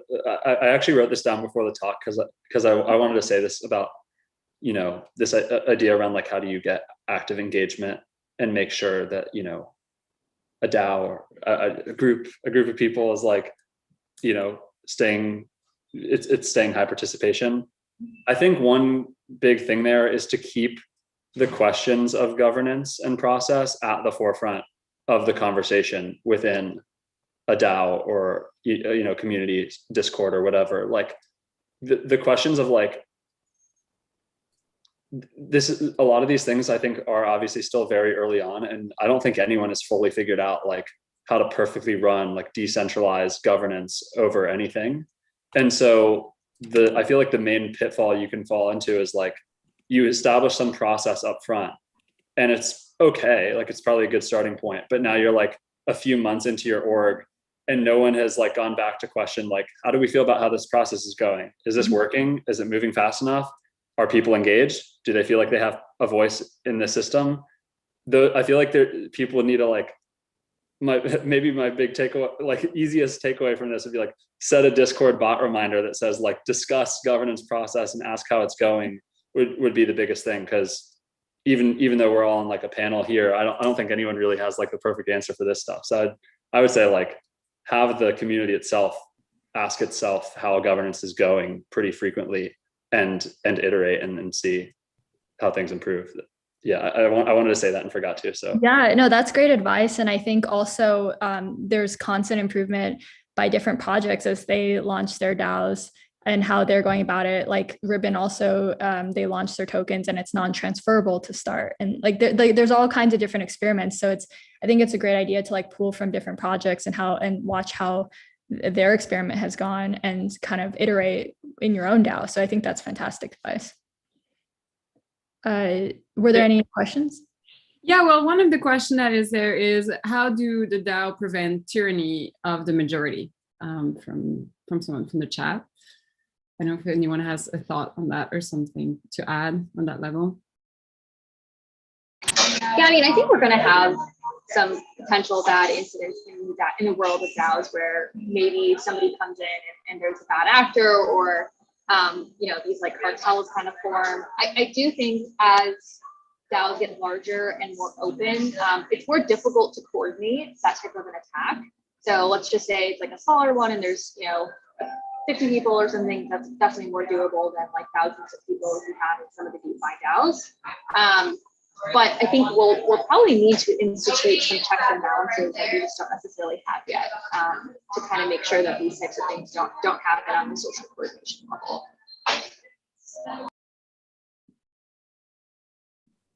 Yeah, I think that makes sense. Yeah, I guess the big lesson, like, I guess if you're truly fully decentralized, like you can't, like the tyranny of the majority is kind of like what will rule. And that would be something like Bitcoin, where like you can't decide who, or Ethereum, like any like L1 currency would just be like, you can't decide who gets it if they can buy it, and like you can't decide what they do with it. But you know, so they're actually like the majority is kind of like in power in some way, but like Kinjal said, it's hard for the majority to coordinate. And then if there is like a coordinated majority or minority that is upset about the tyranny of the other or something, then that's usually like voiced by exit, which is like people will actually fork a community. And like we're certainly going to see that happen at some point. Like at some point, I'm sure this already happens with subreddits. Actually, like someone was telling me today about like the FIRE subreddit, which is like an early retirement. It's like financial, man, it's embarrassing that I don't know the acronym, but something retire early. It's like a community that's focused on building, you know, productive financial plans for getting rich and retiring. But like there's now r/FatFire, which is like they basically forked the community because they were frustrated at how like nitpicky responses in the other were. I wouldn't be surprised if we saw this for something like a DAO or something like a brand community or something in the future. And I'm personally like excited to see what would happen there when something had originated from like a central authority, but then, you know, someone like usurped that or forked a social group. Yeah, I think that's going to happen a lot.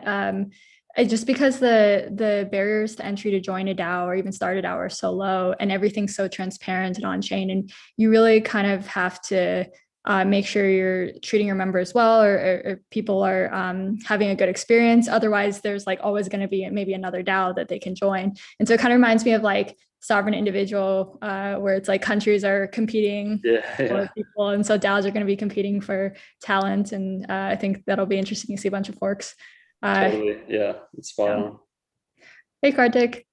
Sorry, I was away for like a minute, and that's the same when it ended. So I was like, we gotta figure out now our transition. But super interesting panel. I know we had some little bit of hiccups, but everything worked out nicely. I have two questions. We'll try to see if we can do both in the time allocated. If not, we'll figure out a nice transition. But maybe the first one is as kind of all three of you. You've been part of a bunch of DAOs and you've participated in governance or proposals or just even some creative use cases of these DAOs. Is there a wish list for how you want that software itself to get better? like I'm sure there's more than just voting you need. And if you look at something like Aragon, you have anywhere from financials in there to a member list. Like, what will be the wish list of the software to manage these types of organizations? And what are your complaints on interacting with DAOs right now?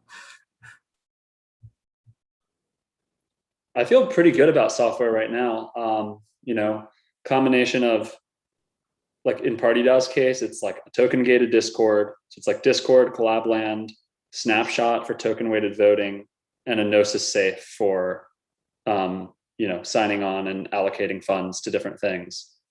I do think that multi-sig wallet software could get a lot better.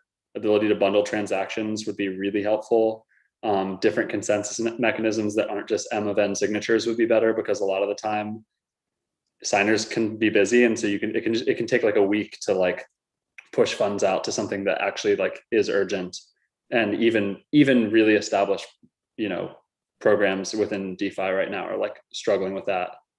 Even when there's millions of dollars on the line, like it's like can take 4 days to try to do something you needed to do in 12 hours. So I would just say like maybe just consensus mechanisms around multi-sig wallets would be the top thing. But I think the biggest stuff with DAOs, I mean, with the one DAO that I'm in, or the one thing that calls itself a DAO that I'm in, is more social problems than software problems. I think like these ideas around like what kind of process do we even invoke for making decisions still definitely does not feel like it's found like the optimal solution at all. So social software, I guess, is what you call that.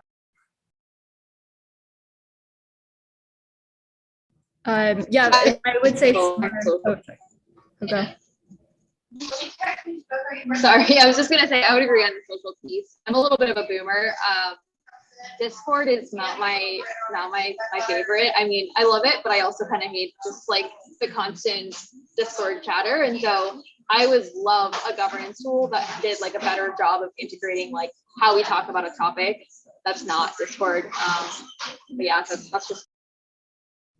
Yeah, I was gonna say the same thing, because it was like I'm in several DAOs, and they all use different forums and ways of communicating, and so I'm just like constantly switching back and forth between all of these and just getting like so many random messages, and it's really hard for me to keep up and manage that. So some way of like social organization and being able to track that would be super helpful.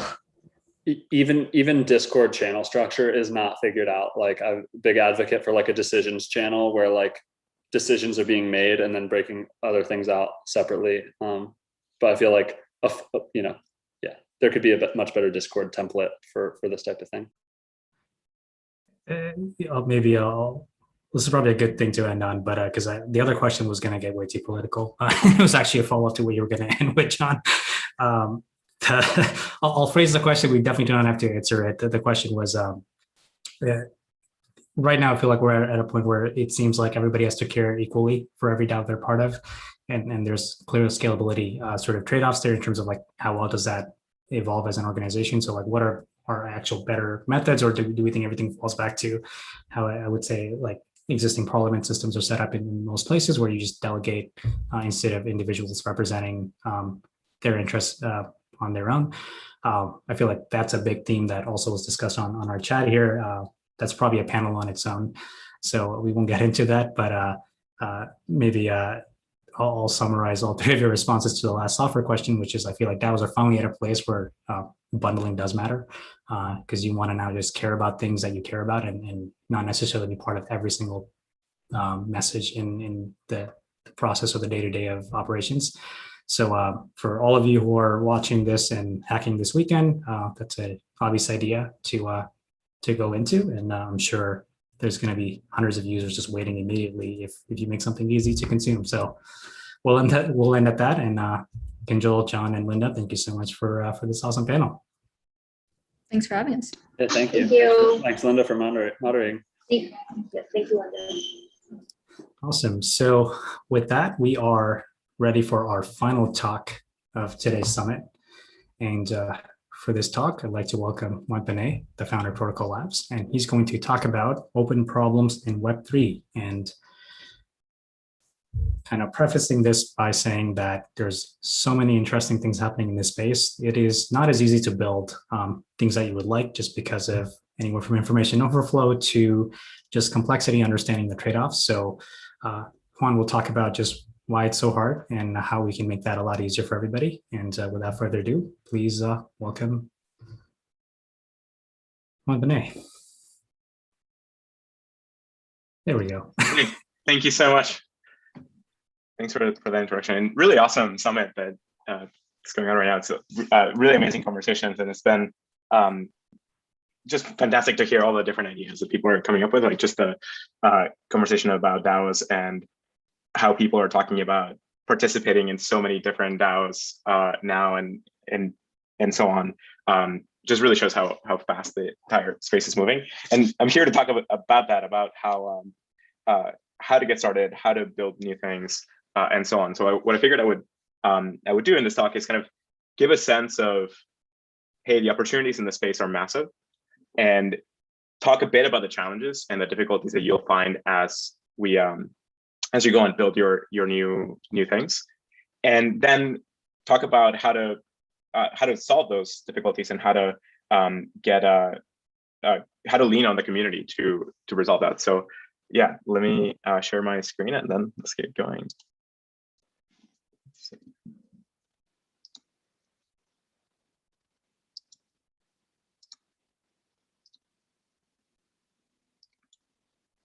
Can you see that? Everything's great. Guessing yes. Great. Awesome. So yeah, let's talk about starting up in Web3. So the opportunities are massive, and I want to dig into why. The landscape is pretty challenging, and you're going to run into all kinds of problems as you get going and you start building, and there's a ton of complexity and so on. And the good news is that we're here to help. So this is one of the most open and collaborative industries on the planet, maybe the most open and collaborative industry on the planet. And this is really an amazing space where you can lean on so many other people that will just help you figure all kinds of problems out. And so almost no matter what challenge you're gonna encounter, you can find somebody in the community that's going to be not only able to help you, but super willing and happy to help you. So big opportunities. Hey, there's gonna be a bunch of challenges. Don't worry about it. We're here to help. I wanted to just give a quick description of why Web3 matters in a larger context. I find it useful to always reflect on this because it's very easy to get caught up on the kind of normal stuff that is happening day to day, or the current project and so on. And it's very useful to kind of keep a north star on where the whole movement is going and why at the end of the day these platforms end up mattering so much. So you can think of Web3 as the next evolution of the internet, and it's good to step back and reflect that in just 80 years, computing has radically transformed humanity. So today we have superpowers. You and I can lean on superpowers that our parents and grandparents and ancestors would have never imagined. And just the fact that we're communicating live right now through this entire just computational medium is amazing. And so we're just a different species already than we were maybe even just 80 years ago. And this change is accelerating. So just keep that in mind. Now, in this integrated computing environment with humans and just silicon computers and so on and robots, this is just connecting billions of people and trillions of devices, and we're learning new and better ways of organizing ourselves. And actually, I should update this slide. It also includes probably millions, maybe billions of organizations, and now DAOs and other kinds of entities. So this like highly integrated world brain, so to speak, is functioning through this computational medium. And every year, more and more and more stuff gets integrated. And most of our activity now is riding through the internet pipes, and all of these different applications give us superpowers. And one of my favorite things about the internet is that an individual or a small group of people can get together, design a thing, design a superpower, write some software, design some really good product interfaces, bundle it up, and deploy it to everybody around the world effectively for free. And that's just an amazing environment that yields all kinds of permissionless innovation and just this super fast-paced growth of possibilities, and this broad-based deployment of these superpowers. Now, there's a lot of people around the world that don't yet have access to these amazing superpowers, and that's an important problem to solve, and go out there and increase access. You can also go and deploy some new amazing superpower and kind of upgrade the whole species. And the thing to keep in mind is that this change is accelerating, and it's gonna go through a lot of different kind of interfaces that are going to change us even more. So augmented reality, virtual reality, brain-computer interfaces, robotics, AI and AGI, and so on, are coming in the next decades. And each one of those things will just convolve with everything that's on there right now, and again change our experiences and how we work and how we integrate and how we collaborate and so on. So we're on this like super fast-paced technological evolution curve now, and just stay. It's like a way that you have to surf. And one of the really important things here is, for every single one of these technologies, it's really important that they go well, and that we aim for really good outcomes for tons of people around the planet, and they don't kind of yield a lot of powers for groups that will kind of abuse that power, or in kind of like this very lopsided centralized way where that kind of yields control, or some kind of way that just massively advantages one group as opposed to everybody. So keep on work on building technologies that kind of aim for as many good outcomes as we can. And it's going to be pretty important to just set yourself up so that you can do that. And so one thing that I like doing is kind of it's so difficult to think about time and how quick technology changes that it's good to kind of put it on a graph like this, so that you can just look back 80 years and then think 80 years ahead, and just kind of get a sense of just how much things are going to change over the coming decades, because it's just so easy to lose sight of how quickly everything's changing.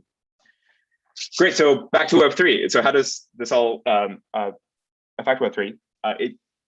As the next evolution of this amazing platform for deploying superpowers, what Web3 is doing at the end of the day is that it's adding verifiability to the network, and it's making the read-write web of Web2 a thing that you can trust, because you have the ability to check correctness or create structures that just reduce the level of individual trust that you might have on an entity.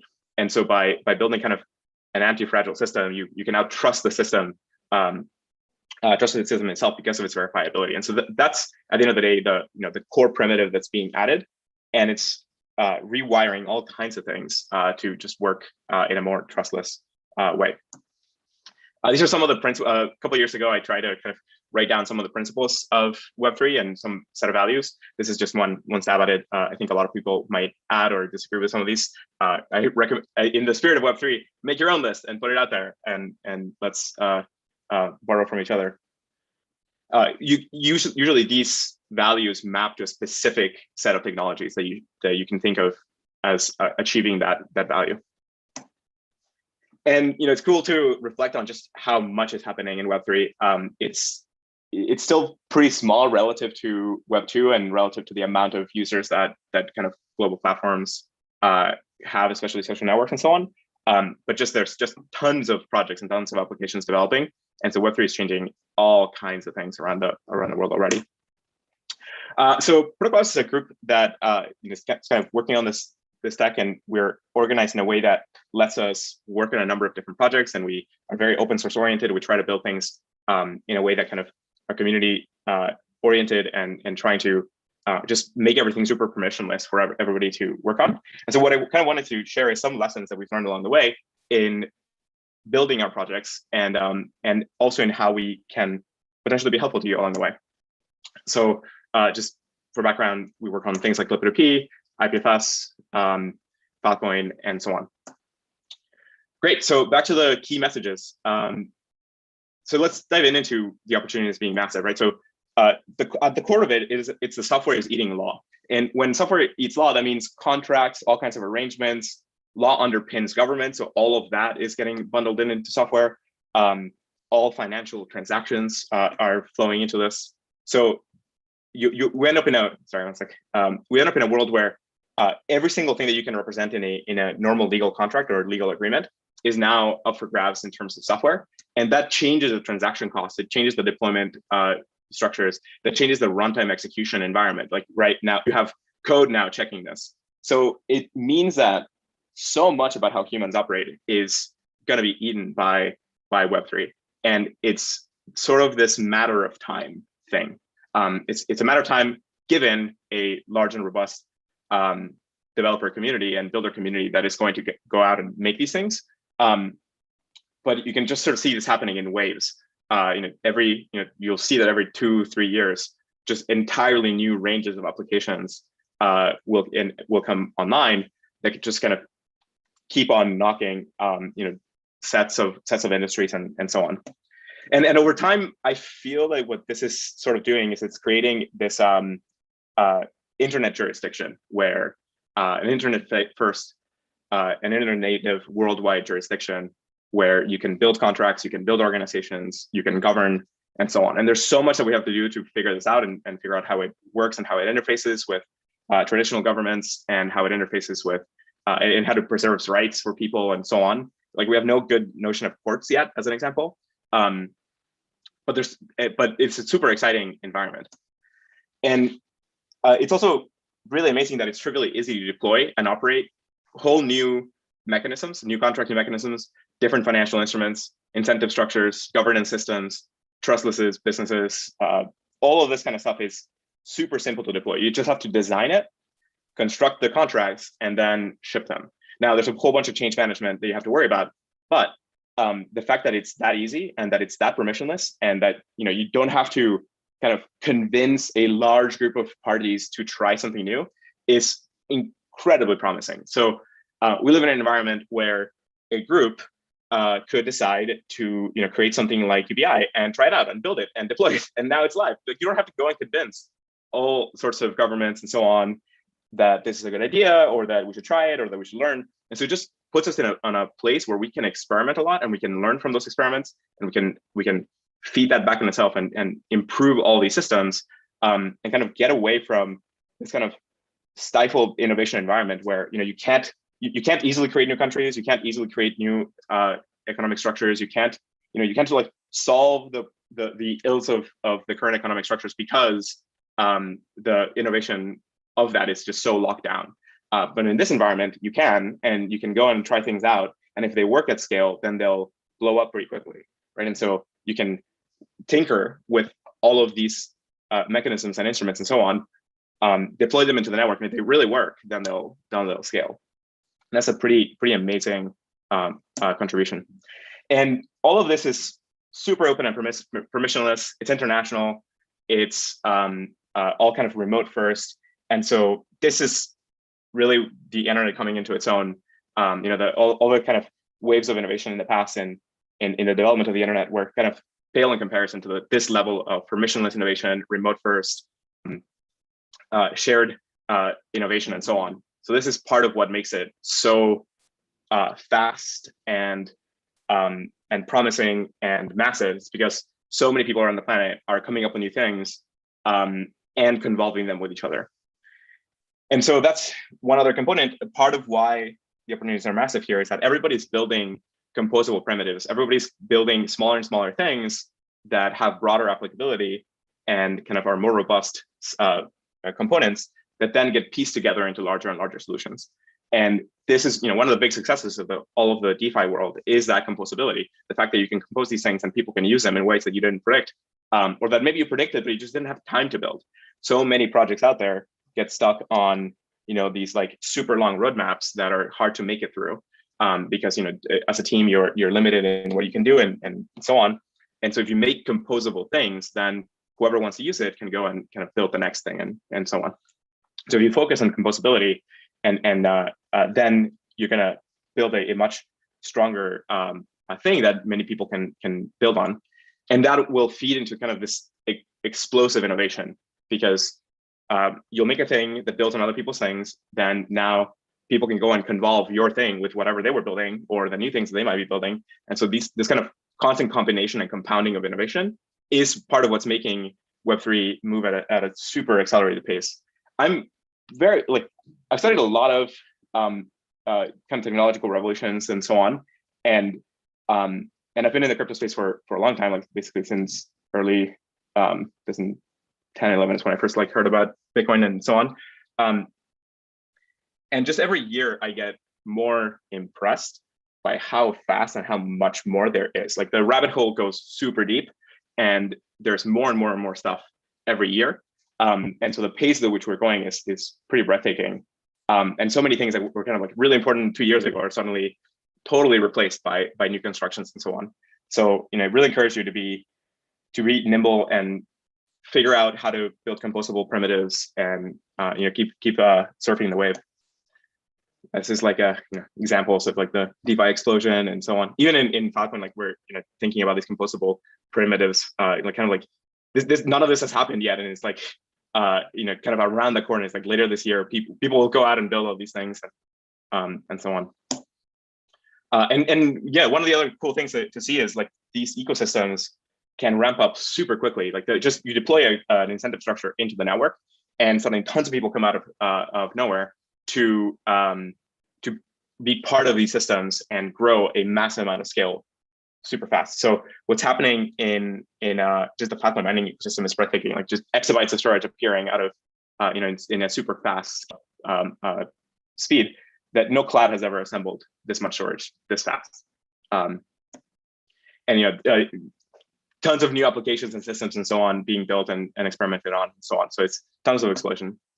And so all of this is gonna go even faster as new networks deploy, like new layer 1s and layer 2s and so on, as we get just much faster transaction throughputs, as we kind of connect all these networks with chains and so on, so bridges and so on. And so think of all of the composability across all of these things that people are building as just kind of amplifying and magnifying over time.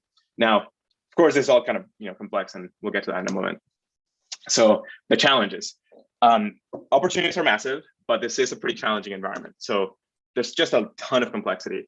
Stuff is happening all the time, all over the place, and it's just difficult to keep up with the information flow, what everybody's doing, and so on. So just try to do your best to stay abreast of what's going on, but also kind of focus on your thing and deploy again your composable primitive and move on from there. So this is pretty complex software when you deploy. So the contracts themselves and the mechanisms and so on might be small, but when you think of those pieces composing with other things, that just the complexity blows up, and we don't have good tools to analyze this stuff or to reason about how these things are going to work once you kind of put together. So this is in great need of new tools and so on to reason about how to build and deploy the software.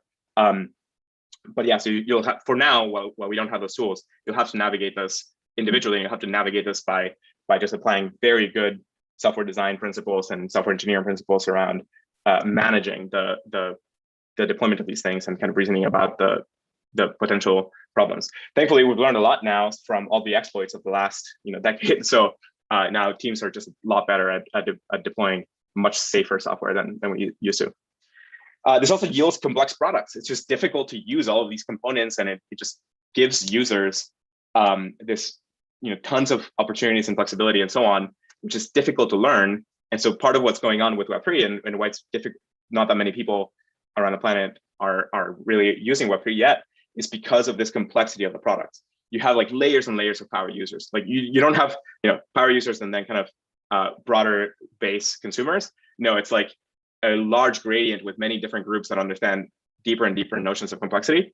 And so you see this show up in wallets and in even you jump into things like Decentraland and CryptoVoxels, and there's just a lot of crypto native complexity there that just makes the systems hard to access for a lot of other people. And so that means it's a lot of product challenges for us to figure out how to make all of these things more learnable, more accessible, and so on. But it's not about hiding the primitives. It's about making the primitives easy to use and easy to learn and so on. But this just makes the products harder to build. And then on top of that, you're building economies and deploying economies. So all the mechanisms that you're building, you have to reason about how those are going to yield different types of behaviors and groups and so on. And you have to worry about exploits, and you have to worry about how to align incentives and all that kind of stuff. So as you build these things, you're now worrying about economic design, which just adds this whole other layer of complexity to the picture. Then you're dealing with potentially building organizations that have never been built before, directly on chain or in groups and so on. So this just adds yet another layer of complexity where you have to now not only reason about the complexity of your software, your product, the economy that you're building, but also the organizations that you're creating, and sometimes implicit organizations that you didn't think were there because your economic structure yielded some kind of group that now is all sort of aligned in one sense, and like that's sort of an implicit organization that becomes explicit pretty quickly. So you had to think about managing these organizations and so on. And there's also just super complex regulatory landscape because all of this stuff is new, and we're software seeding law and finance, and so that just is a complex thing to navigate, and it's international first. So there's no single kind of regulatory space. You have to worry about a lot of them, and so that just adds a lot of complexity and it's just kind of hurdles that teams have to kind of reason about and worry about as they're building. And then after you've handled all of these hurdles, you now have to distribute to users. And Web3 stuff is unfortunately hard to distribute because all the traditional app stores want people to use their kind of distribution flow. So mobile and kind of infamously, I guess, Apple and others were kind of like banning all kinds of things related to Bitcoin or cryptocurrency, or it's just the deployment pathway is really, really difficult. Also, the web we're dealing with many new kinds of protocols, so the distribution into browsers is difficult. So this just gives a whole other hurdle of making these products accessible to a lot of people. Just being able to get them to users in a traditional, simple way is a hurdle. So, a bunch of complexity. However, it's also manageable. And just remember that like the space is moving blazingly fast. And this is both a benefit and a curse, because a lot of things are changing quickly, but it's also kind of a curse because you might be working on a thing, and by the time you're done with it, it might be irrelevant because some other thing has now emerged and replaced it, or you're building a thing and suddenly this other new thing could have saved you tons of work. So keep abreast of the information. You're also dealing with an environment with like super volatile markets, and like that's difficult for organizations to deal with. We're constantly having to blaze new trails. There's not a lot of organizations you can point to and say, oh yeah, we'll just kind of do things the way that group did them. Kind of like the Web2 world, this was very common. Here it's just much harder. With this innovation and complexity, just you end up with so many new trails and whatnot. And so over time, there aren't a lot of good guides or best practices, but these are starting to get built, and this is something that I encourage the community to invest in and build. It's just better guides for how to get going.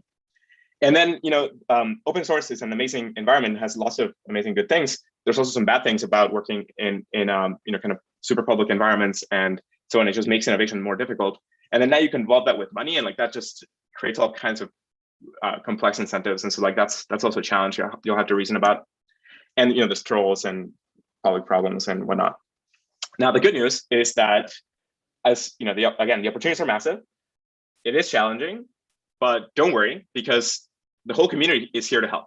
So this is again one of the most open, permissionless, and friendly communities that industries ever assembled. And there's just this amazing spirit of shared innovation and shared building of everybody's kind of trying. Like the principles of the movement are to kind of build these composable primitives for more people to work together through. And that's just a phenomenal thing to be a part of.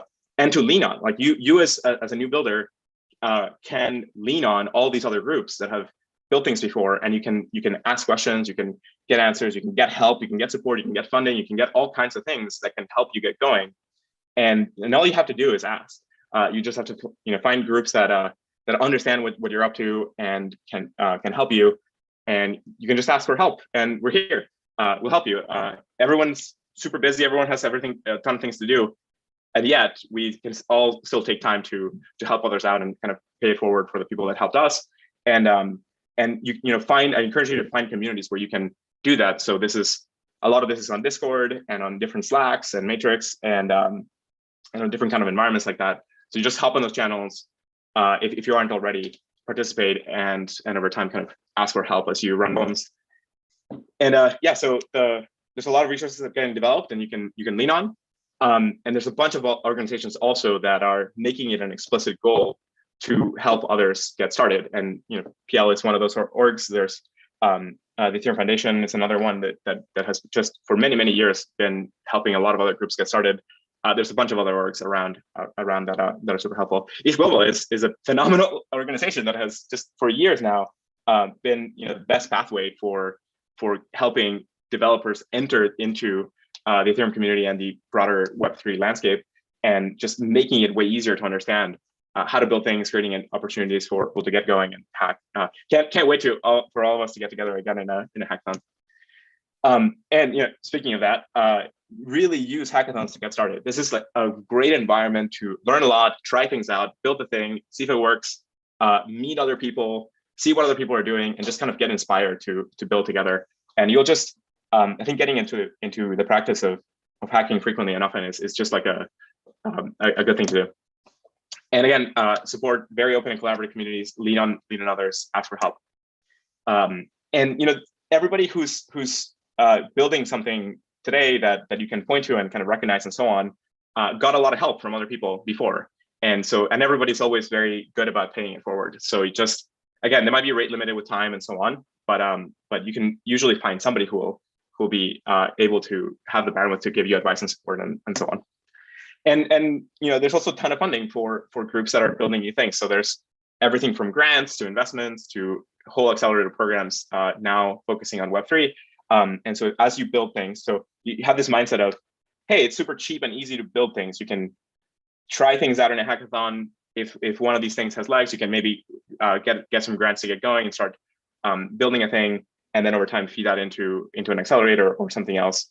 And one of the really awesome things here is that unlike the Web 2 space or the first web space, most of the things being built don't have to be kind of like the traditional company structure. You can build DAOs, you can build protocols, you can build tools and say, hey, this is just a tool I'm building, I need a grant for it, and then I'm done and I move on to something else. And that's possible in this environment in ways that the Web 2 world never really allowed.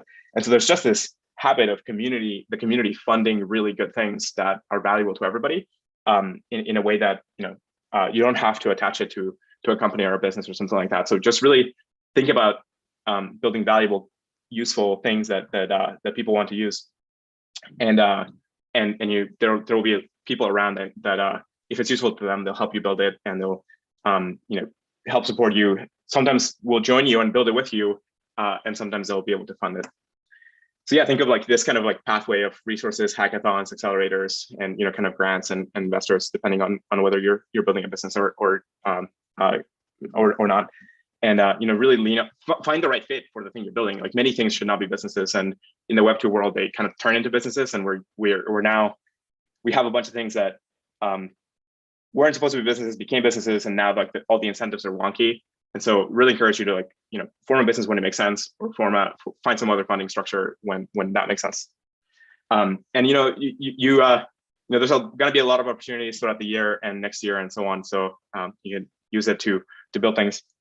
One quick plug for how to reason about layer 1 economies. Think of them as kind of like export economies, where like a whole group of people are aligned to participate in one way. And you can think of kind of joining that community, and that community kind of all being aligned to help each other and support each other.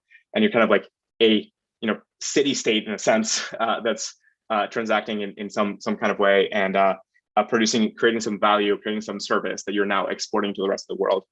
In fact, when we think of this as like we're building the kind of like city state that is providing commoditized digital storage for the world, and kind of like thinking about how to export that out to the rest of the world.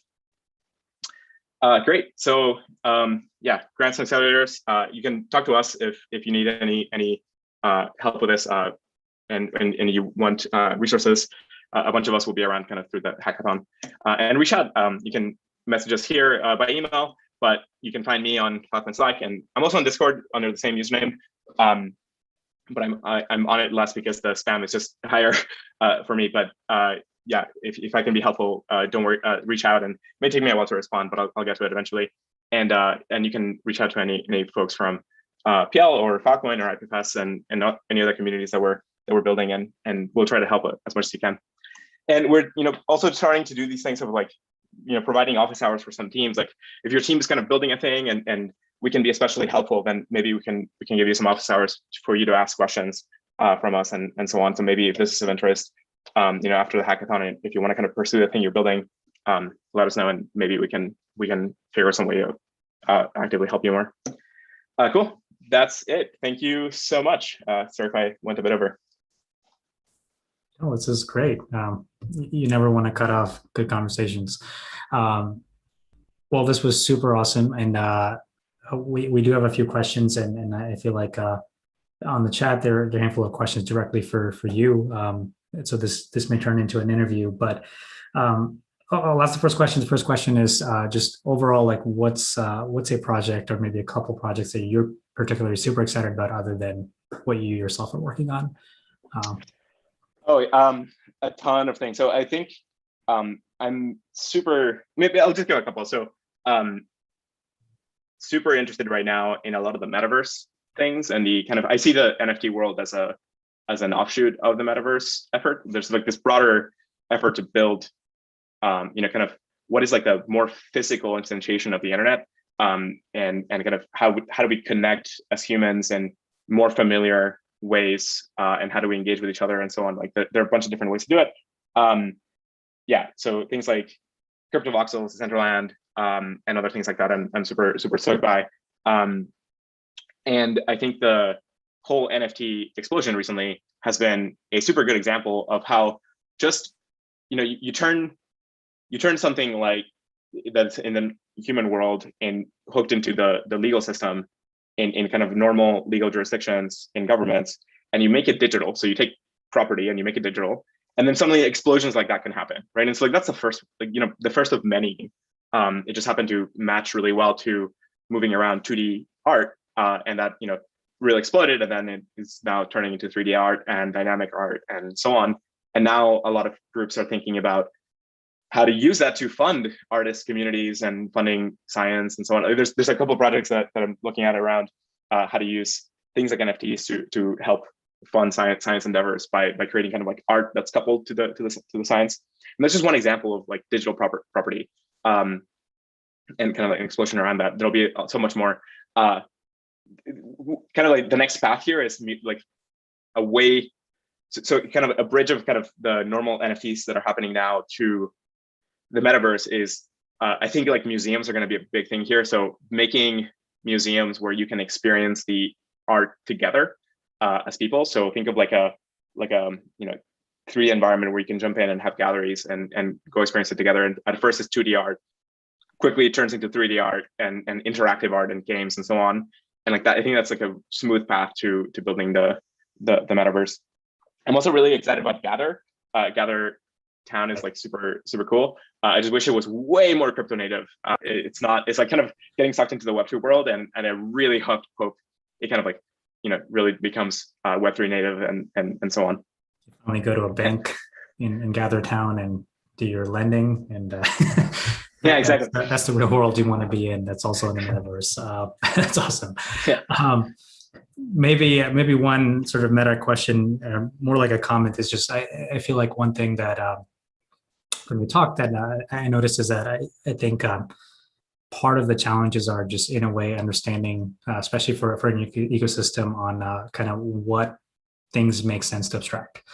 And kind of, if you notice the trend of like what Web2 is, it's that, hey, like we'll take over all the cost or the overhead of anywhere from managing users to managing servers or whatever, but you get this end product at the end. And here it's like, we're going to flip that a little bit and you opt into what you would like to go in on. Do you think sort of, I mean, to me at least, this is definitely one of the reasons why things have not evolved as fast, because you obviously have a lot more to do now. But would you say like you kind of need that sort of abstraction for things to be more consumer friendly or propagate a lot more, or would you see that this is still a challenge to figure out? We can sort of get there without compromising on or settling on what Web2 is. Yeah, I mean, I think this happens all the time to tons of projects, and very practically, people are just so used to the traditional development pathways that using things that are different is just so much harder. And there's just so much infrastructure in the Web2 world that you want to be able to adapt or reuse if you can. So I think it's totally fine for projects to lean on those things, just have good ways of establishing verifiability and decentralize them out, right? So a good example for that is like we found that it was really, really useful to a lot of people building NFTs to have a simple HTTP API that they can kind of like really use to kind of end-to-end manage like the whole upload process of an NFT and kind of help minting it and so on. So we built a tool and a service that allows that. However, the plan is we have like a pretty direct plan to decentralize that and to make it be a thing that works entirely on the chain. Now we're missing primitives that are not there yet, so we can't we're rate limiting by those primitives. So now we have to build those, and once they're there, then we can like fully kind of get rid of this of us having to run this infrastructure. And so I think you have to basically do both. You have to not rate limit the products by kind of not building the thing, just build it as a crutch. However, figure out the verifiability story, make sure that it's trustless, and make sure that you have a very fast path, as fast as you can, path to just making completely automated and decentralized. And so the hurdle right now is like we don't have a good way to deploy software at scale that you don't have like the equivalent of kind of like this is what's called Borg within Google and turn into Kubernetes or AWS Lambda or things like that. You don't have a good way of shipping a little bit of software that is going to persist and be scalable, like where it's cheap computation and it's going to be there and it's not going to leak information and you can trust that it's going to be correct. Like that doesn't exist yet. So the smart contracts are just a small piece where like super expensive computation and so on. And those will scale out over the next 2-3 years. But we're still missing like this larger piece around this broader computational fabric that you can deploy any kind of computation into, and you can trust that it's going to be correct. You can trust that it's not going to leak information. And like once that's there, then all the standard Web2 stuff will just fit. Right. But I think this is about like 2-3 years out, probably. I can totally see that. I feel like we're finally going to get the world computer that we all were promised, which makes absolute sense. And I mean, like, I absolutely agree. I think there are kind of two paths here, right? Like you can still offer that abstraction initially just to get people started, and then you eventually sort of, in a way, transition out. And NFT.storage is a perfect example that you kind of pointed to, but also actually looking at this live stream, we're streaming to live here, and we got a simple RTMP URL that kind of abstracts that for us, but everything is still happening on our behalf in the background.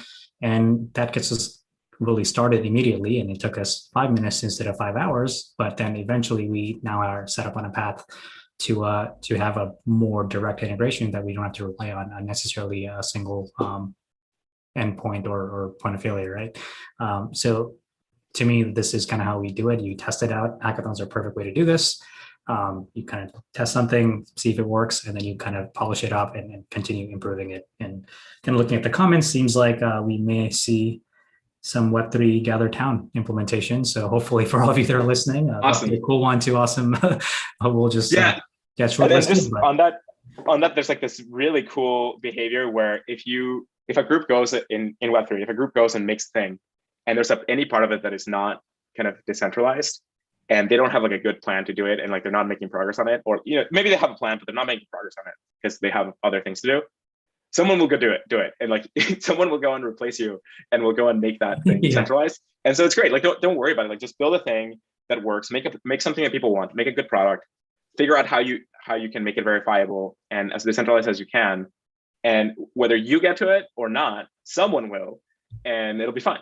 And so like just gonna focus on delivering value and making things that people do want, composable primitives, figure out what the interfaces are, and then just kind of like evolve the whole thing together, and be open to the thing that you're building, getting kind of like using ways you didn't expect, or replaced by something else if that other thing ends up being kind of like closer to what people were looking for. Absolutely, I think that's a perfect note to end on. So we'll close here, and thank you so much for this amazing talk. Thank you so much. We'll all find you and the rest of the Protocol Labs team on our Discord and sometimes on Slack, and we'll continue the rest of the event there. So to everybody who stayed here till the end of all the talks, thank you so much. I want to just quickly wrap up and say that this is Web3 Weekend. We just finished all of our summits, and we have now the hackathon going on for all of today, all of tomorrow, and until Sunday morning. So thanks again for Protocol Labs, and happy hacking to everybody. Can't wait to see what everybody builds in the next 48 hours. So see you all on Sunday.